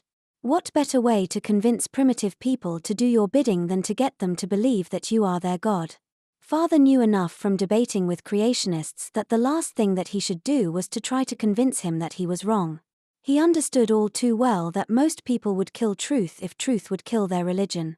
So he chose not to say anything right then, and he would share his thoughts with Mayana later. He said, "Look. We really need your help. The last time I visited with you, you only told me to search for the truth. I've done that, but we need more information. Can you help us?"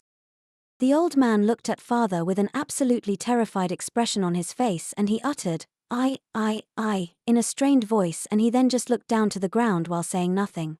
Father understood that to mean yes, he wanted to help, but no, he couldn't because he was too scared. An idea occurred to him. He said, "If we take you away from Xunantunich, far from the reaches of Marsiphony, will you share with us what you know?" He asked, "Take me away. But where would we go?" Xunantunich was all the old man knew. He didn't have the slightest idea of what it meant to go somewhere else. Father chose to explain it in terms that he would understand. He said, "There's a road that leaves Xunantunich. If you travel on it for days and days, you will be far beyond the reach of Marsiphony." In reality, his idea was to send the old man through the portal. How to do it would be the challenge, but he'd leave that for later. The old man replied, "But I'm old. I could never walk so far." Father responded, "You needn't worry about that. We'll pull you using a horse and cart." Mayana was perplexed throughout this conversation, not knowing if Father was sincere or not in what he was saying. She knew him well enough to conclude that he may not be telling the truth and that he may have another idea in mind, and he did. But she also knew better than to say anything until they were in private, so she held her tongue. The old man then said, "If you could get me out of this god-forsaken Xunantunich, you don't know how grateful I'd be to you. I've often dreamed of leaving, but by the time I got really good and ready to do it, I was too old. I was set on dying here until you came along. I had never seen you around before, and I know everyone at Xunantunich at least by appearance. I knew that you were new. Where do you come from anyway?" Father replied, "We come from beyond the road that leaves Xunantunich. That's where we'll take you, where you can start a new life. There's a whole village full of people there, and Marsiphony doesn't go there." Now Mayana knew he was lying because they weren't aware of any such village beyond Xunantunich. She figured that he was planning to take him to San Ignacio and that there was a reason for his deception. The old man asked in amazement, "A village full of people? Is it well beyond the crystal caves?" Father didn't know what the crystal caves were, but he didn't want to let on, so he said, "Yes, my village is days and days beyond the crystal caves." He went on in order to attempt to get more information out of him. "What do you know about the crystal caves?" He said, "I know that I'll be glad to never step inside them again. Death and disease is what they brought to us. I lost my wife and 2 sons in them. And I've spent most of my life sick from working in them. I'm a feeble old man because of those caves." As sorry as Father was for this man's state of affairs, he was so focused on getting more information that he didn't take time for sympathy. He continued with his questions. "I was never unfortunate enough to have to work in the crystal caves. Can you tell me what they do there?" The old man responded, "They mine the crystals. Marsiphony uses them in her experiments." Father thought to himself, "Oh my God, there's something in the caves that Marsiphony uses. Could it be that there's some kind of material in them that she uses to operate the portal?" He then asked, "Do you have any idea what Marsiphony uses the crystals for?" The old man answered, "Not really. But I did once overhear Jafar talking to Brayanin, and he called them time crystals. I don't know if that helps or not. I can take you to the caves if you like. But you have to guarantee that from there we leave Xunantunich and that I will never come back." Father was then too busy considering what the old man had just said about time crystals to consider the rest of what he had said. Time crystals, he said out loud this time. Mayana asked, "What are time crystals?" Father knew better than to talk about it there and he said, "Let's talk later. Right now we need to return to headquarters." The old man asked desperately, "When will you return for me?" "You promised," he shouted, as if Father had already gone back on his word. Father replied, Yes, I will keep my word. But we have to create a plan. We can't just start walking out of Xunantunich. They'll surely send people to bring you back. I will return for you in a few days. Is there anywhere you can go where you'll be safe in the meanwhile?" "Safe?" asked the old man. "Nowhere is safe from Marsiphony." Father said, "I have a feeling that you might be safer than you think." He knew how important Mayana and he were to the success of the quest, and he was going to guess that leaving this man in peace was going to be more in Marsiphony's best interests than to beat him up again. Father said, "I'm going to ask you to go to a relative's house and to stay there until we come to get you. Do you have a brother or a sister nearby?" He responded, "I have a sister. I can stay with her. She lives only a block away." Father said, "Okay, I'm going to ask that you leave from here alone and go there. We'll watch from here to see where you go. After you're safe inside, we'll leave through the back door and go back to Xunantunich headquarters." The old man agreed and he did just that. They watched him as he walked down the street. After a few moments, he arrived to a house where he went to the door and he knocked on it. Someone answered, he entered and they saw that he was safely inside his sister's house. They then left through the back door, always being vigilant in case someone was watching. As they walked along, Mayana began to question Father about what she didn't understand. "Why did you lie to him about where we come from, Papa?" Father responded, "It's obvious that these people have been brainwashed. They believe that Marsiphony is God and that their advanced technology from the future is magic. I have debated enough with creationists to know that people believe what they want to be true and that you can't convince them that they're wrong. I needed to gain his trust, and telling him the truth would have lost it, not gained it." Mayana asked, "Okay, I get that, but now how are we going to get him out of Xunantunich without Marsiphony finding out?" Father responded, "I don't know. But this is all too important to not do our best to get as much information as we can. I don't like the idea of being deceptive or in making false promises, but sometimes we have to consider the greater good of the quest." Mayana said, "Okay, I get that too. Now, what the freak are time crystals?" Father responded, "I don't know exactly. But I'm going to find out. And to do that, I'm going to need to find them, and that means going to the crystal caves. I'm going to guess that they have something to do with the portal technology that takes them to the past and the future." Mayana asked, "How are we going to get to the crystal caves?" Father replied, "I don't have a clue. But our new friend knows where they are. I'm going to have to get him to take us there. We'll figure it out." They got back to headquarters and they headed up to their bedroom. They made it back in time for lunch. After eating, they were called into Marsiphony's office. Like always, they entered with apprehension, not being sure if this would be it, the last meeting when they are told that they had been discovered and that they would be sent home. They were both good at being stone-faced and they had both been told by friends, colleagues, and classmates that they were hard to read. A few of Mayana's male classmates who had romantic intentions found this particularly disconcerting, since it helps to know if a girl is interested in you before you invite her out on a date. The last thing a teenage boy wants is to be turned down by a girl. There were a few brave boys who did gain the courage to invite her out only to be disappointed. Perhaps being highly intelligent with an eidetic memory, she had her mind on other things. She knew that she wanted to finish high school and go on to university to pursue a career in science. That would require extreme dedication, and the last thing she wanted was to be distracted by too much socializing. She observed her classmates, most of whom just wanted to hang out and go to parties. She would go to a social gathering every once in a while, but she found them so boring and she was so awkward at them. She didn't really like the music that young people listened to, and they talked about such trivial matters that didn't interest her in the least. She had a few internet friends who she preferred to talk to. She had one friend from Australia who she could talk to for hours. She remembered being told that she was hard to read, and while she didn't quite know what to make of it at the time, at the moment in which she found herself just then, she was happy to have that skill. The last thing that she wanted was for someone to perceive that something was wrong. After sitting down, Marsiphony began by saying, "I have good news for you. We succeeded in synthesizing the chemical formula that eliminates reproduction, and we have created a timing mechanism to disperse it, which we are now in the process of replicating in multitudes. All you will have to do is to attach one to every water reservoir in China. Here's the bad news. We have calculated that there are nearly 90,000 water reservoirs in China. If you could install 5 such devices a day, it would take almost 50 years to complete that task. That just wouldn't work, of course. We're going to have to figure out a quicker way to accomplish our goal. Do you have any ideas offhand?" The last question did not surprise Father or Mayana with their new knowledge of Marsiphony.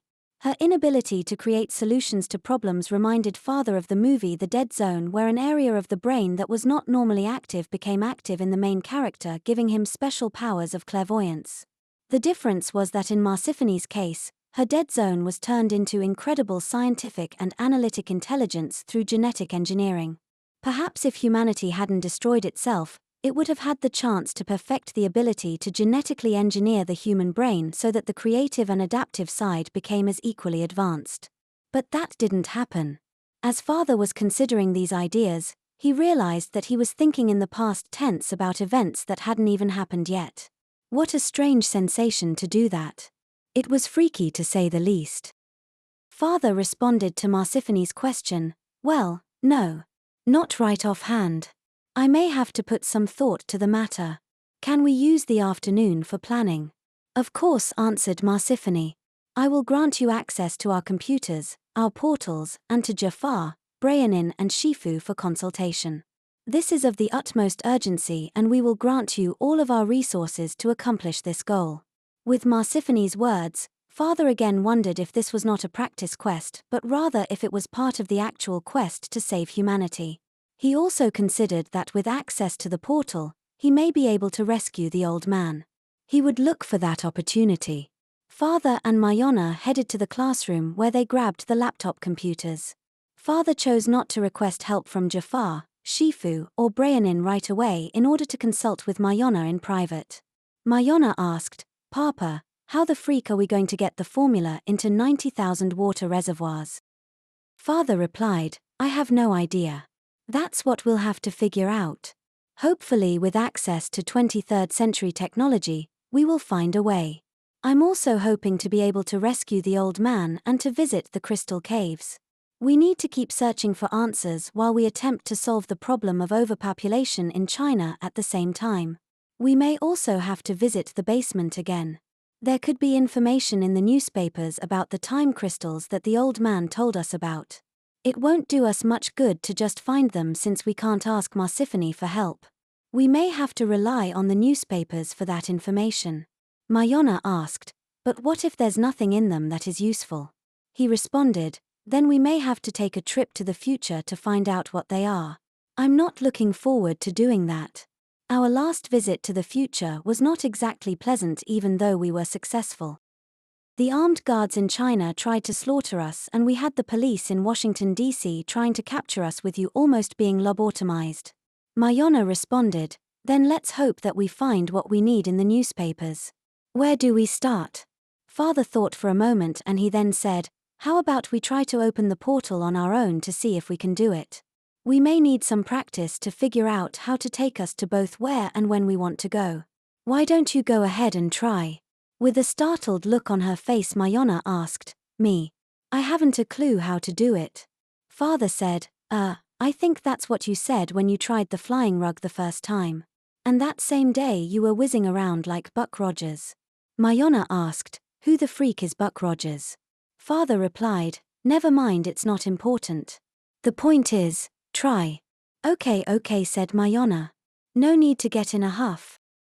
Mayana and Father had a close relationship that allowed them to banter with each other like that without getting overly angry. She went ahead and tried. She was a bit confused, and she didn't quite know what to do. The only thing that she could think of was to imitate what she had seen the others do to open the portal. She went to the front of the room and she began to move her hand in a circular motion, just like she had seen the others do. Nothing happened. She looked at Father, who said, "Don't look at me. I got nothing." Father was never short on ideas, so she knew that he was trying to encourage her to figure it out on her own rather than to rely on him. As much as she liked to be independent, she sometimes thought that her father's timing was a bit off when it came to him encouraging independence.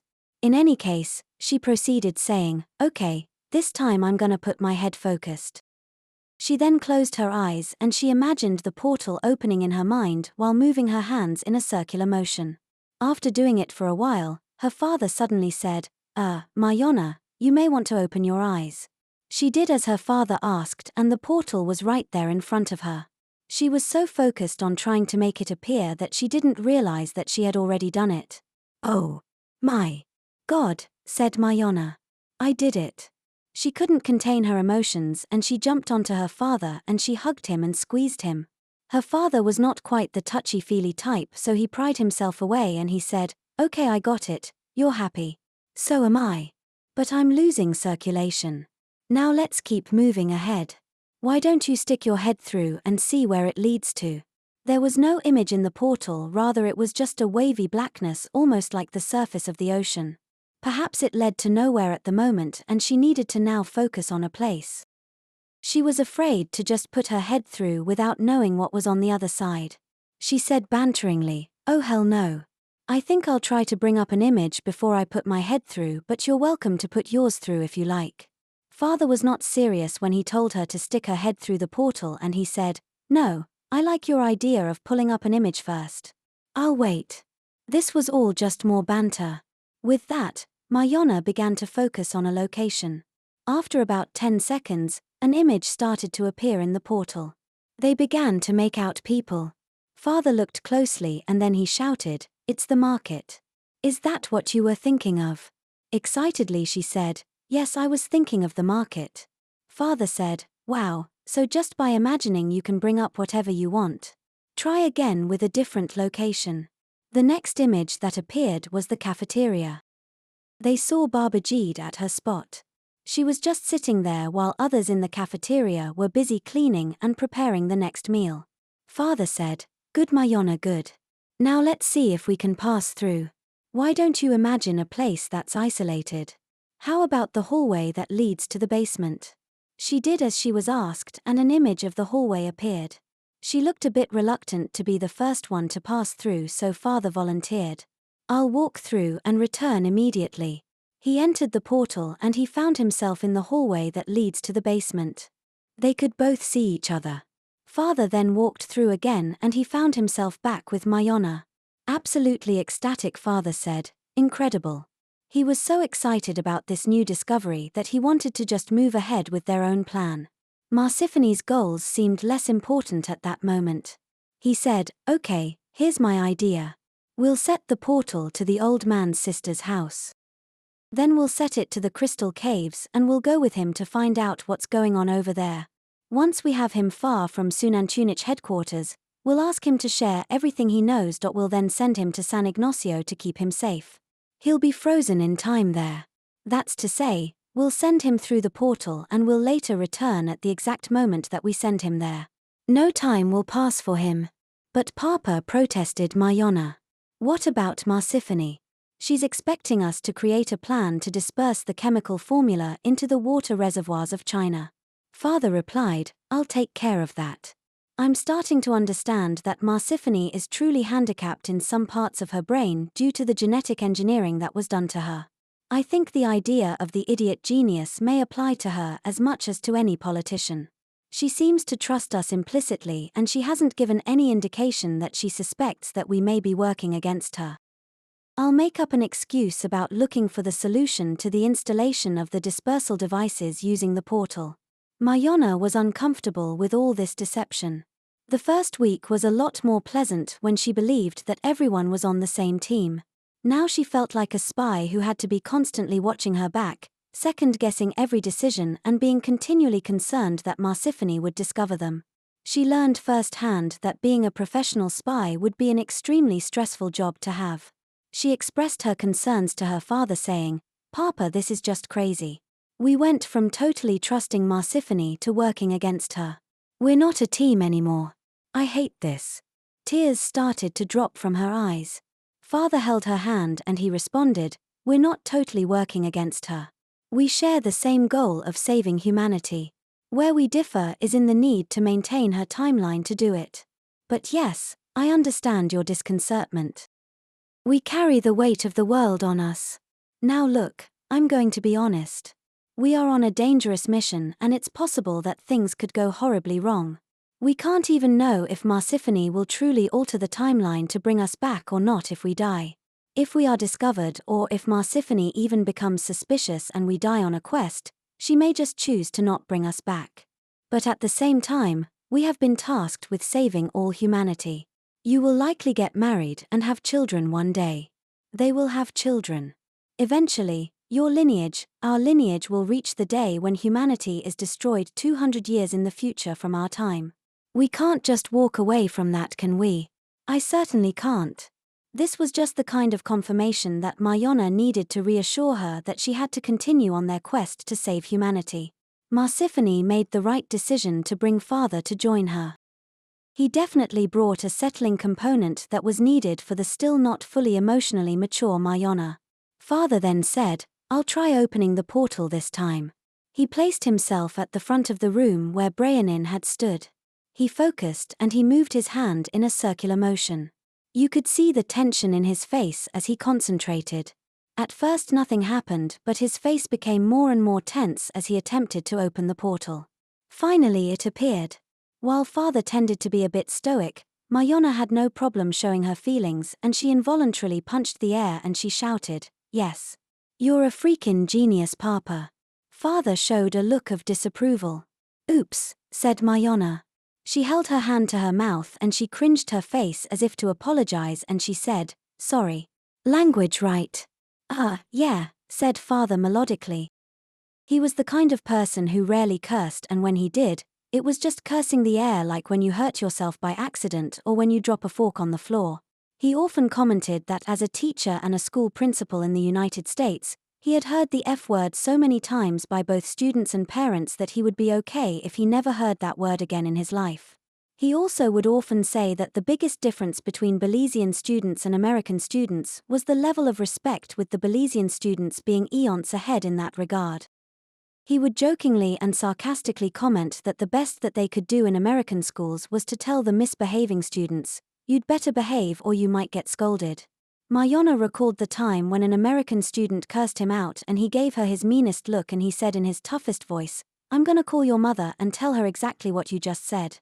The student's response was, "Go ahead, she won't care. She talks that way too." That's one of the main reasons that he came to understand how important it was to be a good role model for your children. Chapter 43. The Crystal Caves. Once the portal was open, Father then began to focus on the old man. After a few moments, the image changed and they saw him. He was sitting at the kitchen table eating at his sister's house. They couldn't see or hear any other people. To avoid a horrible surprise, Father put both hands up parallel to the portal, just an inch or so in front of it. He then began to move his hands to the right. This caused the image in the portal to move. He continued moving it until he could see the living room of the house. Once he could no longer see the old man, he said to Mayana, "Let's go."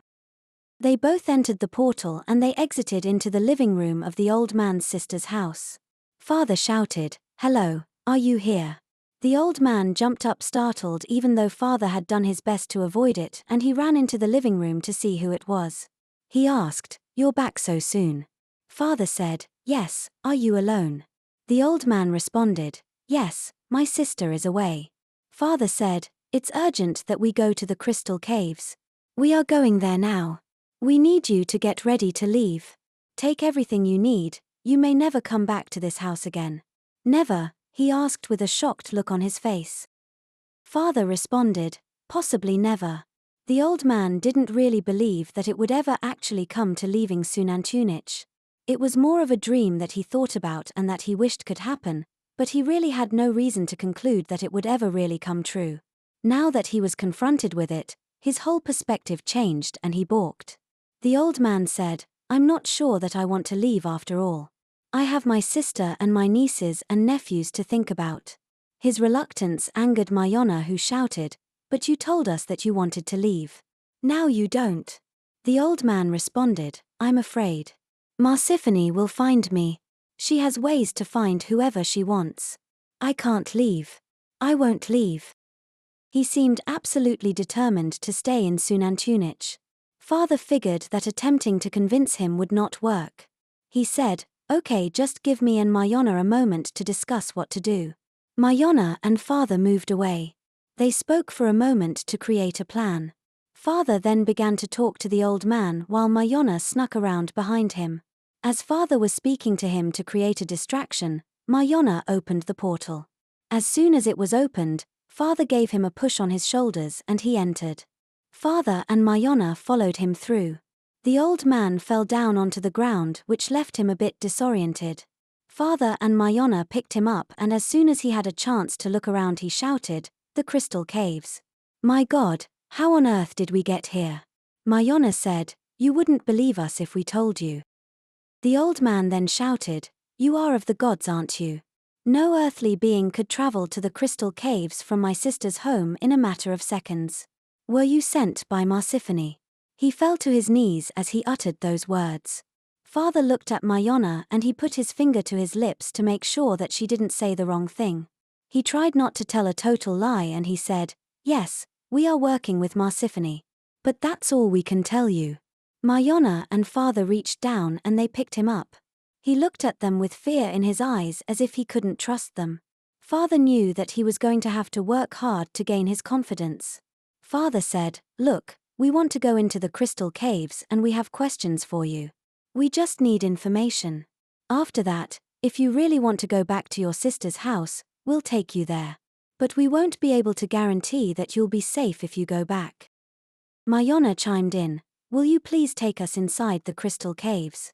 The old man looked confused. He was thinking, why would the gods need information from me? Why would the gods need me to take them to the crystal caves?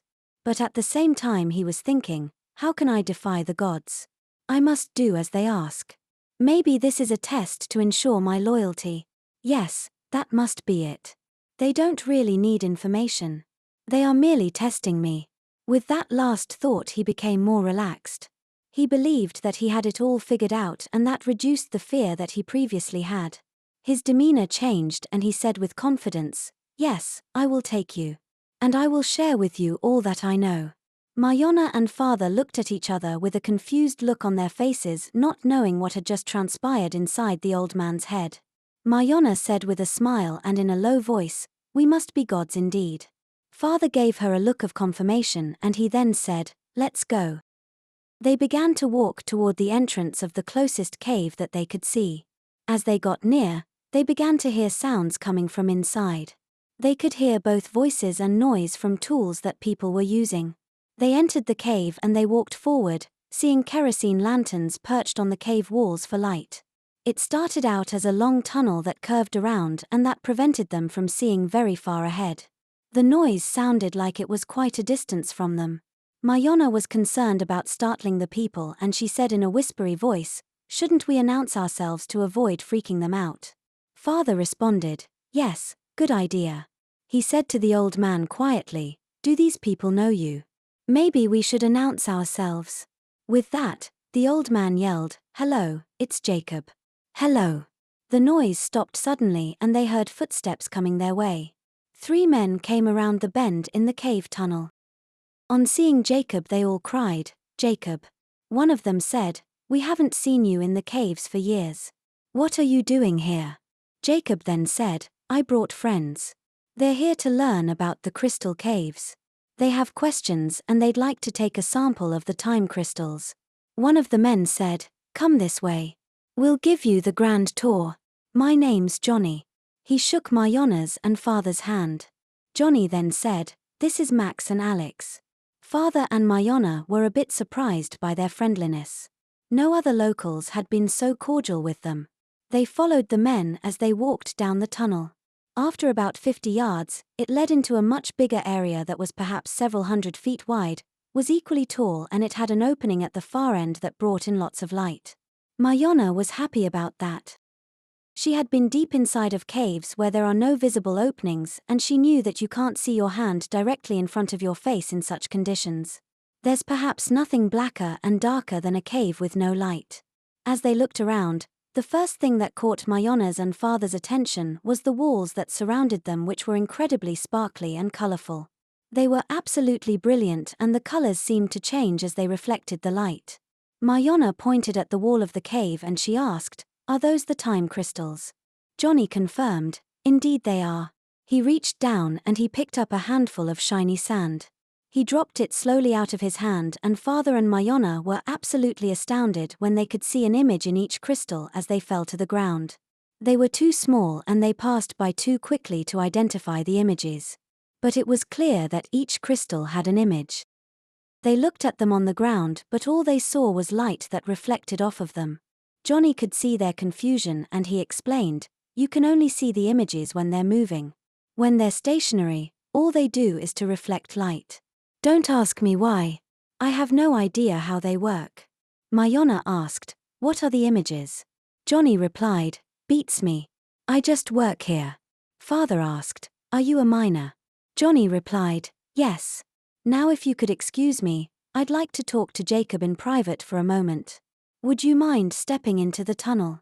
Father was a little uncomfortable with that request, knowing that it meant that there was something to hide from them.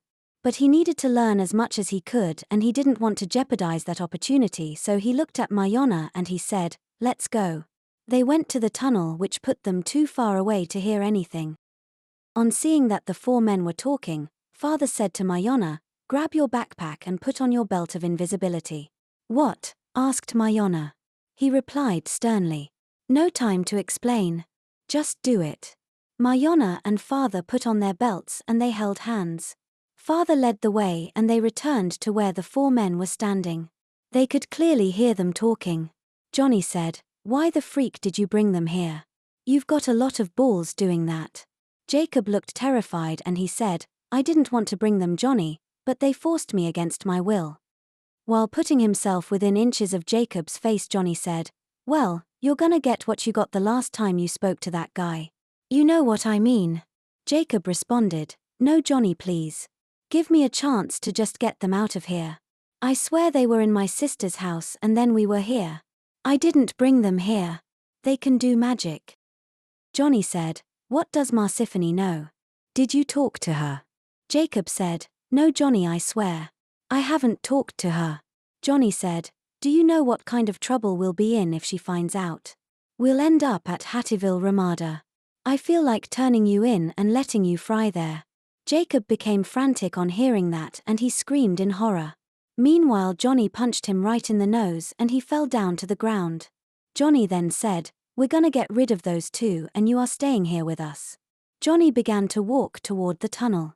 On seeing that, Mayana and father quickly returned to the tunnel and they took off their belts. A minute later, Johnny and his two friends appeared and Johnny said, "Jacob has decided that he doesn't want to return with you.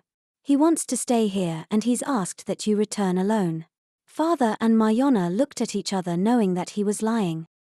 But the three men looked so menacing that father chose to comply with their request for the time being and he said, "Okay, thanks for the tour. Good to meet you." Father tipped his head to say thank you. Mayana and father exited the tunnel and they walked far enough away from the cave to ensure that they wouldn't be heard by anyone. Mayana asked, "Now what?" Father responded, "Jacob is in serious danger. He'll be beaten up again and perhaps killed. We need to rescue him. And I think that we learned that Hattieville Ramada is for more than just criminals. Get out your belt, your rug and your wand and I'll do the same." Mayana complied with the request. After putting on their belts, they got onto their rugs and they both began to rise. They floated in the air about 2 feet off the ground, side by side. They held hands and they proceeded slowly back into the cave tunnel. As they got closer and closer to the end of the tunnel, they could hear screams which sounded like Jacob. That prompted them to speed up a bit, and when they had a clear view, they could see one of the men beating Jacob with a club. Father whispered instructions into Mayana's ear. They proceeded toward Jacob. They approached him from behind and as soon as they were close enough, each of them grabbed one of his arms and they lifted him up. They ascended higher and higher to be sure that they were out of reach of the men. At about 10 feet high, they began to move toward the tunnel. The three men had absolutely no idea what was happening. They had never seen such a thing in their lives and they couldn't imagine what was going on. They just looked with stunned faces as they saw Jacob moving through the air. Jacob was too incoherent to understand what was happening to him. When Father, Mayana, and Jacob got close to the tunnel entrance, Johnny suddenly leapt into action yelling, "After them!" The three men ran in pursuit. On seeing that, Father and Mayana sped up. But maneuvering through the winding tunnel was not easy at high speed, and while carrying a full-size man on top of that, they inadvertently bumped into the walls all along the way out. Mayana bumped her head on the ceiling of the tunnel twice and Father bumped his head 3 times. Each time they bumped the wall or the ceiling, rocks would fall off. They were both surprised that there wasn't a cave-in. That gave Father an idea. As they exited the cave tunnel, Father lifted his wand and he sent an energy bolt to the cave entrance. That immediately caused a huge cave-in that sealed the tunnel. The three men were trapped inside. "Oh my God," cried Mayana. "Did you kill them?" "Hell no," said Father with a smile. "They'll be able to get out on the other side, although it will probably be a really long walk around." Mayana said, "Serves them right. What a bunch of really hateful men." Father said, "Really hateful or really scared, or a little of both?" Mayana looked at him with a confused face. Father said, "They are as afraid of Marsiphony as Jacob is afraid of them. What they did was hateful, but I'm not so sure that they are the ones who we need to be afraid of." Mayana said, "Got it." They then turned their focus to Jacob, who was partially conscious. Mayana held his hand and she said, "Jacob. Jacob." She shook him gently. He looked at her with what seemed to be a sign of recognition, but he could not speak yet. Father helped out by rubbing his back and patting him gently. After a few moments, he was able to talk. He said, "What happened? Where are we?" Mayana replied, "We're just outside the crystal caves. Those men beat you pretty badly, but you're safe now." Jacob was full of bruises on his face and upper body. He looked pretty bad. Mayana said, "When Etzli was attacked by the Eldrith, Marsiphony healed her just by touching each wound with her fingertip and waving her hands over the injuries. Maybe the wand gives us the power of healing." Father said, "Good thinking. Give it a try." Father pointed toward Jacob with his palm up. Mayana asked, "Why don't you do it? You made the suggestion. Now you want me to do it?" Father replied, "Have more faith in yourself." Mayana asked, "Faith? You always tell me that faith leads to chaos and confusion. Now you want me to have faith?" Father replied, "I didn't mean that kind of faith. I meant to have confidence in your abilities." Mayana replied, "Yeah, I know what you meant. Just give me a minute." Mayana was kind of hinting that her father should give it a try when she said that.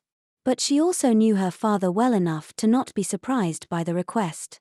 He was good at putting her in the driver's seat to create better independence. Jacob was still on the ground resting and he was not fully coherent. Mayana held the wand in her left hand and she began to move her right hand over Jacob's wounds a few inches away. Nothing happened. She tried again and nothing happened. She touched the wounds and still nothing. She then stopped for a moment, she closed her eyes and she took a minute or so to begin to think and to focus. She imagined in her mind an injury that healed as she moved her hands over it. She did this several times.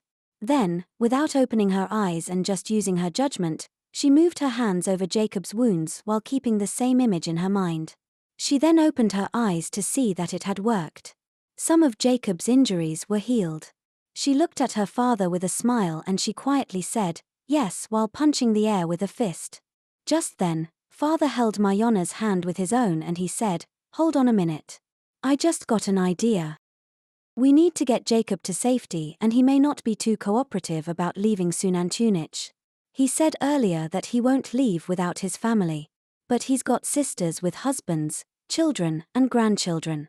I don't think that we could take that many people away without Marsiphony finding out. We need to just get Jacob to safety and we can worry about his family later." Mayana responded, "So we'll take him to Belize now while he's unconscious." Father responded, "Exactly my thinking. Open the portal and we'll finish healing him on the other side. Mayana closed her eyes and she focused on her backyard in San Ignacio and on returning at the same moment that they had left Belize. The portal opened and it showed just that. Father and she then picked up Jacob and they carried him through the portal. When they got to the other side, they met Yasmin and Mother for whom no time had passed. Yasmin and Mother looked at them with horrified faces and Father said only, "No time to explain. We have to treat our friend's wounds." They laid Jacob down on the ground and Mayana then continued to move her hands over the injuries. Little happened at first. But with time, Mayana gained more and more control and confidence in what she was doing. The more confidence she had, the more effective she was at healing the injuries until they could see no more bruises at all. Jacob then regained total consciousness and coherence. He began to look at Father and Mayana with a confused face. He said, "What the hell is going on here? Who are you people? How did you bring me here from the crystal caves? How did you heal my injuries? Where are we anyway?" Father said, "We'll tell you everything but just relax. You're among friends and you won't be harmed." Father's words seemed to fall on deaf ears and Jacob remained visibly apprehensive. Mayana suggested that they take him into the house where they would all be more comfortable. Father said, "Good idea. Mother, can you get him a drink?" He then whispered to her, "I'll explain everything soon." So much had happened to Father and Mayana since their last encounter and yet no time had passed for Yasmin and Mother. It would take a long time to get them up to speed. Jacob cried, "I told you before, I ain't going nowhere. I changed my mind. I can't leave my family behind. I just wanna go home." Mayana said, "Marsiphony will find you there. You won't be safe." "I don't care," said Jacob frantically. "I don't care. I won't leave my family behind." On hearing that, Father said, "Okay, give me a moment to talk with Mayana." Father said, "Let's get him into the house. Then we'll just give him time to cool down and relax and we'll work on explaining things to him and on getting him to share with us what he knows." "Got it," said Mayana. They went over to Jacob, they reached down and they picked him up. He reacted violently, screaming, "Get off of me. Leave me alone. Don't touch me." He pulled himself away and he began backing off. He looked around to see his surroundings. Suddenly he took off running on a path going toward the house. He ran inside and at first they all thought that that was a good thing. But after running inside through the back door, he ran outside through the front door, he ended up in the street and he took off running. Father said, "Follow him but don't grab him. We don't want a phone call to the police." Since Jacob was older, catching up to him was not a problem. He couldn't run very fast and he started to get tired after less than a block. Father shouted to him, "Time to come home, Father. We forgot to give you your medication today." He said it loud enough for all of the neighbors to hear in case they got suspicious. Jacob started shouting, "Keep away from me. I just want to go home. Don't touch me." Father decided not to touch him since that would make more of a scene. He just followed him and he continued to pretend that it was his own father he was following, who may be a bit senile. Father said, "Yes, let's go home, Father. Let's just go home. It's not safe out here on the street." A couple of neighbors who knew Father heard the conversation and they came to help, believing that it was Father's own father and that he was senile. They asked, "Can we help Maestro?" Father responded, "Yes, I really need to get my father back home. He's sick and he needs to take his medication." The two men approached, they grabbed Jacob by the arms, they turned him around and they carried him all the way home. He fought and he protested the entire way, saying, "He's not my son. He's an imposter. Help, I'm being kidnapped. Save me, please." With Father being a respected member of the community, no one believed the poor old man and no one came to help. Neighbors came out to see what was going on and they all just watched. They got Jacob into the house. Father yelled, "Mother, lock the back door." She complied with the request. They got Jacob seated on the living room couch where he continued to protest, although with so many men in the room, he stopped resisting. Or perhaps he had just plain worn himself out. "Are we good now, Maestro?" asked one of the men. Father responded, "Yes, I think so. Thanks for your help. I'll make sure that my father gets his medication so that this doesn't happen again." Can you close the door on the way out so he doesn't escape? Sure thing, maestro, responded the same man. They closed the door on leaving. Mayana quickly locked it after they left. She then placed herself in front of the door to make sure Jacob didn't escape. Father rushed to the back door and he stood in front of it for the same reason. Jacob saw that there was no escape and he yelled, "What in hell is going on? Why did you bring me here? What is this place? Who are you people?" Father said to him, "First of all, I need you to promise that you're not going to try to escape again. There's nowhere for you to go. You can't go home unless we take you. If you escape again, you'll never find your way home. If you can just calm down, we'll explain everything and we'll make sure that your family is safe. If you don't work with us, we won't be able to guarantee that. And that is not a threat. We won't be the ones who bring harm to your family." Jacob looked at them sternly and with fear. He said, "Is my family in danger?" Father said, "Yes. Everyone at Xunantunich is in danger. We are trying to set things right. But we need your help." Jacob was starting to calm down and to realize that he really didn't have a choice but to help. He knew that he was in a strange land and that he had no way to return home by himself. He started to understand that he was going to have to cooperate and that maybe he could trust Father and Mayana. "Okay," said Jacob. "I won't try to escape again. Now tell me what's going on." Father explained everything to him, trying to do so in a way that he would accept and believe and without divulging too much in regard to advanced technology which Jacob believed to be magic. After he was done, Jacob asked the question, "Are you saying that Marsiphony and the others are from the future?" Father responded, "Not exactly. I'm not really sure where Xunantunich is on the timeline. But she's definitely from our future, from Earth's future. She came to Xunantunich on the last day of life on Earth. Some people would call it Armageddon, Judgment Day, or End Times." Armageddon, asked Jacob.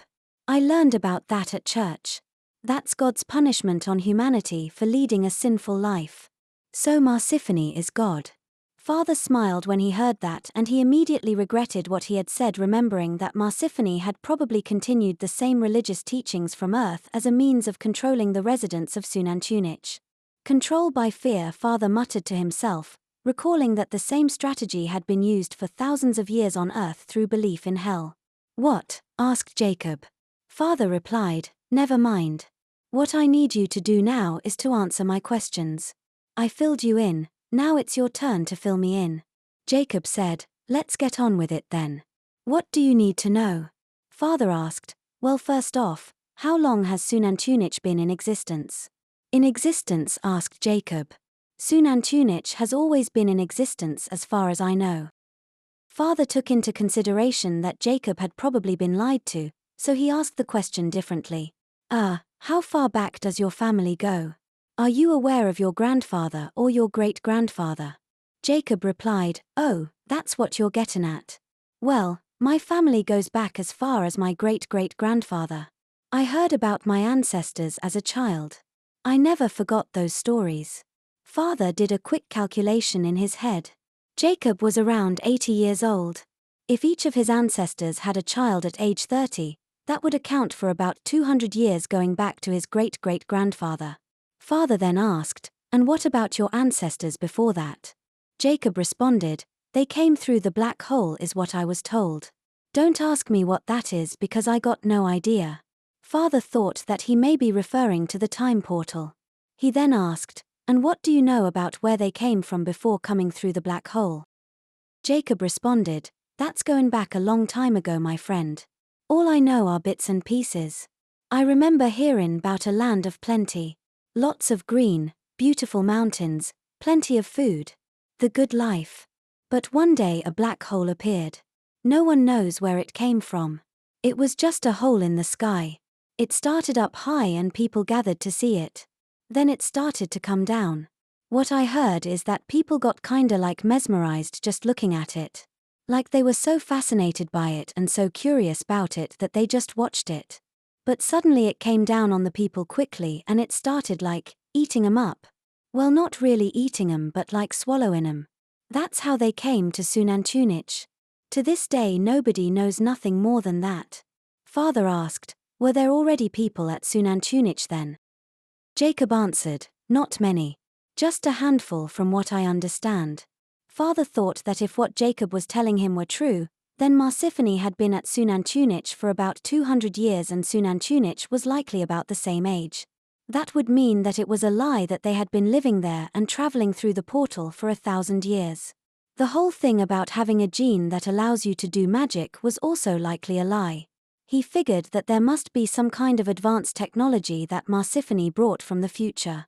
Why it only worked for some people was yet to be discovered. That reminded him of the question, what's the difference between magic and miracles on the one hand and advanced technology on the other? Of course, the answer is that there is no difference. People who have no understanding of advanced technology would naturally conclude that it is magic or miracles. Convincing people that it is not magic or miracles but rather advanced technology is the hard part, and he suspected that he would have that problem with Jacob. Through further inquiry, Father learned that Marsiphony had brought dozens of people to Xunantunich basically as slaves to operate the community. People worked for the sole purpose of maintaining Marsiphony and company while they continued to figure out a way to change the timeline. Father then thought about the penal colony. He asked, "What do you know about Hattieville, Ramada?" Jacob gave a look of fear when he heard those words. He said, "I can't say from personal experience since anyone who has gone there has never returned. All I can say is what we've heard from Marsiphony. We've been told to follow the rules, to do as we're instructed, or that's where we go. The times that people have been sent there, they just disappear. No one sees them go. The only way we know that they were sent there is because we're told by Marsiphony. She says that they violated the rules, but we never find out what they did exactly. Personally, I don't believe what they tell us. A good friend of mine was sent away about 10 years ago. He was the nicest, gentlest person that could be. He wouldn't hurt a fly. But he did like to talk. In the weeks before he disappeared, he was talking about leaving Xunantunich. He wanted to take a group with him and start a new community. He had a good 20 people who wanted to join him. Suddenly he just disappeared. In the 10 years since, I have never heard any more talk about leaving Xunantunich." Father concluded that the Hattieville Ramada was intended to keep law and order as any penal colony should, but in a way that benefited Marsiphony. In other words, it was intended to keep people in line, to keep control and to keep the community functioning. It was not intended to keep people safe, or at least that was a secondary concern. Father now understood why the community members were so stone-faced and unreceptive to him. They were all terrified. He also understood how brave Jacob was for doing what he did. In spite of the outward fear that he showed, he had taken a huge risk by attempting to communicate with Father, and that took immense bravery. That helped to fill in many of the unanswered questions. Now Father and Mayana were going to have to figure out how to return to Xunantunich, to not be found out by Marsiphony, and to discover how to save humanity on their own terms. Mother and Yasmin then took the time to provide a nice meal to Jacob, and that gave Mayana and Father the chance to conference. Father said, "We've got to get back to Xunantunich. But I don't see how we can prevent Marsiphony from finding out what we're up to. The men at Crystal Caves will probably report what they know to Marsiphony. They'll probably figure out that Jacob is gone and they'll come to us to find out what happened. This whole thing will end if we are discovered." Chapter 44. Changing the timeline. Mayana suggested, "Why don't we use Marsiphony's own technology against her? Let's go back before we even left Xunantunich to go to the Crystal Caves." Father asked, "Before we left?" Mayana responded, "Yes, let's go back say a half hour before the us of the past arrived to Jacob's sister's house. We'll wait for them there and we'll prevent them from even talking to Jacob. We'll fill them in on everything we know. You'll pass on the time crystals to the you of the past." Father replied, "Okay, I think I'm getting this.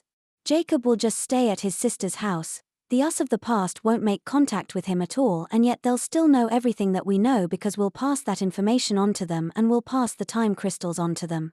But what about the you and me of the here and now? If you and I never go to the Crystal Caves, never come to Belize with Jacob, and we never return to Xunantunich, what will become of us?" Mayana said, "Good question. I suppose we may just cease to exist. The us of the past and the us of the here and now cannot both exist, can they?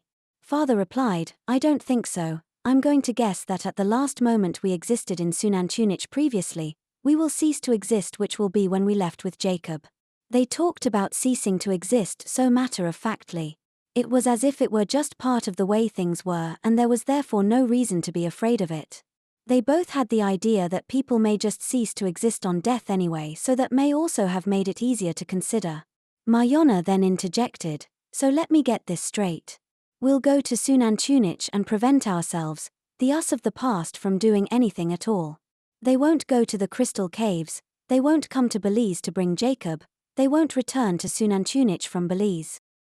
The us of the past will just be on a new timeline. Then at some point you and I will likely just disappear.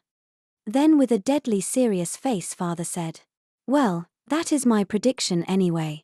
I cannot know with absolute certainty that that is what will happen. For all I know, the presence of both sets of us together will cause the entire universe to explode or to collapse in on itself. That was his dry humor that he was so fond of. Mayana knew it all too well, and she just smiled and she said, yeah, no.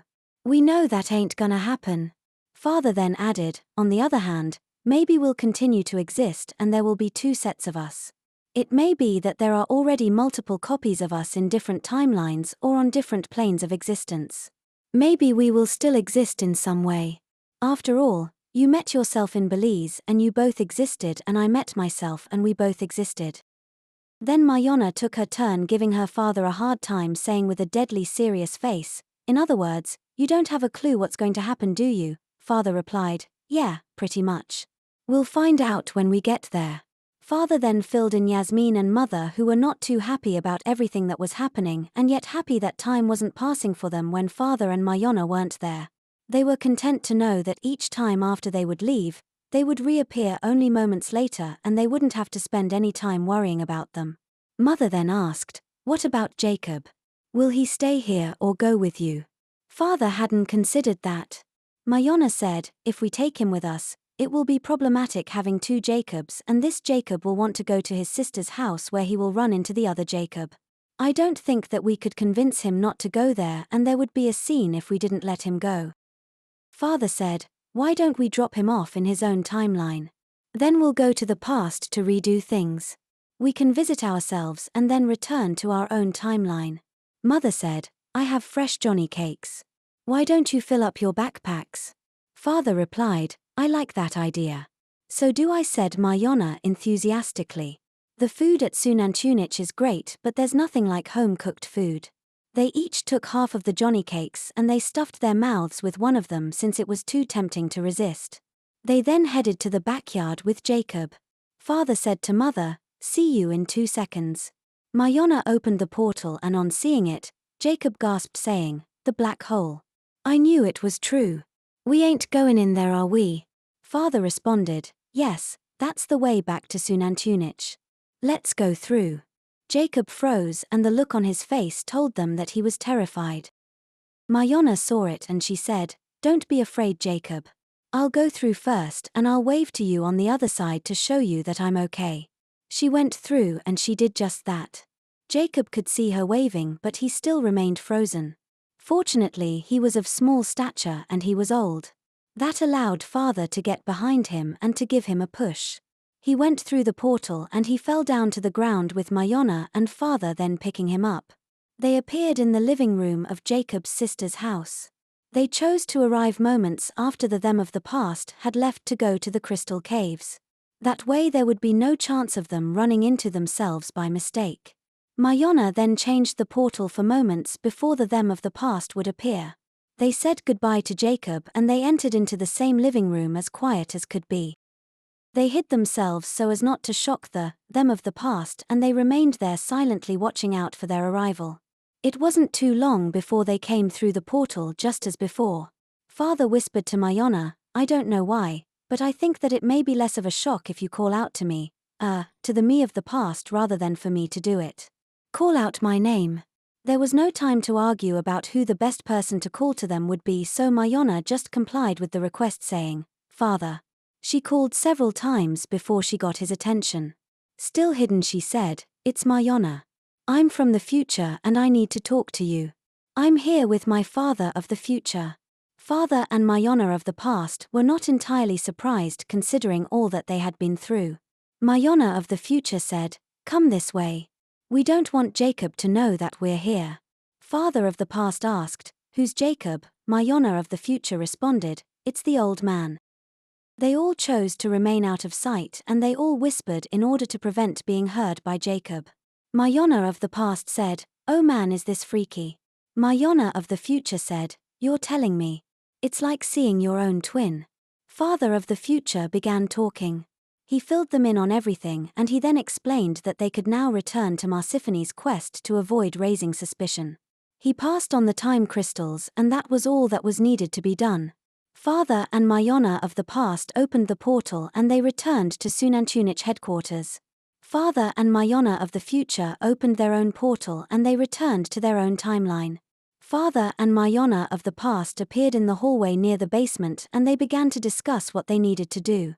They were waiting for the equipment to be created so they could take it to China.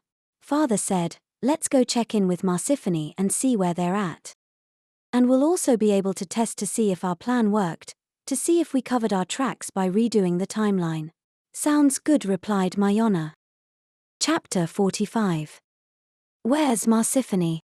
With the change in the timeline, only a few hours had passed since their last encounter with Marsiphony and Father believed that that would allow their activities that day to be unknown. Of course they hadn't done anything other than to go to Jacob's sister's house and to then return to Xunantunich headquarters as far as anyone knew. It was Mayana and Father of the future who had done what no one else must ever know they had done. When they got to Marsiphony's office, they found the door closed and locked. They thought that that was strange and they started to look around to see if they could find out where she was. They went up to the classrooms and those doors were also closed and the classrooms were empty. They went out to the courtyard where Shifu taught martial arts but it too was unoccupied. There was no one around. They thought of going to the bedrooms and to look for Etzli and Kwali, which they did. They knocked on their door and after a moment, Kwali answered. "Mayana," she cried. "I hardly see you anymore now that you're going on practice quests. You've been busy." Mayana replied, "Yes I have, and right now we're looking for Marsiphony. Do you know where she is?" Kwali responded, "I don't know exactly where she is. All I know is that all practice quests and classes were cancelled today. I think that the whole team of teachers went off on their own quest." Mayana asked, "On their own quest? Marsiphony goes on quests. I thought she only sends others to do that." Etzli was also in the bedroom and she approached saying, "Yes, they go on quests although rarely. Don't ask where they went or what they're doing though because we don't have a clue. They never tell anyone where they go." Father interjected, "So you have no idea where they are? Not even a rumor?" Kwali responded, "Well, there are rumors that they went to Hattieville, Ramada to check on the prisoners there. But who knows if that's true or not." Father took that and ran with it saying, "And I heard that it's not even a penal colony, rather it's more like a prison for political prisoners." He was hoping that one of the girls would take the bait. Etzli did just that saying, "And then there's the rumor that they're doing experiments in genetic engineering there. Who knows, maybe they're creating an army of cyborgs or genetically engineered humans to repopulate the Earth." With a look of shock on her face, Mayana asked, "What? Are you serious?" Father was just as shocked by that response. Etzli was totally relaxed and she answered, "Who knows? It's just rumors and talk. For all we know there's nothing to them and Hattieville Ramada is just a penal colony." Kwali then said to Mayana, "Stop by later and hang out with us. We'll be here or in the game room." Mayana responded, "Will do." Father and Mayana then headed to their own bedroom and went inside. Mayana said, "And the plot thickens. Now we have one more thing to consider that Marsiphony may be doing." Father said, "You got that right. It sounds like she may be sending us to commit a clean genocide so that the population can be replaced with her own genetically enhanced human army or cyborgs. Or both," said Mayana. "We can't help her to do that. Marsiphony has gone way too far with her plan to save humanity if it is true." Chapter 46. Genealogy. Father said, "Hold on now, Possum. First of all, we don't know that that's really what's going on. Second of all, Marsiphony already has what she needs to commit a clean genocide. If we refuse to cooperate, she can now just implement the plan using her own people. We're going to have to continue to play along so that we can still intervene to prevent whatever she has planned. But for all we know, she just wants to save humanity and to preserve her family. We'll keep our eyes open. What we need to do now is to go to the basement again and see if we can learn anything more. Let's head down there. After that we'll have dinner and then you can hang out with your friends. Those were comforting words to Mayana, who got really nervous when she heard what Etzli and Kwali said. She was relieved to hear that they had a clear path forward. Her father always had a way of alleviating her fears by creating a plan. The worst feeling is when you are hopeless and lost. They headed down to the basement following the same routine as before. Since they barely used their cell phones, they still had a full charge and they had light to show the way. They made their approach with a lot more confidence this time, knowing that Marsiphony and the others were not around. They could actually walk at a leisurely pace and feel comfortable this time. As they went down the stairs, Father said, "We didn't hear any voices this time." Mayana replied, "I noticed. Does that mean that we're cured?" She was referring to hearing voices as in being crazy. She too was fond of dry humor. Father looked at her with an, "Oh brother look," and he said, "No, but it could mean that whoever was communicating with us may no longer feel a need to do so, or can't. Or perhaps we'll hear it on the way back. Or maybe it's an indication that the Earth of the future blew up." Father threw the dry humor right back at her. They both knew each other so well that it was always apparent when the other was kidding. When they would say something that was so totally ridiculous, it was obvious that it was a joke. The problem was that other people didn't always know when they were kidding, and they both sometimes got themselves into trouble with people by making a joke with a straight face. She remembered Father's story of an international student and girlfriend that he once had. He jokingly told her that she was just dating him to get her green card and work papers. His girlfriend was not amused, thinking he was serious. It took a lot of convincing to get her to understand that he truly was just kidding. That's the downside of having a dry sense of humor. They chose to begin by sorting through the boxes to find ones that they hadn't yet looked at. As they moved them around, they found one that was buried that they hadn't seen before. Instead of a date, this one had the word genealogy on it. Genealogy, asked Mayana with curiosity. What on earth could that be? Father replied, only one way to find out. Let's open her up. Mayana opened it and there were numerous file folders inside, each one with a name. They read them and they saw the names Shifu, Marsiphony, Brayanin, Jafar, Akio, and Samarium. Mayana said, well, we know 4 of them but 2 of them we don't.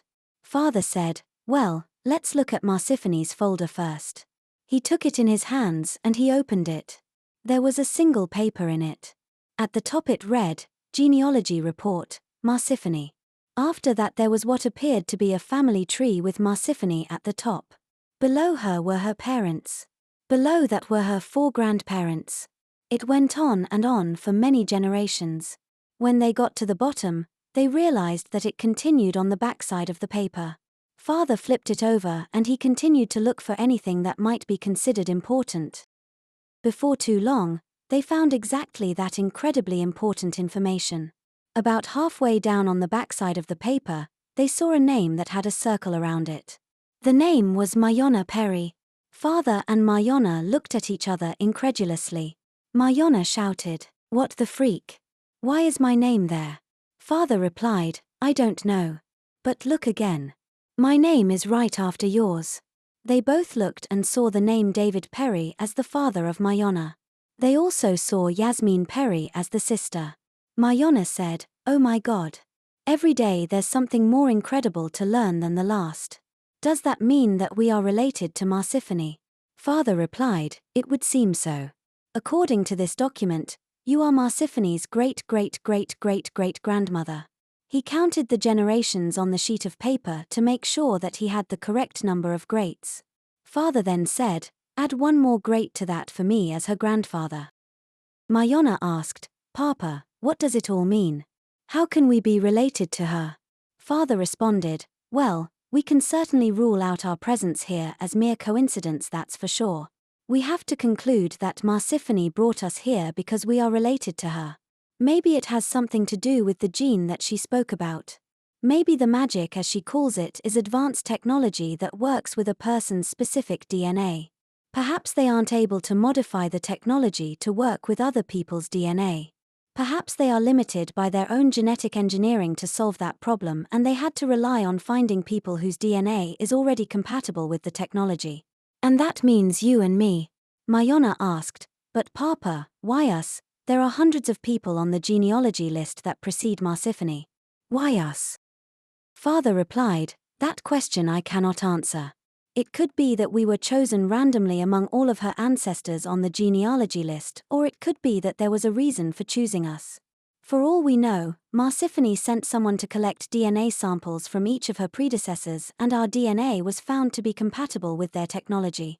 That's as good a guess as any. One thing we know is that she needs to keep you alive. She will be the subject of a clean genocide if anything happens to you with all of your descendants, and her just ceasing to exist if you die. Sarcastically, Mayana said, well, that's a relief. I wouldn't want to go and die and cause all humanity to go extinct. Mayana almost felt like death would be a relief since her whole life had become so complicated and she now carried the weight of all humanity on her shoulders. But she was always the survivor, and that would not be an option no matter what thoughts may pass through her mind. Father ignored her sarcasm and he said, let's take a look at the other genealogy reports before we head back. They took out the report of each other person and they looked them over. It didn't take long since they found circled names on each one. They found Kwali's and Etzli's names, and one other that they knew. Out of curiosity, Mayana looked at the name of the person after hers that was in line with Marsiphony. The name was Kyla, her son. She reflected briefly on that fact. At only 17 years old, having children wasn't even on her radar, so it was a bit of a shock to see that. She'd have to spend some time processing it. Father suggested, let's head back now. I think we've learned enough for one day. All we can do now is to wait for Marsiphony to return to find out what's next. Why don't we head over to the cafeteria and get a drink while we wait for dinner? Mayana joked, yeah, if Babaji doesn't eat us alive for talking in the cafeteria. Father said, I think we'll be okay talking when it's not official meal hours. I know, said Mayana. I was just kidding. They each got a drink and they sat down at a table. Mayana began speaking. When I looked at the genealogy report, I noticed that I will have a son named Kyla. He will be one of Marsiphony's ancestors. Father said, yes. He is just one in a long family line that leads to Marsiphony. So what about it? She asked, well, do you remember the fatal plot flaw in the Terminator movies? The John Connor of movie 2 was not the original John Connor. He came from a different egg and he had a different father. There's no way that he could have been the great leader that led them to victory.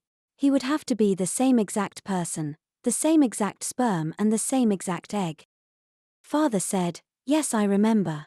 I hate those plot flaws. They always ruin the movie for me. Why are you bringing it up? Mayana said, you pointed out that once the Terminator had contact with Sarah Connor that would entirely change her life and she couldn't hope to meet the father of the original John Connor and for the same sperm and egg to create John.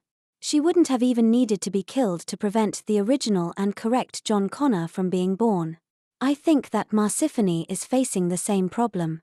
My life has totally been turned upside down and I can't hope to meet the father of Kyla and for the same exact egg and sperm to create him. Merely calling a son that I have Kyla won't make him the same person. And if the same exact Kyla isn't born, the entire lineage will be destroyed after me. Marsiphony would never be born. Father gave her a blank stare indicating that he hadn't thought of that. He didn't know what to say at first. But after thinking about it for a while he said, you pose an incredibly fascinating question and you are absolutely correct. I would say that it is now impossible for that lineage to come about.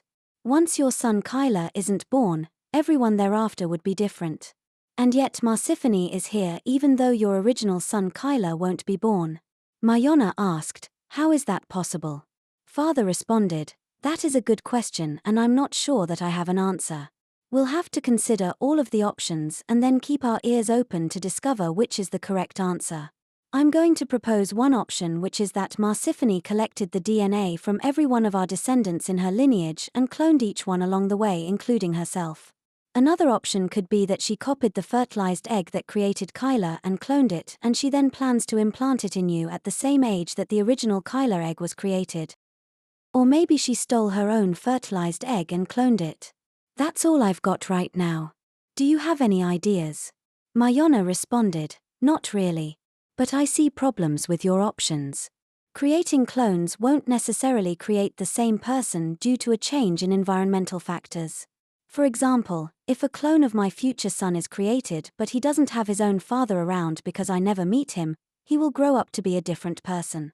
That will change a lot of events in his life.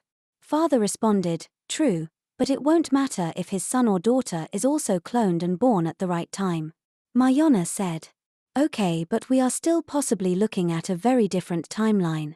What if I'm supposed to have 4 children but 3 of them aren't born because of the change in the timeline, or suppose I don't meet the father of my son Kyla and all of my other children have a different father? That would create a very different timeline even if Kyla were a clone and were the correct person. Father looked at her with a puzzled look because he knew that she was right. He said, I'm not sure that I have an answer to this paradox. I wonder if Marsiphony discovered a solution or if she just counted on her current self just remaining even if her lineage were destroyed. But I think that the most likely possibility is that she's a clone and that allowed her to survive even with the destruction of her lineage. All I can suggest is, keep your eyes and ears open for the answer to our questions as we go along.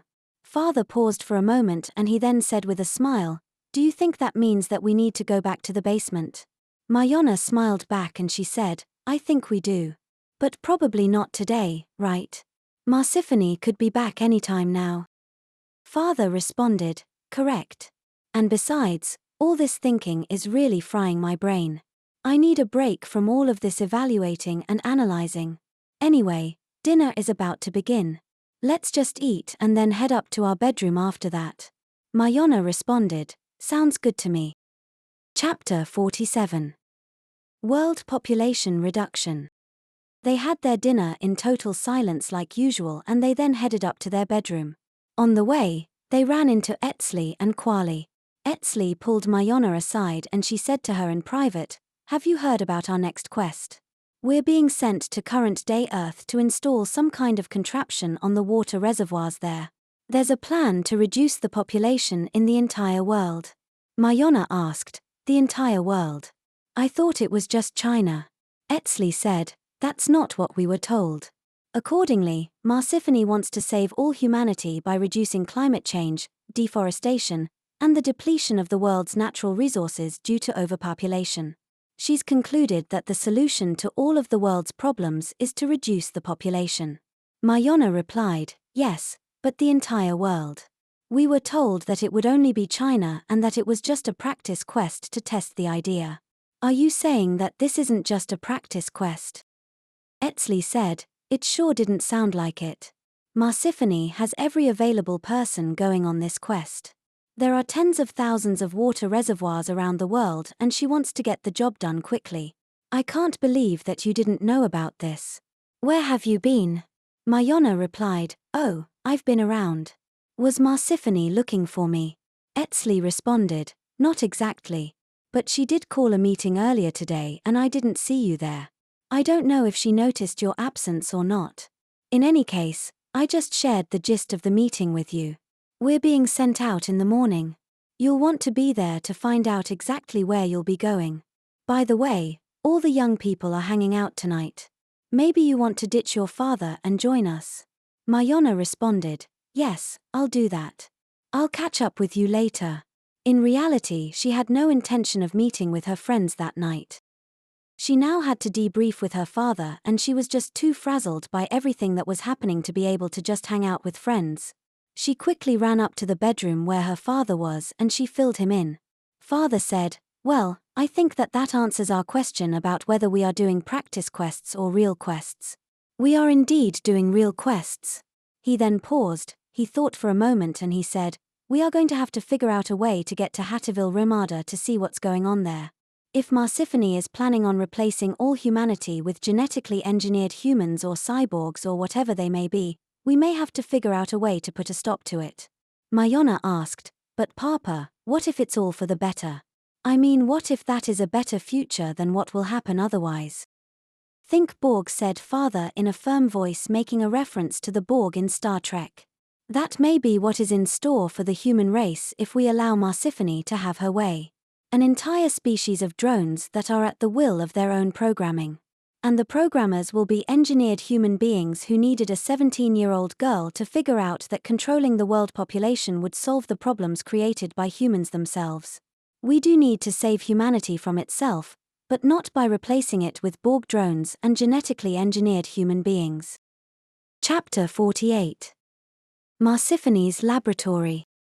Father continued, this is going to require some thought. We're also going to have to figure out how to get to Hattieville, Ramada. Without knowing where it is, I can't imagine how to get there. We're going to need gate coordinates. Mayana knew exactly what he meant by that. Mayana asked, can't you just imagine it? That's what we do when we want to go anywhere else.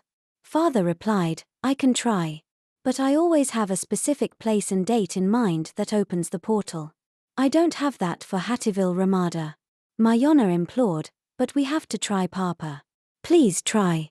Father replied, very well.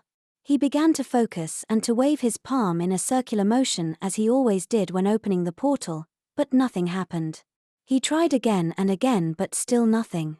Mayana then tried, but she got the same result. After a few moments of trying and feeling that it was hopeless, Mayana said, Papa, we're going to have to figure out something else. I don't think that we can go to a place that we have absolutely no experience with. Marsiphony probably didn't want us to have full control over the portal since she doesn't want us to be able to go to Hattieville, Ramada.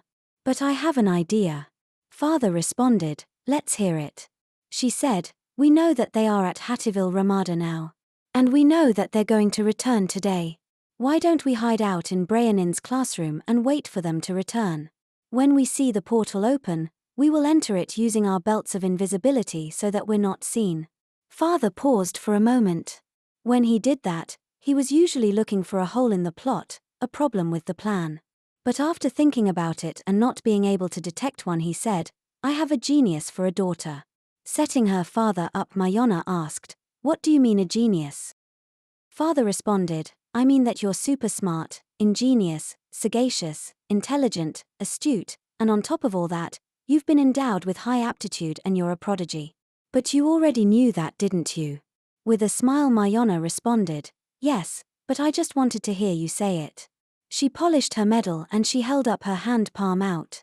Father gave her a high five and he then said, we'd better head over to Brianin's classroom now since they may return anytime. They quietly left their bedroom. On arrival, they took out their belts of invisibility, they put them on and they began to wait. Father said, when we see the portal open, we'll wait for one person to exit. At that very moment, you will pass through.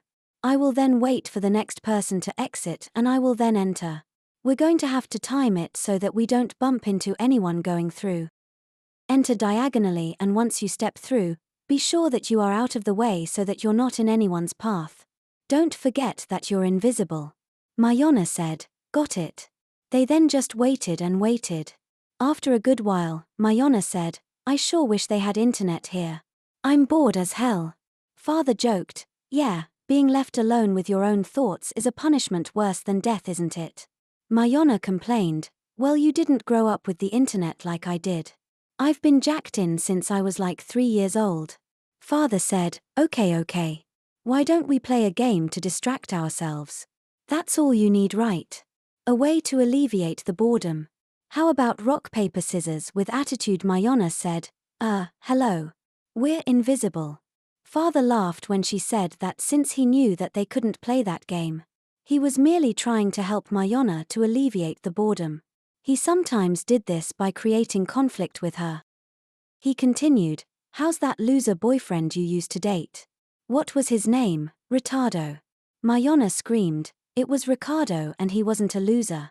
He was just a little different is all.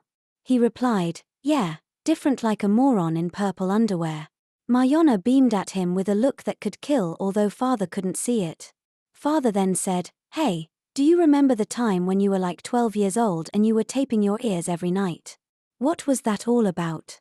Mayana responded, "Yeah, some kids at school called me monkey ears and I was trying to get them to lay down flat." Father responded, "Gosh Mayana, how come it didn't work?" Mayana had had enough of her father's badgering by then. Father sensed that she was beaming at him and he then realized that he may have crossed the line. He had to keep Mayana focused on the task at hand and he couldn't have her too distracted. He then said, Okay, I was just trying to alleviate the boredom. And guess what? It worked. Now forget everything I just said and go back to being bored." Mayana then didn't know if she should be thankful or angry for the deception. In any case, she started to relax and to go back to just sitting and waiting.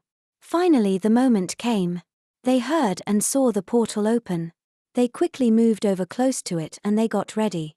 They saw Brianin exit first. Mayana then quickly entered the portal. Father then saw Jafar exit. He then quickly entered. On the other side they saw Shifu and Marsiphony as they entered. The portal then closed, leaving Father and Mayana on the other side. Father said, "Let's remain invisible and take a look around. Grab my hand." They were inside a building that looked modern, not the stone-type buildings at Xunantunich. It reminded them of a hospital or a laboratory. The room that they were in was full of equipment that included test tubes, beakers, and microscopes. It also included a few things that neither Father nor Mayana recognized. Father said, "Well, this is definitely not Hattieville Ramada unless the penal colony is located somewhere nearby. But this is the room that Marsiphony came from, so it must have some importance. Let's look around and then wait to see if anyone comes in." Mayana followed along as Father led the way. They were careful not to disrupt anything and to avoid leaving any sign of their presence. It was obvious that experiments were being done.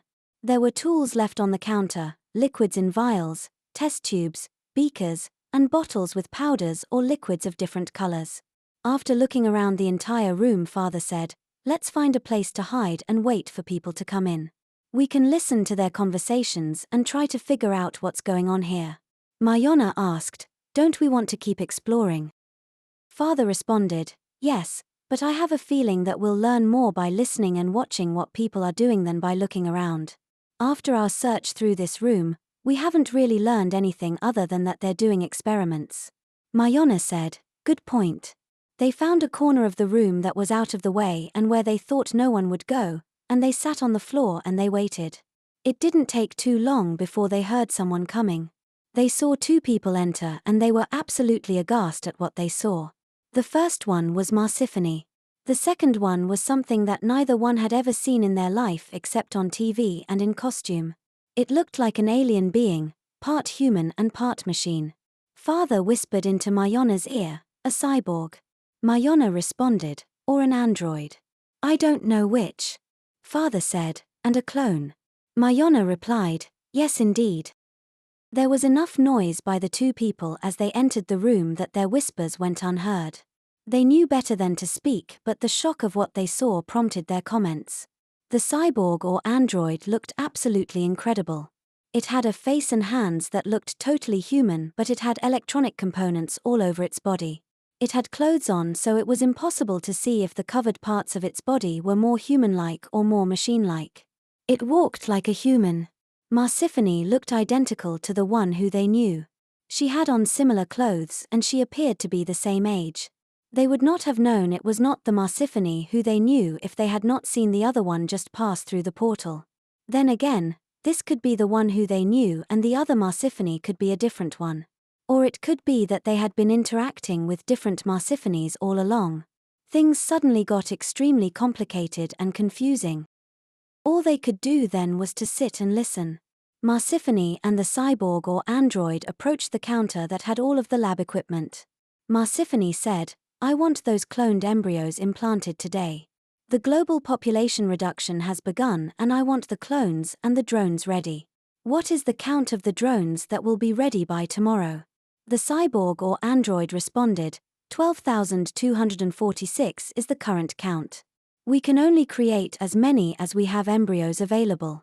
We cannot attach the cyborg technology until the embryo has passed beyond the stage of fetus, baby, and child.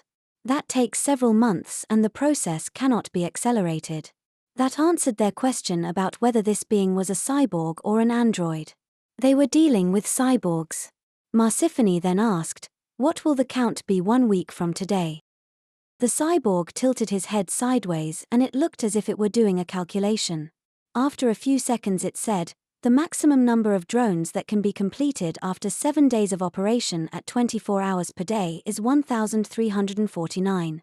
Marsiphony complained, "Such a piddly number. Hardly enough to repopulate the Earth. I want you to do whatever is needed to accelerate growth. Once we have completed the population reduction on Earth, we will need to take action immediately. We cannot risk any kind of uprising by the humans who are left behind." The cyborg responded, "Your orders are understood. I will begin immediately." The cyborg had a rather robotic voice even though the face looked human. At the same time it sounded like a human voice even though it looked like a robot.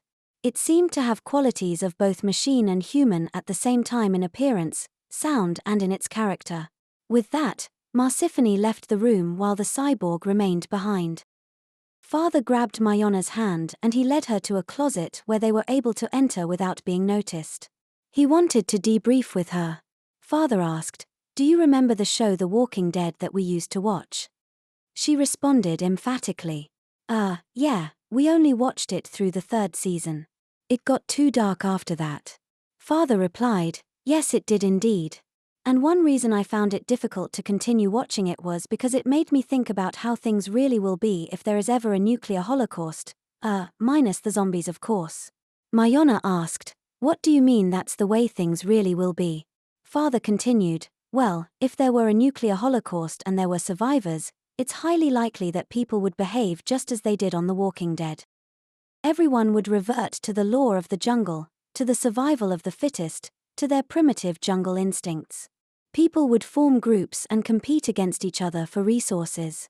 There would be no formal laws or criminal justice system, rather mobs of people would take justice into their own hands and they would deal with anyone deemed to be unfavorable without any recourse or due process for people who are innocent of what they are being accused of." Mayana asked, "Is that why you stopped watching The Walking Dead?" "Yes," responded Father. "It got too real for me in spite of the obvious fiction with zombies." Mayana asked, "Is that how you imagine things will be on Earth after the nuclear holocaust that happens 200 years in our future?" Father responded, "I don't know." Marsiphony left just as the nuclear holocaust was taking place. She may not know what the end result was. Mayana responded, "But she said that humanity self-exterminated." Father said, "Yes, but I doubt if she knows if every human on Earth died or if there were survivors. It's not likely that she would have returned to see the final results. The nuclear fallout would make it too dangerous to go back. We can't return either for the same reason and it will have to remain a mystery. And if Marsiphony succeeds in changing the timeline, there won't be a nuclear holocaust to see in any case." Mayana asked, "Was Marsiphony lying then when she said that all humanity self-exterminated? She doesn't really know then, does she? Couldn't there be people left after the Holocaust?" Father responded, "I doubt if she knows the end result. But it may be that humanity ends for all practical purposes. It could be that humanity never recovers ever. That might be what she meant." Mayana responded, "But surely humans would find a way to survive. They would have a rough start, but what about 1,000 years later?" Father responded, "I don't know. I can't imagine what could survive when the entire Earth is contaminated with nuclear fallout.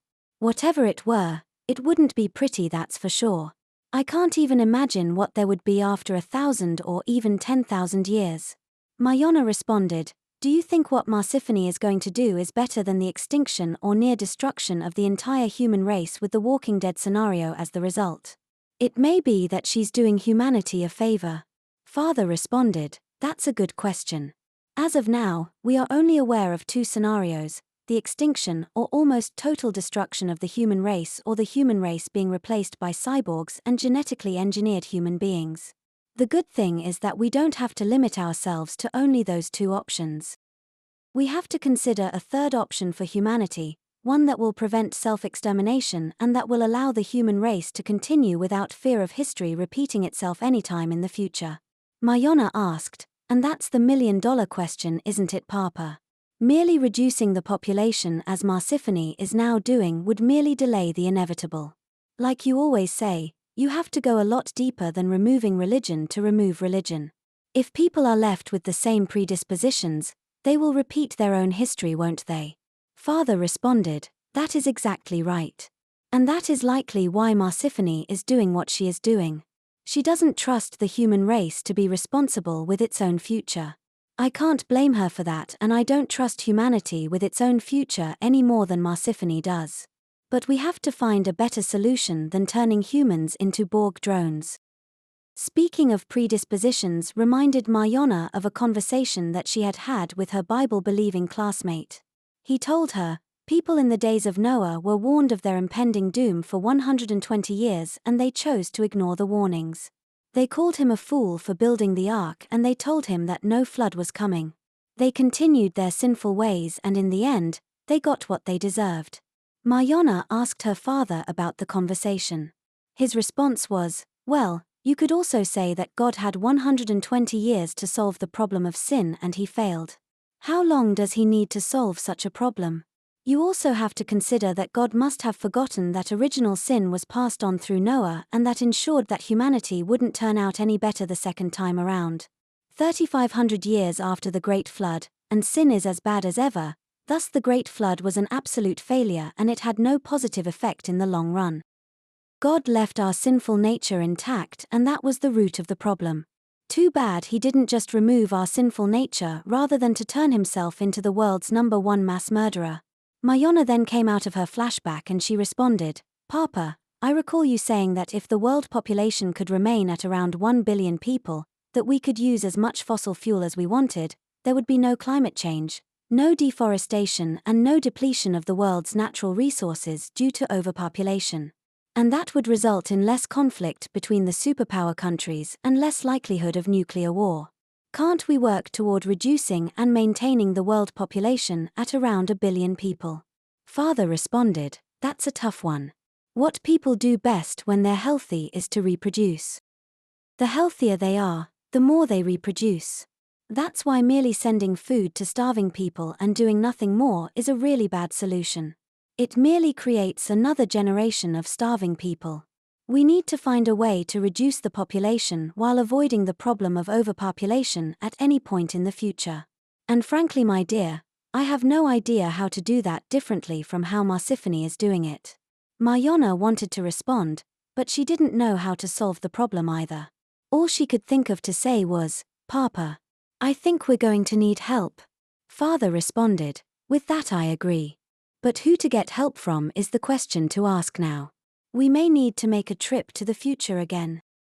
The United States seems to have gotten control of the whole reproduction dilemma in another 100 years. Maybe we can get some guidance there. Mayana protested saying, but Papa, we already know how they do it. They put birth control in the water. Father responded, yes, but they also did it without riots in the streets. Can you imagine the government putting birth control in the water today without people's knowledge? There would be total rebellion. There's already a lot of distrust of the government without that. So the question is, how to do it while gaining the cooperation of the everyday citizen? Mayana responded, again, we already have the answer. Everyone is jacked into control and they are little more than cyborgs or automatons. Father responded, and again I understand that. Perhaps I'm just grasping at straws. I'm hoping to look somewhere to find the answer. But maybe you're right. Maybe there's no point in looking for the answer in the future since it relies on total deception by putting birth control in the water and in controlling behavior by turning people into automatons. Father continued, so now we have 3 options, nuclear holocaust and the extinction of the human race, cyborgs and genetically engineered humans, or humans jacked into control that are so compliant that they are no better than cyborgs. And with that conclusion, maybe going 100 years into the future is not what we need to do. We now need a 4th option. Chapter 49. Cyborg Revolution. Suddenly they heard a familiar voice, a fourth option indeed. It was Marsiphony, although they couldn't know which one it was or if it even mattered. The closet door opened and there she stood along with 3 cyborgs. Father and Mayana were still invisible, but their exit was blocked. Marsiphony said, "Please come out of the closet and take off your belts of invisibility. You won't be harmed." They complied with the request, knowing that running would accomplish nothing. They stood before Marsiphony as she glared at them. Father asked, "Which Marsiphony are you? The one that we know from Xunantunich or a different one?" Mayana added, "And how many of you are there?" Marsiphony said, "There are 3 of us and we are all one and the same. Talking to one is the same as talking to another. We are interconnected and updated in real time." Father then asked, "Well, what is your plan for us?"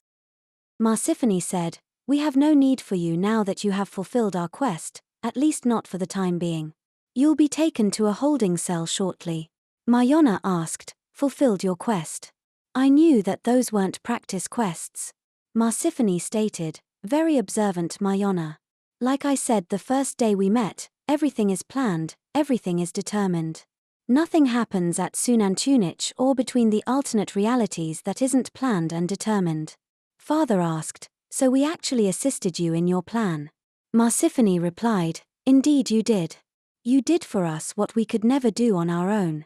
Just as you suspected, we genetically engineered humans are limited in what we can do, in our creative thinking, in our adaptability and to what our own software allows us to do. What you did was such a small thing and yet we couldn't do it on our own. We are indebted to you for that. And you should be thankful that you contributed to the continuation of the human race with no fear of self-extermination." Father pleaded with Marsiphony, "Why don't we search for a different plan, one that allows humanity to continue without turning everyone into cyborgs? We can help you to accomplish that goal. Our creative thinking can discover a solution." Marsiphony responded abruptly, "We have no need for such a plan. Humanity cannot be trusted no matter what kind of solution you come up with. Any plan that you create would merely delay the inevitable. If humanity doesn't destroy itself in the year 2245, it will do so in another 500, 1,000, or 10,000 years. Humanity's destruction is a 100% certainty whether it's done by me or at the hands of humanity itself. I will at least provide a way for life to continue without the destruction of the earth." Father said, "What about your family? Aren't you going to save them?" Marsiphony responded, "Let's just say that I have developed a different perspective since I've begun upgrading myself." She lifted her hair to show several bolt-like implants on her skull, demonstrating that she was converting herself into a cyborg. She continued, "I no longer feel any compassion for my family and in fact, my obsession with them is what caused a 200-year delay in solving the problem of saving the Earth. I am no longer willing to wait and anyway, I will find as much satisfaction with my new family as I did with my original one." Father asked, "Your new family?" Marsiphony responded, "Yes, my new family. Let me introduce you to them." Marsiphony walked toward an adjoining room. Father and Mayana followed with the cyborgs behind. When they entered the room, they could see what looked like stasis chambers and they could see what appeared to be people in each one. They were all at different stages of development, with some of them being babies and others being adults with all stages in between. Marsiphony said, "This is my husband and all of my children." She pointed to the chambers that held those people. Mayana asked, "But those aren't really your family, are they?" Marsiphony responded, "No, they are not the originals if that's what you mean. But cloning them will have to do since any attempt to preserve my original family will not bring about the result that I want.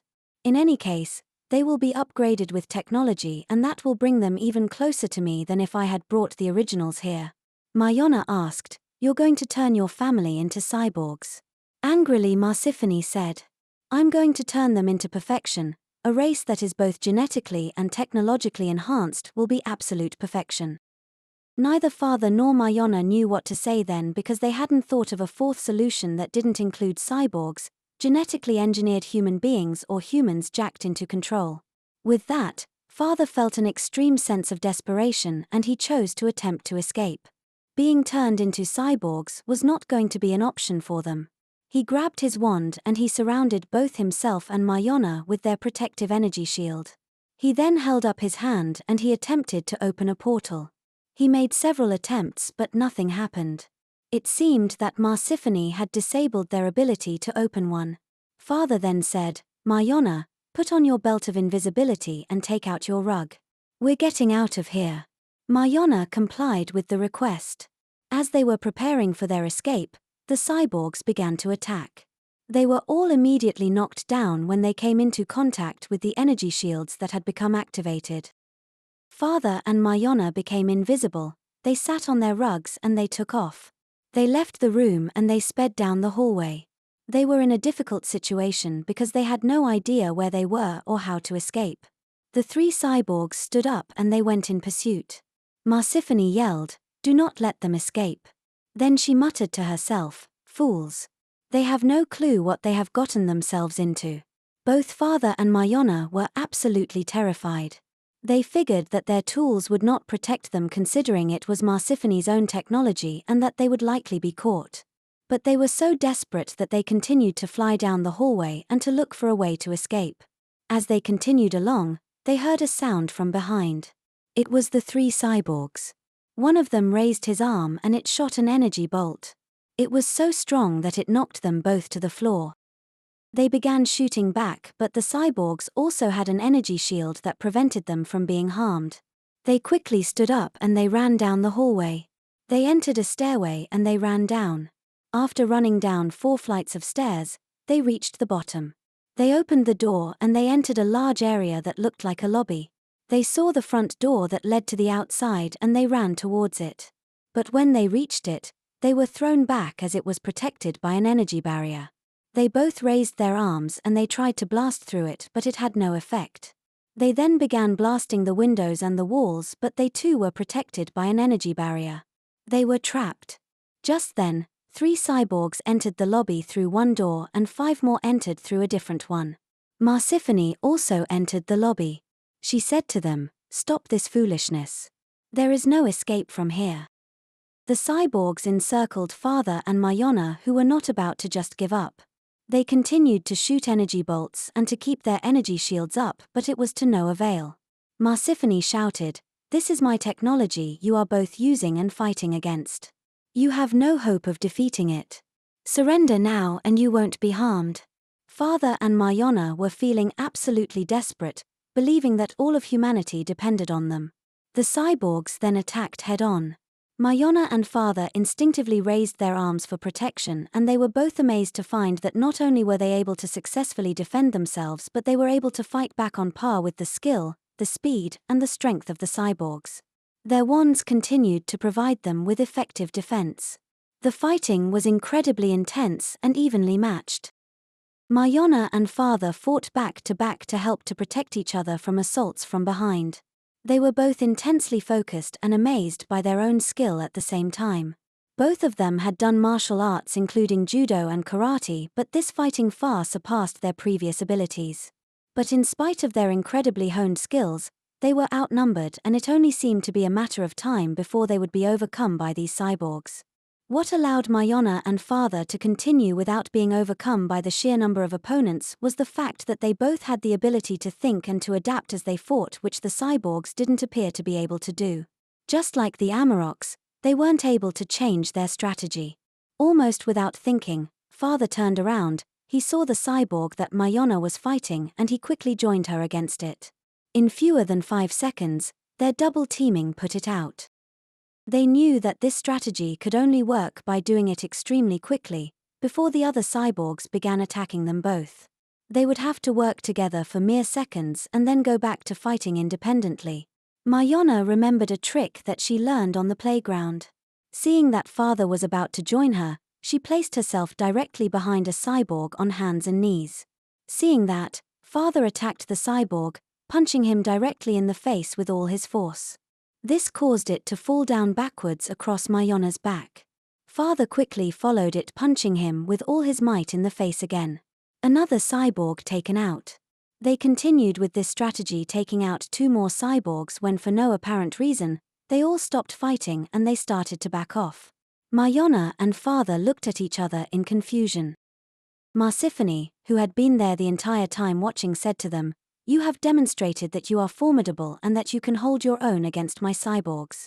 But I have now deactivated your wands, your belts of invisibility and your rugs. I previously deactivated your access to the portal. I allowed the fight to continue because I wanted to test your abilities and those of my cyborgs. But you are now trapped here with no way to escape. I'm going to ask you to now cooperate so that no one gets hurt." Both Mayana and father tried to use their wands only to find that Marsiphony had told the truth. They no longer had any powers.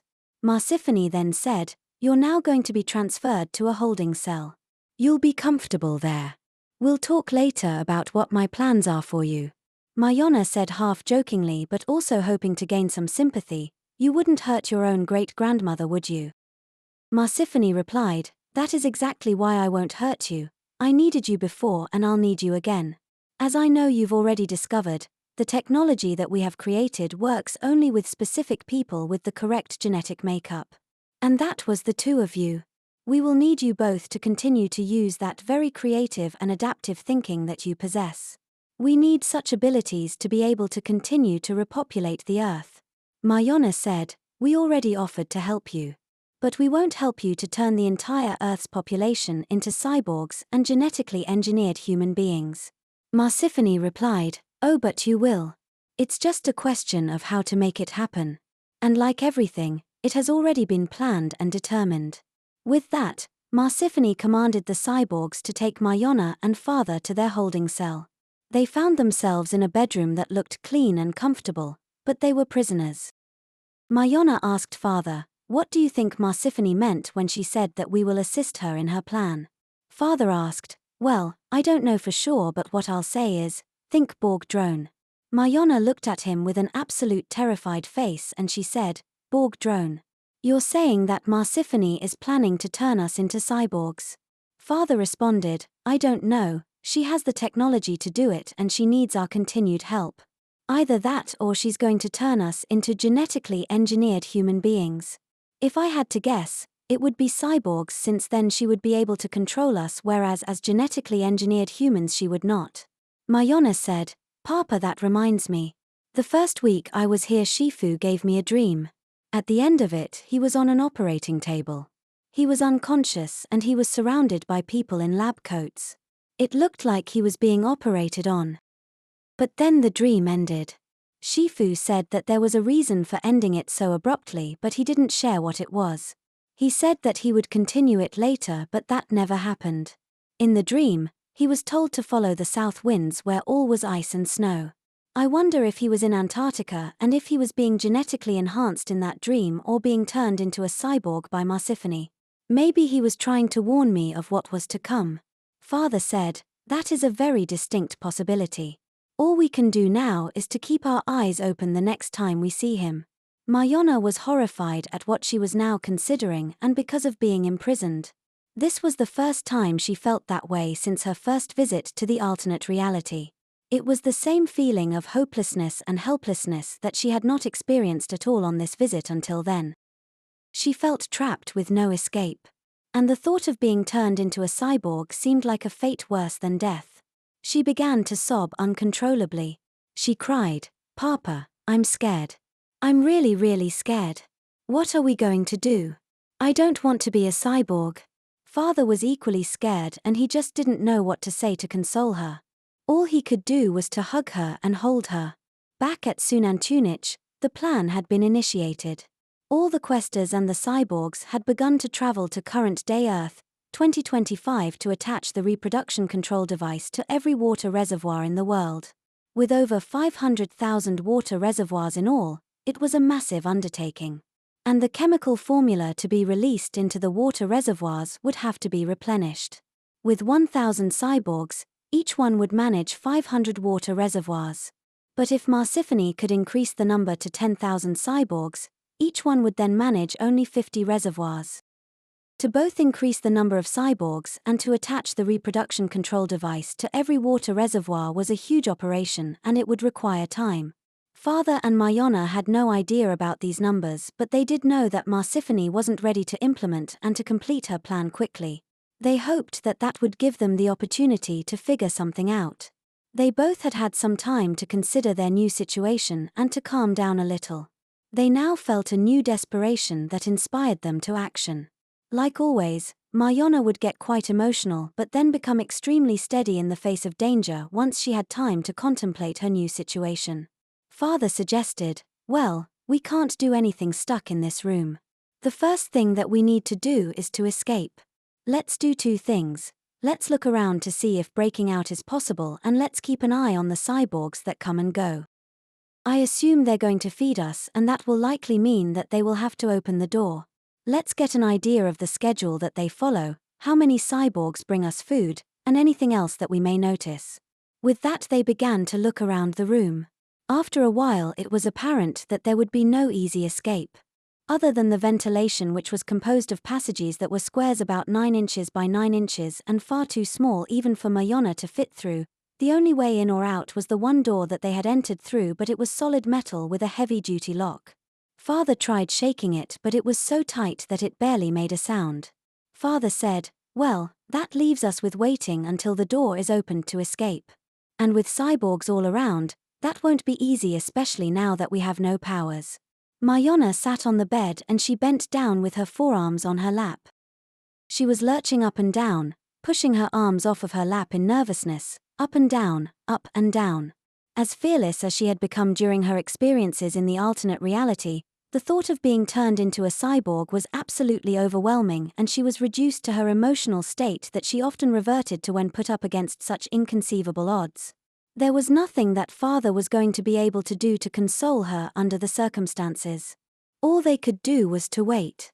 The time passed extremely slowly, as there was nothing to do in their cell other than to contemplate their own demise. They both felt like they were on death row, and in a sense, they were. Several times during the day, food was delivered, but the door was not opened for that. Rather, there was an opening near the floor just big enough for a tray to fit through.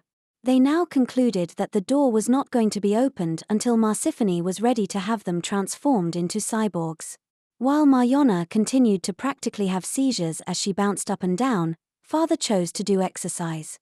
Just sitting in place was not an option considering their impending fate. Nighttime came, but neither of them slept. They continued to either just lay in their bed or to be physically active as a way to distract themselves from what seemed to be inevitable. Chapter 50. Hattieville, Ramada. In the morning, they heard a noise outside their door. They watched the opening near the floor, expecting their breakfast to be delivered. But rather than to see food come through the hole, they heard what sounded like a key turning and then the door opening. They listened carefully to try to identify who it was. They heard no voices, but they assumed it was their time to be escorted to wherever they would be taken to be turned into cyborgs. They both stood up and they prepared to do battle. Regardless of the unlikelihood of winning, they weren't about to just cooperate. The door opened, and to their amazement, it was a single person, not a cyborg. It was Shifu. That was such a surprise to them, as he was the last person that they expected to see. He said to them, "Come with me quickly. Follow me." Father and Mayana had come to believe that Shifu was part of Marsiphony's conspiracy. They were a bit distrustful of him, and yet they really didn't have a choice. It seemed that he was helping them to escape. They'd have to figure out later if he was indeed assisting them or not.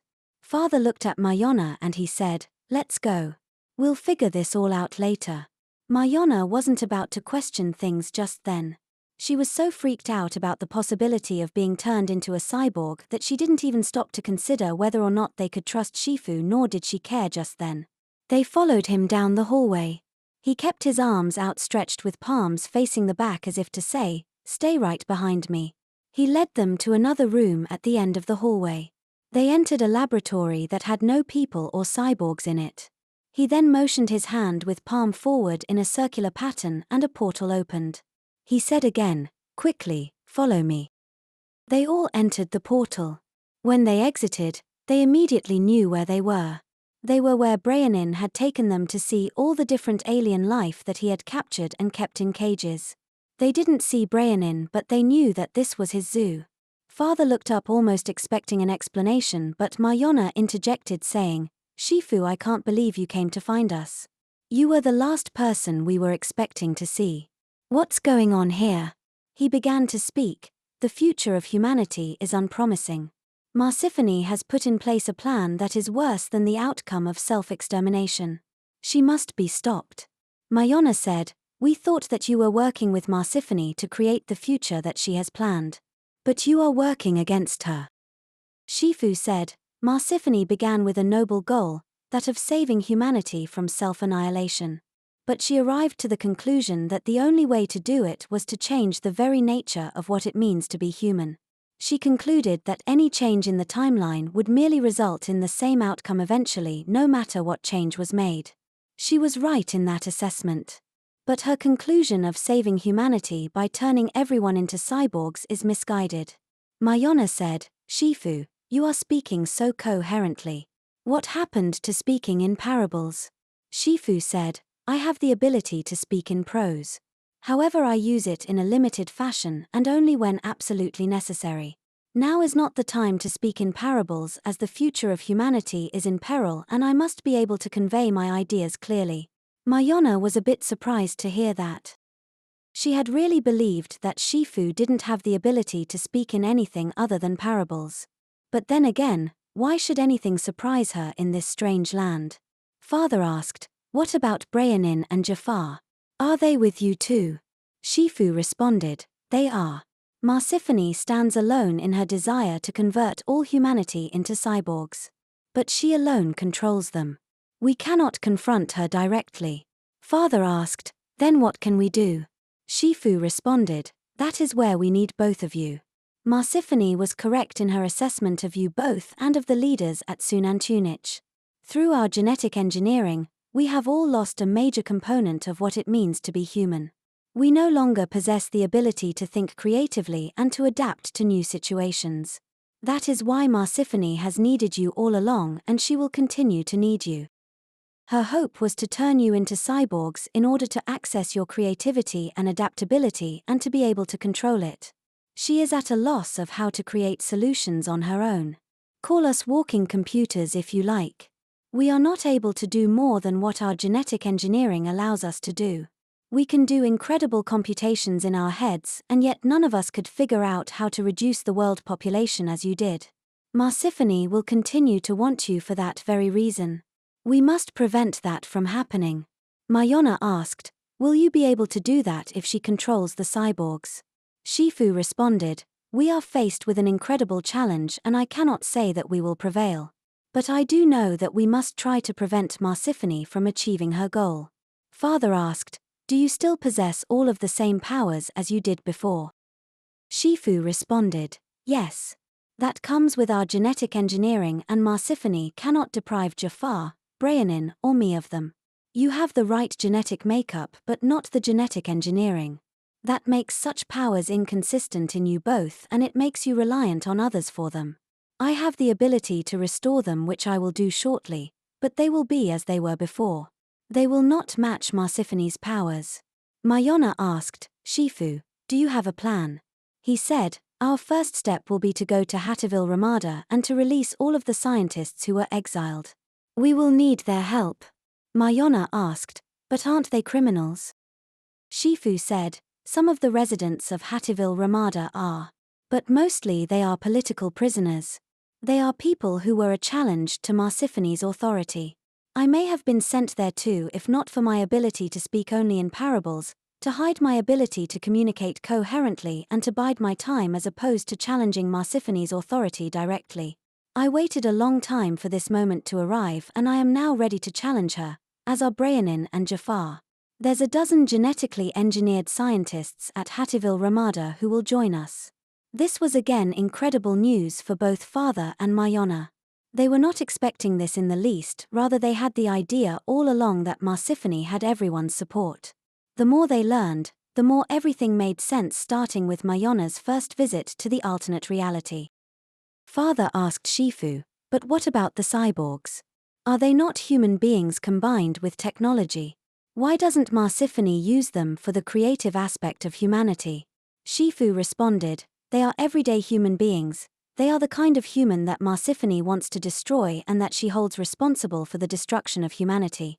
She has converted them into drones and nothing more. The cyborgs are muscle factories, brute force machines, and that's it. Marsiphony did her analysis to determine that both of you, her distant ancestors, were what she needed to be successful in her plan. As you can imagine, she will not be happy when she discovers that you have escaped. Father asked, "Won't she be able to find us?" Shifu responded, "Yes. And to avoid that, we will have to be on the move. We won't be able to stay in any one location for very long. I will open the portal soon and we will enter. We will travel to random locations in order to avoid Marsiphony's detection.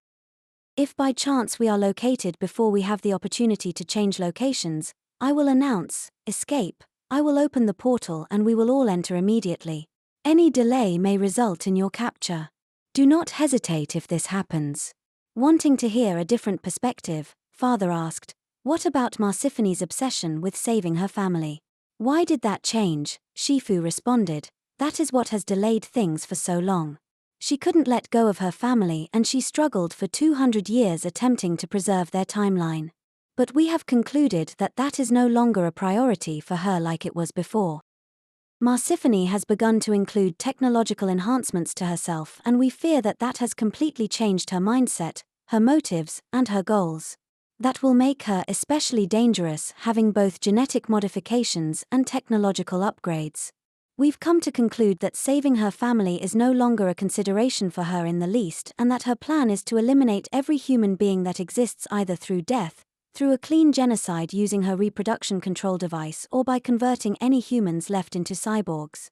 That confirmed what Father had been told by Marsiphony.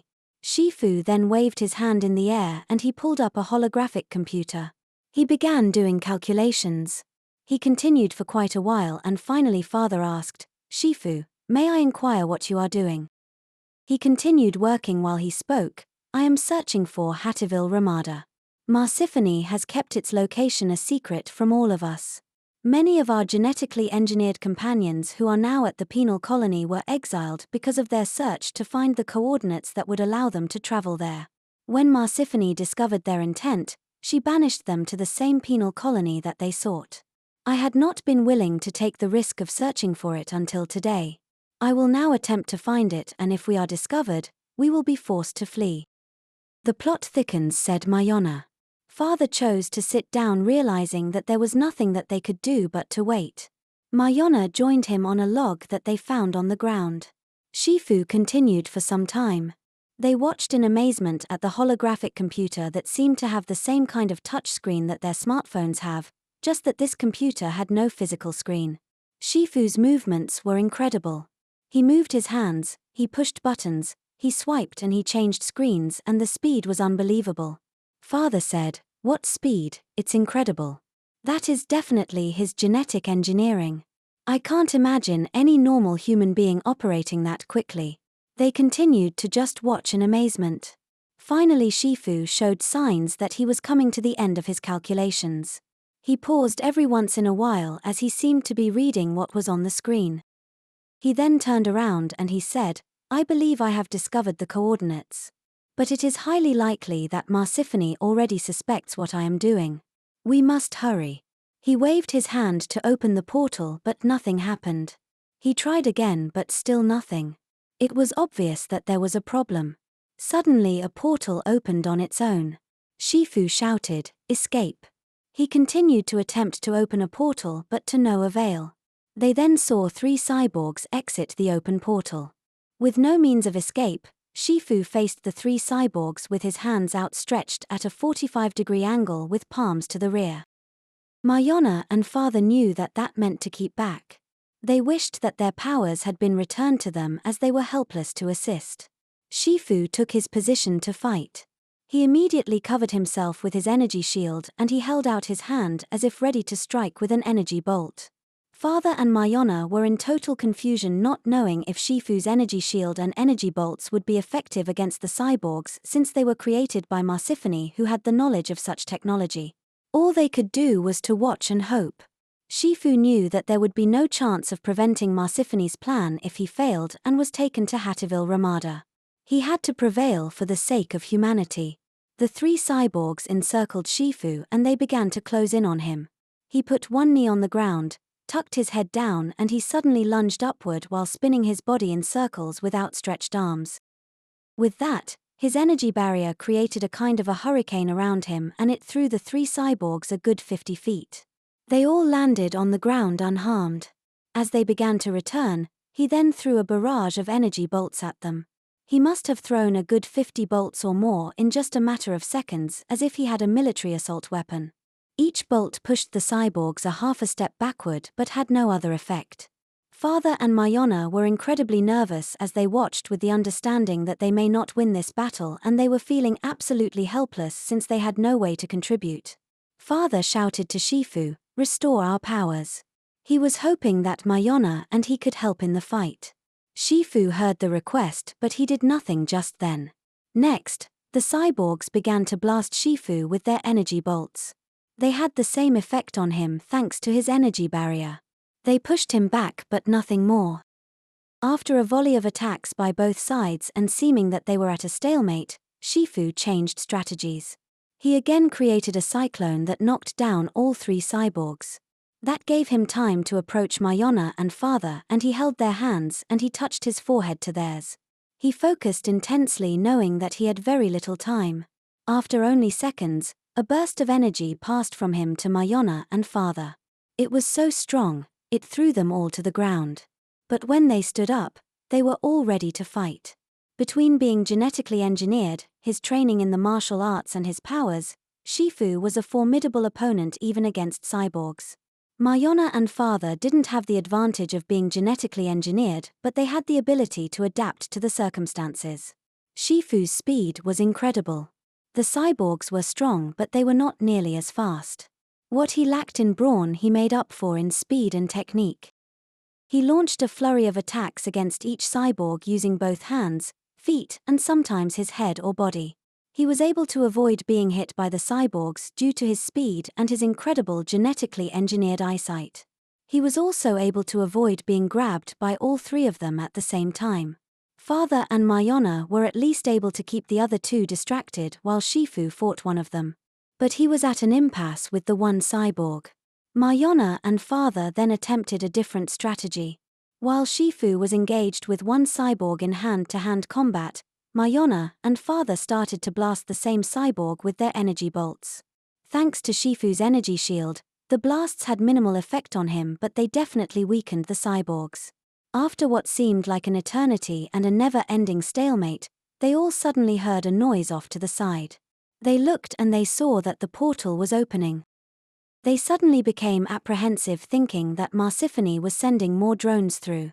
But to their surprise and relief, it was not cyborgs, rather it was Brianin and Jafar. They exited the portal and it was apparent that they knew exactly what to do, as they immediately began blasting the cyborgs with their energy bolts. Mayana saw Gleefy fly up above and she began to circle around. Suddenly, she started to dive bomb towards a cyborg that was alone. She flew directly into it, causing a huge explosion that was so big that for a second Mayana thought that Gleefy had been killed. But then she saw her fly out of the smoke and dust, and she then saw the cyborg laying on the ground. It was still alive, and Gleefy repeated what she had done, leaving the cyborg dead. The others focused on one cyborg at a time, with all 5 of them working together against one, while Gleefy kept the other cyborg distracted. It took quite some time, but they were able to render them all unconscious or dead. That then allowed for their escape. Brianin shouted, "Quickly, enter the portal." All 5 of them entered and they made their escape. On exiting, Father and Mayana found themselves on unfamiliar ground. But it didn't really matter where they were as long as they were safe. Jafar asked, "Is everyone uninjured?"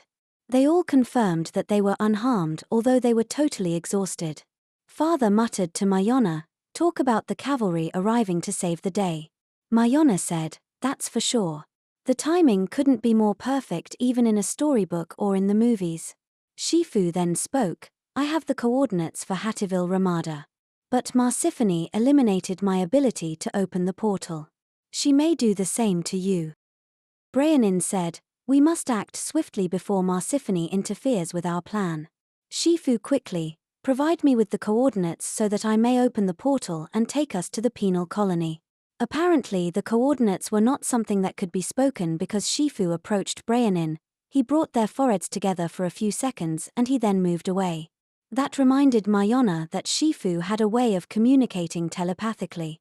With that, Brianin opened the portal and they all entered. When they exited, they all found themselves at the penal colony called Hattieville Ramada. As Mayana and father looked around, they were a bit surprised to see mere thatch roof houses very similar to the ones in the villages in Belize and the ones that Mayana saw in the land of Tata Duende. They saw one after another in what looked like a community. Mayana asked, "Why do they live in such horrid conditions?" Jafar responded, "We have never been here, so we know as much as you do. I'm going to assume that Marsiphony had no interest in providing the residents here with the materials to create a life any better than what we see. The last thing she would want is for them to be able to create a way to escape, so the fewer materials she gave them, the less likely that would happen." They continued to walk toward the houses, and when they got quite close, Jafar called out, "Hello, anybody here?" Soon after that, they saw people exiting their houses to find out who was calling. On seeing the visitors, the residents began to call the others, and there was soon a group of 6 people who had come out to greet them. One of the men shouted, "Jafar, Brianin, Shifu. I can't believe my eyes. Have you been banished and imprisoned here by Marsiphony just as we were?" Brianin said, "No, my friend. We come with good news. We are here to release you from your imprisonment at Hattieville Ramada. We came to rescue you." The same man asked, "Rescue us? But how?" Brianin responded, "We will share everything with you in good time. But we have more urgent matters to attend to at this moment. Marsiphony must not be allowed to succeed in her plan, and we must leave this place immediately before we become trapped here. We must enter the portal and hide from Marsiphony while we create a plan to stop her." One of the residents asked, "And what of the female scientists?" Brianin responded, "Shifu has the coordinates of their location. That is our next stop." At that moment they heard a swish, and without even looking up, they all knew that it was the portal opening. They had been discovered by Marsiphony. Jafar shouted, "Escape," and he opened his own portal. But before anyone could enter, there was a blast on the ground right in front of it. The explosion caused the portal to close, and their escape had been prevented. They then saw one cyborg after another exit the portal, with each one throwing energy bolts at everyone who wasn't a cyborg. The residents of Hattieville Ramada still possessed their genetic engineering, and that provided them with the same powers as Shifu, Brianin, and Jafar, minus the ability to open a portal. They instinctively turned on their energy shields, and they remained protected from the energy blasts. Father and Mayana hid in one of the houses and waited. It was a war zone, with blasts being fired one after another and explosions being heard as each one hit its mark. There was a good dozen cyborgs against the team of scientists, but between their genetic engineering, their powers, and help from Gleefy, they were formidable opponents. The biggest advantage the scientists had was their intelligence, which the cyborgs lacked. They also had Father and Mayana on their side, which could prove to be a huge strategic advantage. As the fighting continued, Father and Mayana could see that they were at the same stalemate as before. Neither side was gaining ground. Mayana remembered her fight with the Amaroks, which had also reached a stalemate. The way she defeated them required outwitting them. She wondered if Shifu would create such a strategy as he did before against the Amaroks, but she also considered that he may be so preoccupied holding off the cyborgs that he wouldn't be able to put his focus on such things. It was now her turn to create and to provide Shifu with a different game plan to defeat the cyborg drones. The greatest weakness of the cyborgs was their inability to change their thinking, to adapt. They were mere brute force killing machines who could do nothing other than what their limited programming provided. Mayana suddenly stood up and she ran out of the house, not saying a word. Her father saw her run and he called to her, but she kept running. He had no idea of what was going on and he could only watch. Mayana looked for Shifu while hiding herself the best she could, to stay out of sight of the cyborgs. As she got close, she ran in from behind and she grabbed onto him. She was immediately protected by his energy barrier. She said, "It's me, I'm here to help." He merely continued to fight as he had before. Mayana needed to communicate with him, and the only way for that was for there to be physical contact between their heads. She quickly jumped onto his back and she climbed up until the front of her head was touching the back of his. The thought that she communicated to him was, divide and conquer. She made it clear that the only way that they could defeat these drones was to double or triple team them. That would require at least several of the scientists to be available to fight against one drone, and that would be difficult. Mayana continued to communicate with Shifu, telling him to separate the drones far enough apart so that they could focus their efforts on one drone at a time. It was impossible for Shifu to share this strategy with the other scientists as he couldn't let his guard down for a second.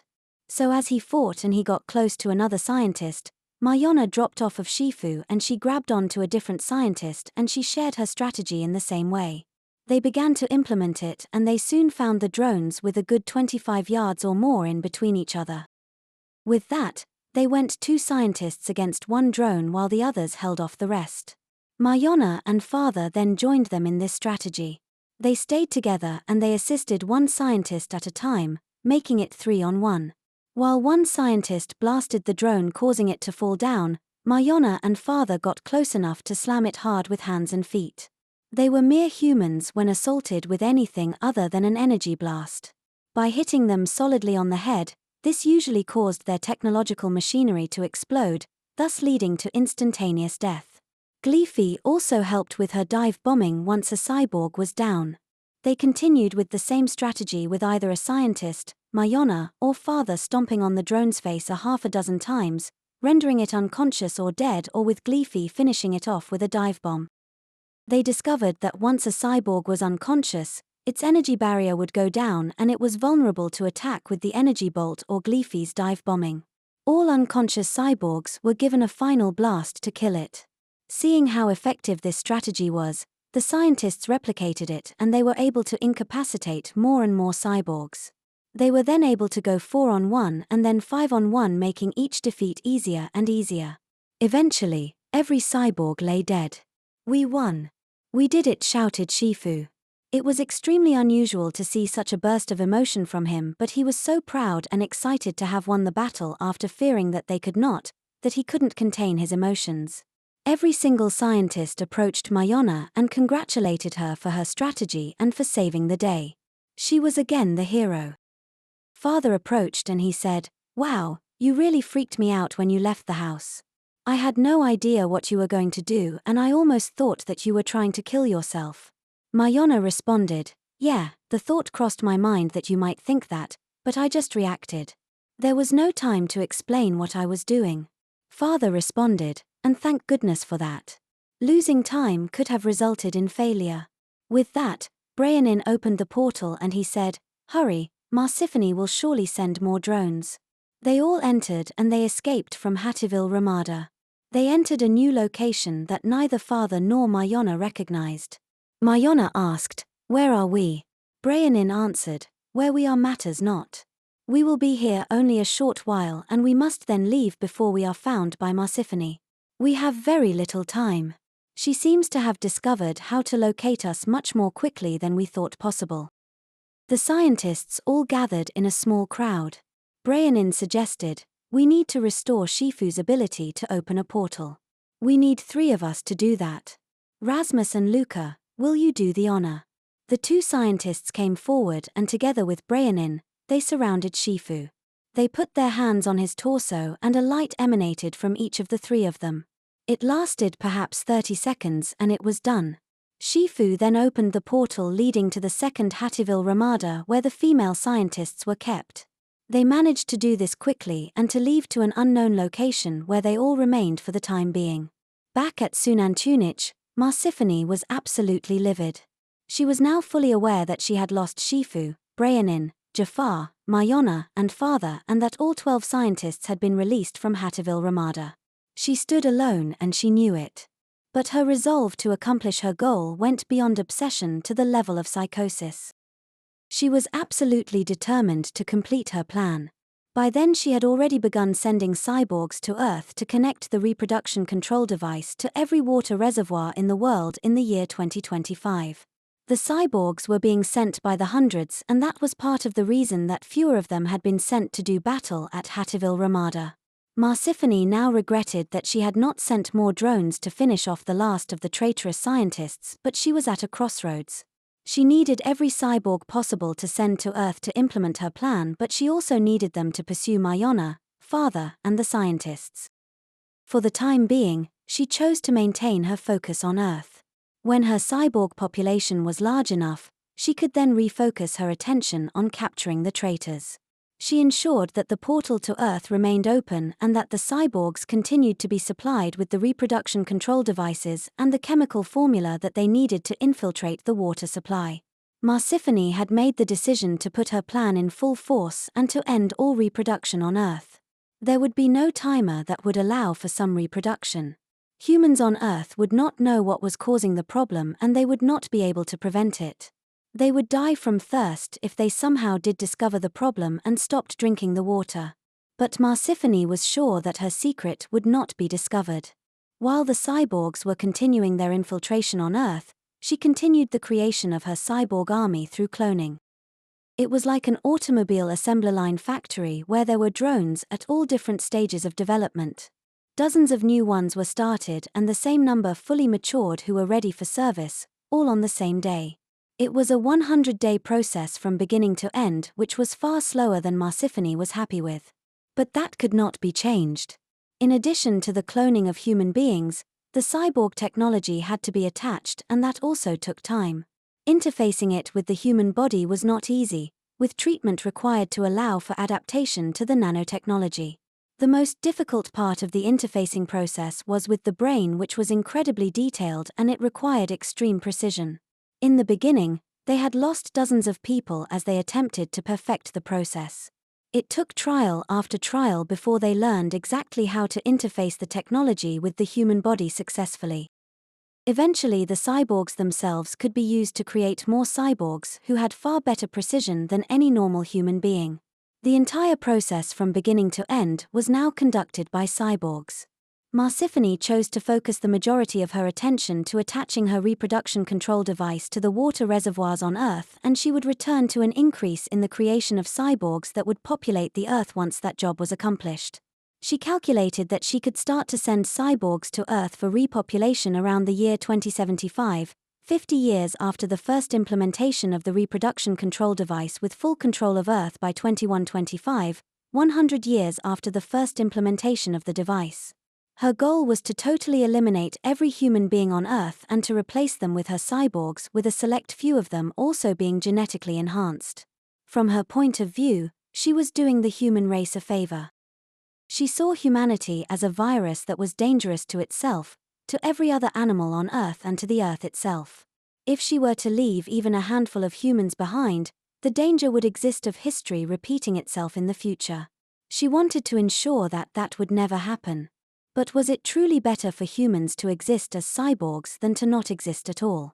What would come of human passion, creativity, romance, love, empathy, diversity, languages, literature, music, morality? These are the very characteristics that make us human. Won't we lose these qualities as cyborgs? Are we better off as robots than not existing at all? Isn't there a middle ground, a way to allow humans to continue to live while eliminating their jungle instincts that create their self-destructive tendencies? That would have to be a question left only for Mayana and her father, since these genetically engineered humans had lost many of these qualities that define what it means to be human. Marsiphony had such little knowledge of these characteristics that she saw them more as a hindrance than an advantage, and she saw them only as what caused the human race to self-exterminate. She had no ability to consider these attributes as an advantage in spite of the fact that she needed them in Mayana and father to accomplish her goal. She rationalized it by believing that Mayana and father were exceptions to the rule and that they were not among those with the predispositions that would lead to self-extermination. In that assessment she was correct. And yet there was so much beauty in humanity through its creativity which brought about music, art, and literature. Was it worth it to turn humanity into walking computers? What could the middle ground be that would allow humanity to continue to be human but without the self-destructive jungle instincts?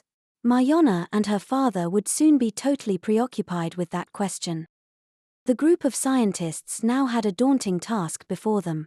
They had to consider how to defeat Marsiphony in order to stop this new kind of extermination of the human race.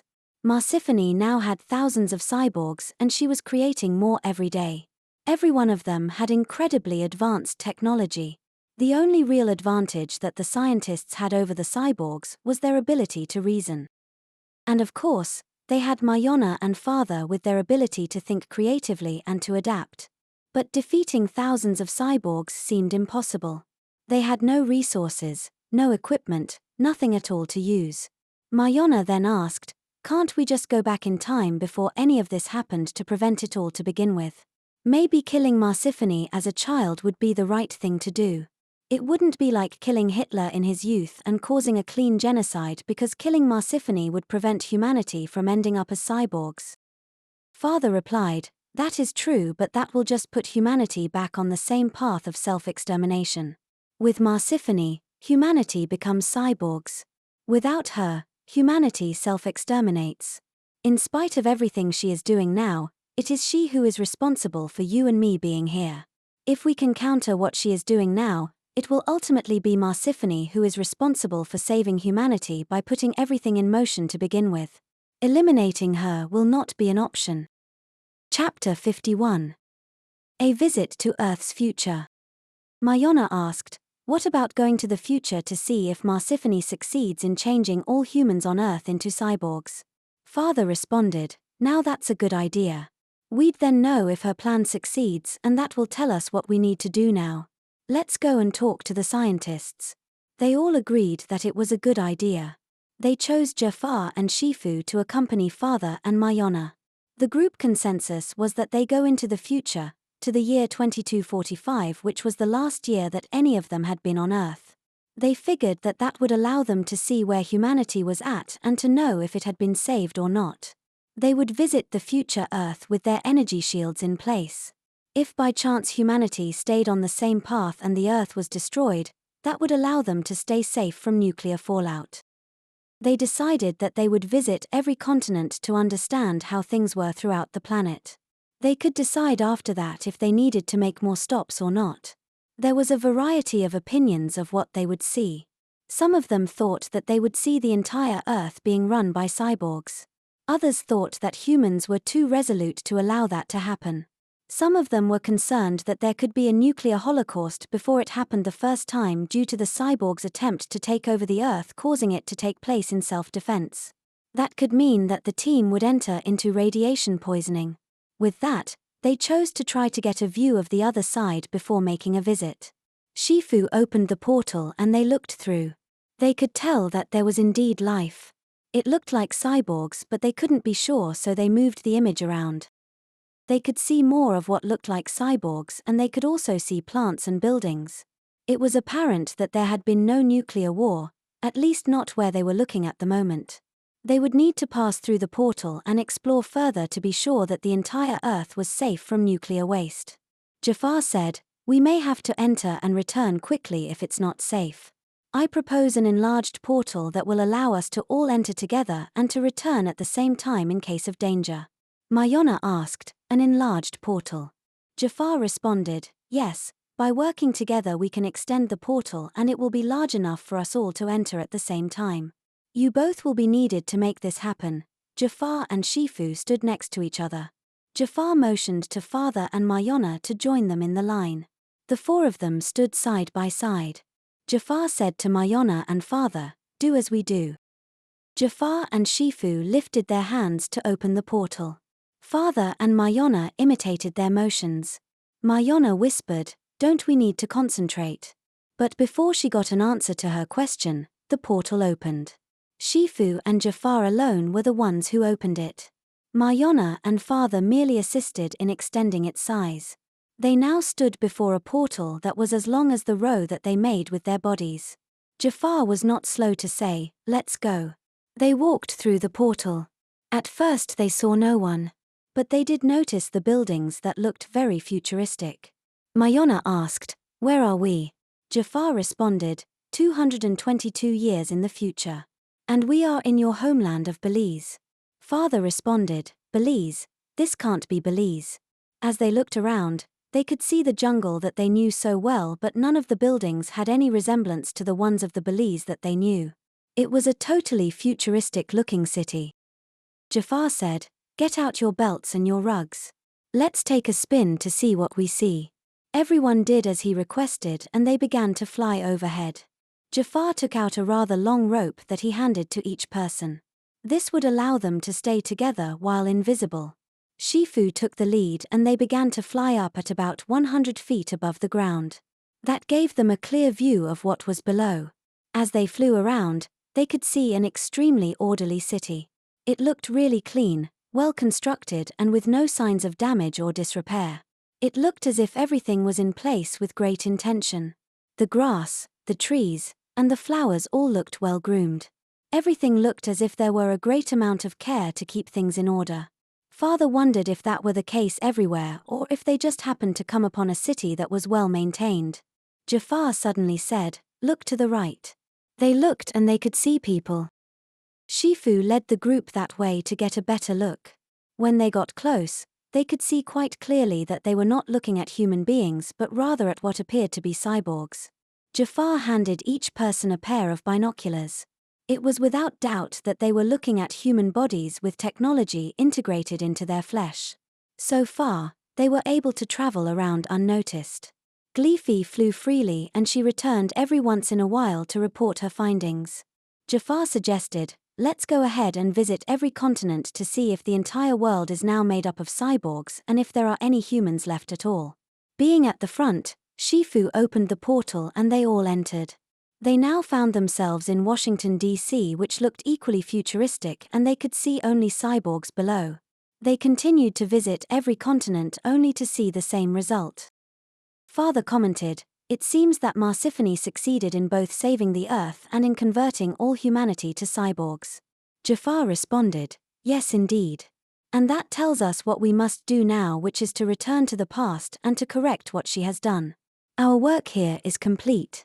Shifu opened the portal and they entered to return to their own time. But on exiting, they were all amazed to find that they were in a strange location and they were all visible. They all looked at each other in confusion because no one knew where they were or why they were visible. Without needing to be told, Shifu lifted his hand to reopen the portal but nothing happened. Jafar tried next but got the same result. Mayana asked, "Are we trapped?" Jafar answered, "It would seem so. For the time being at least."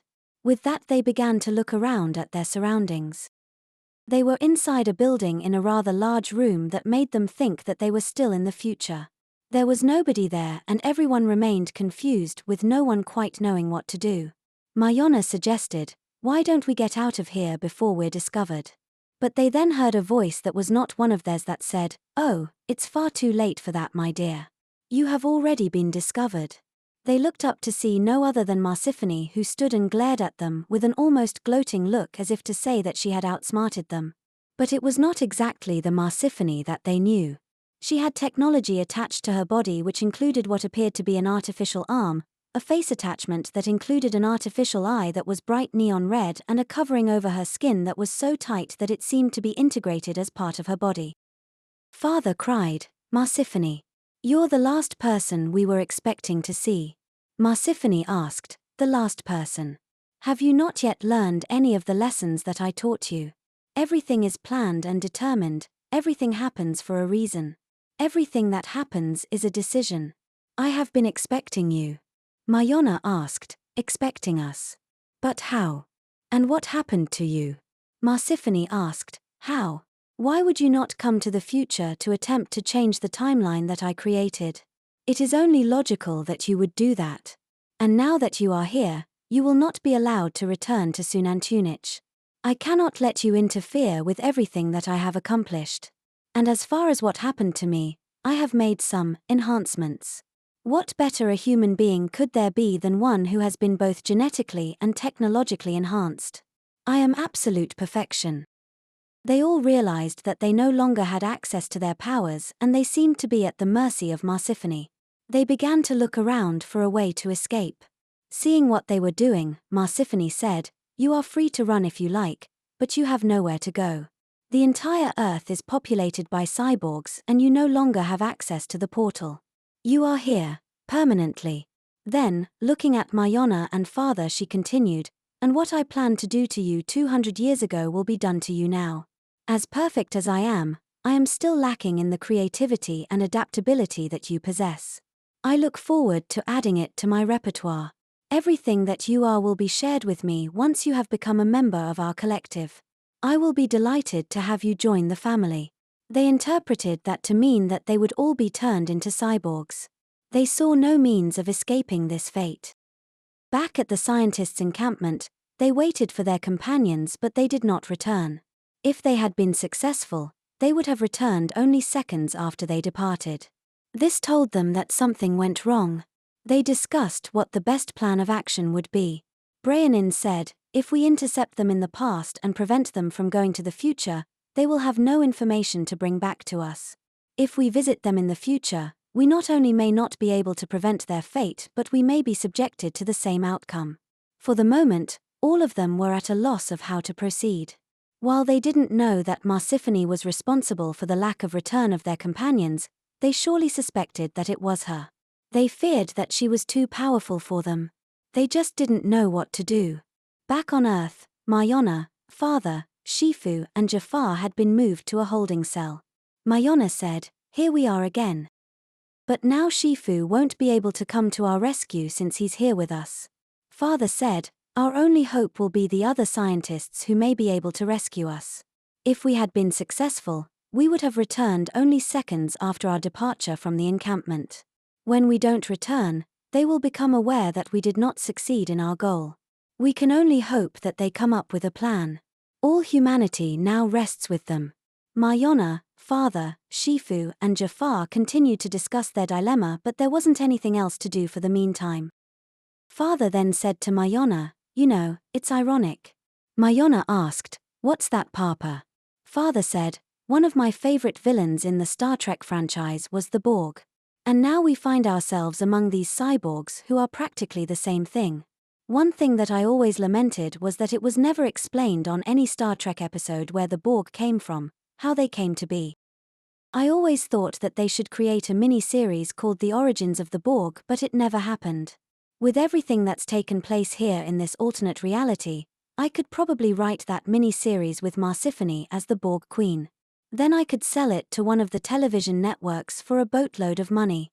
Mayana responded, "Yeah, that ain't gonna happen, is it?" Sullenly he replied, "No, it's not. Not with the impending demise of the human race. There will be no humans left on Earth to watch it.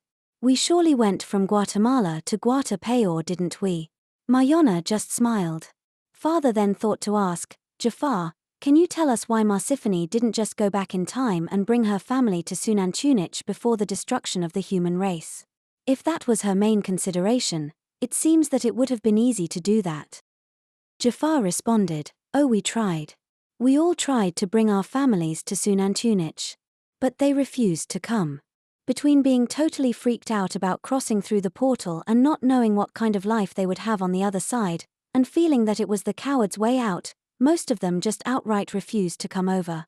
Some of them felt that they couldn't just walk away from families and friends and to live with a clean conscience knowing that the entire Earth's population was destroyed. Enough of them refused to come, and that meant that none of them would come. We went back 1 year, then 5 years, then 10 years before the final days of Earth, and the response was always the same. They wouldn't come. That left Marsiphony with attempting to recreate the timeline in a way that would both preserve humanity as a whole and preserve her family and the families of all of the scientists at Xunantunich. It was apparent with time that it would be impossible to do both. We tried again and again, but each time we tried, either all humanity was destroyed or we saved humanity, but our families were erased from the timeline. Marsiphony became desperate, and that's why she brought you two across. But as you know, she was experimenting with creating cyborgs at the same time, and somewhere along the way, she started turning herself into one. Once that happened, she no longer cared about preserving her family other than through cloning. You can see the end result now." Father replied, "That's for sure. But you're saying that none of your family members would come over?" "Not one," Jafar replied sullenly. "We were all so absorbed in our work. We lived in Antarctica and we rarely left to see anyone. We had become so focused on our experiments that we just weren't very good husbands, wives, fathers, or mothers. Most of our family was angry with us for staying away for so long. They even thought of us as fools just for asking them to join us after how little we gave them. Many laughed at us. We did it to ourselves through the neglect of our families. In the end, we became desperate. There was no one left on Earth. We were the last humans alive, and that totally changed our perspective. We couldn't bear the thought of living without them. We were in total despair and we were overcome with loneliness. Imagine being the last survivors on Earth and the only humans left alive. We devised plan after plan to bring our families over, but they just wouldn't come. That's when Marsiphony started to bring over all of you Shamayans to assist her. Her plan may have worked if she had just given you more time. But once she started implanting herself with cyborg technology, her focus totally changed. Again, Father said, "That's for sure." Back at the scientists' encampment, they began to consider how they were going to solve their new dilemma. They concluded that Marsiphony's plan was successful, that the Earth had been populated by genetically enhanced cyborgs and that there were no humans alive on Earth. Now they had to figure out if it would be possible to reverse that timeline. The problem was that they had no tools where they were. But they did know exactly what tools they needed and where to find them. Now it was just a matter of going to get them. And that required going to Marsiphony's laboratory where all of her experiments were being done. Sumerium volunteered to go, saying Accio and I are the most familiar with the tools that we need to create our own laboratory. It makes sense for us to go. We will recognize the tools immediately. The others agreed that they were the best choice to go. Brayanin then said, if Marsiphony was successful, it is very possible that the human race no longer exists in the future, at least not the human race as we know it. This small group of us may be the only hope that humanity has. If we fail, there will be no human race. We first need to work toward preserving humanity outside of Earth, and that must be our top priority. Once we do that, we can then work towards undoing what Marsiphony has done if it is possible. If it is not, the human race will go on, just not on planet Earth. Brayanin was correct about the future of humanity. In the year 2245, it did indeed no longer exist, and they were the only humans left other than the residents of Xunantunich, if they even still existed. Xenon then asked, Brayanin, what are you proposing? He responded, we must bring humans through the portal and begin a colony in a place far from the reaches of Marsiphony. This must be a new beginning for humanity, a way to ensure that the human race will continue regardless of what happens on Earth. Xenon responded, that's what they hope to do on Earth in the 21st century, begin colonies on the Moon and Mars in case anything ever happened that threatened the continued existence of humanity. Of course, the fear at that time had more to do with an asteroid impact or a nuclear holocaust than with humans being converted into cyborgs. In any case, such colonies never happened. Brayanin responded, and we will complete the task that they could never even begin. The continued existence of humanity will depend on it. Xenon asked, and how will we go about bringing people through the portal? It's not like we're going to find anyone who will come through willingly. I wonder if we should go back in time, say 10,000 years or more, to bring people. It may be easier by going back farther in time. Brayanin responded sharply, I know that as a physicist, you may not be quite as well versed in biology, so I'll tell you right out that that would not be wise. Humans continued to evolve over the last 10,000 years, and going back that far would bring us cave and jungle dwellers who were just beginning to create civilizations and written language. That would again doom humanity to the same fate at some point in the future. We are going to want humans who are the most highly evolved, the most intelligent and with the highest emotional intelligence possible, and to then hope that fewer jungle instincts are brought into the gene pool that led to our current dilemma. We must be selective. We cannot choose people randomly. Xenon responded, then it seems to me then that we are left with cloning. How else can we ensure that we have the most highly evolved, highly intelligent and emotionally mature people to start the human race over? Brayanin responded, Xenon, I believe that you are right. To ensure that this new colony is not merely set up to repeat the same mistakes of humans on Earth, we will have to create clones of the highest caliber possible. And I'm going to recommend that we begin this colony 500 years before the nuclear holocaust that happened in our timeline. that will allow the population to be large enough by the year 2245 to ensure its survival no matter what happens on Earth. Once we have accomplished that goal, we can then begin to focus on reversing Marsiphony's cyborg Earth and on rescuing our friends. The scientists had a plan. Now it was just a matter of carrying it out. On Earth, Mayana and the others had no hope of saving themselves. Everything depended on the group of other scientists to save humanity. Whether or not they would be successful was yet to be seen. Part 3: The Adventures of Mayana, A Semblance of Death. Don't forget to like and subscribe.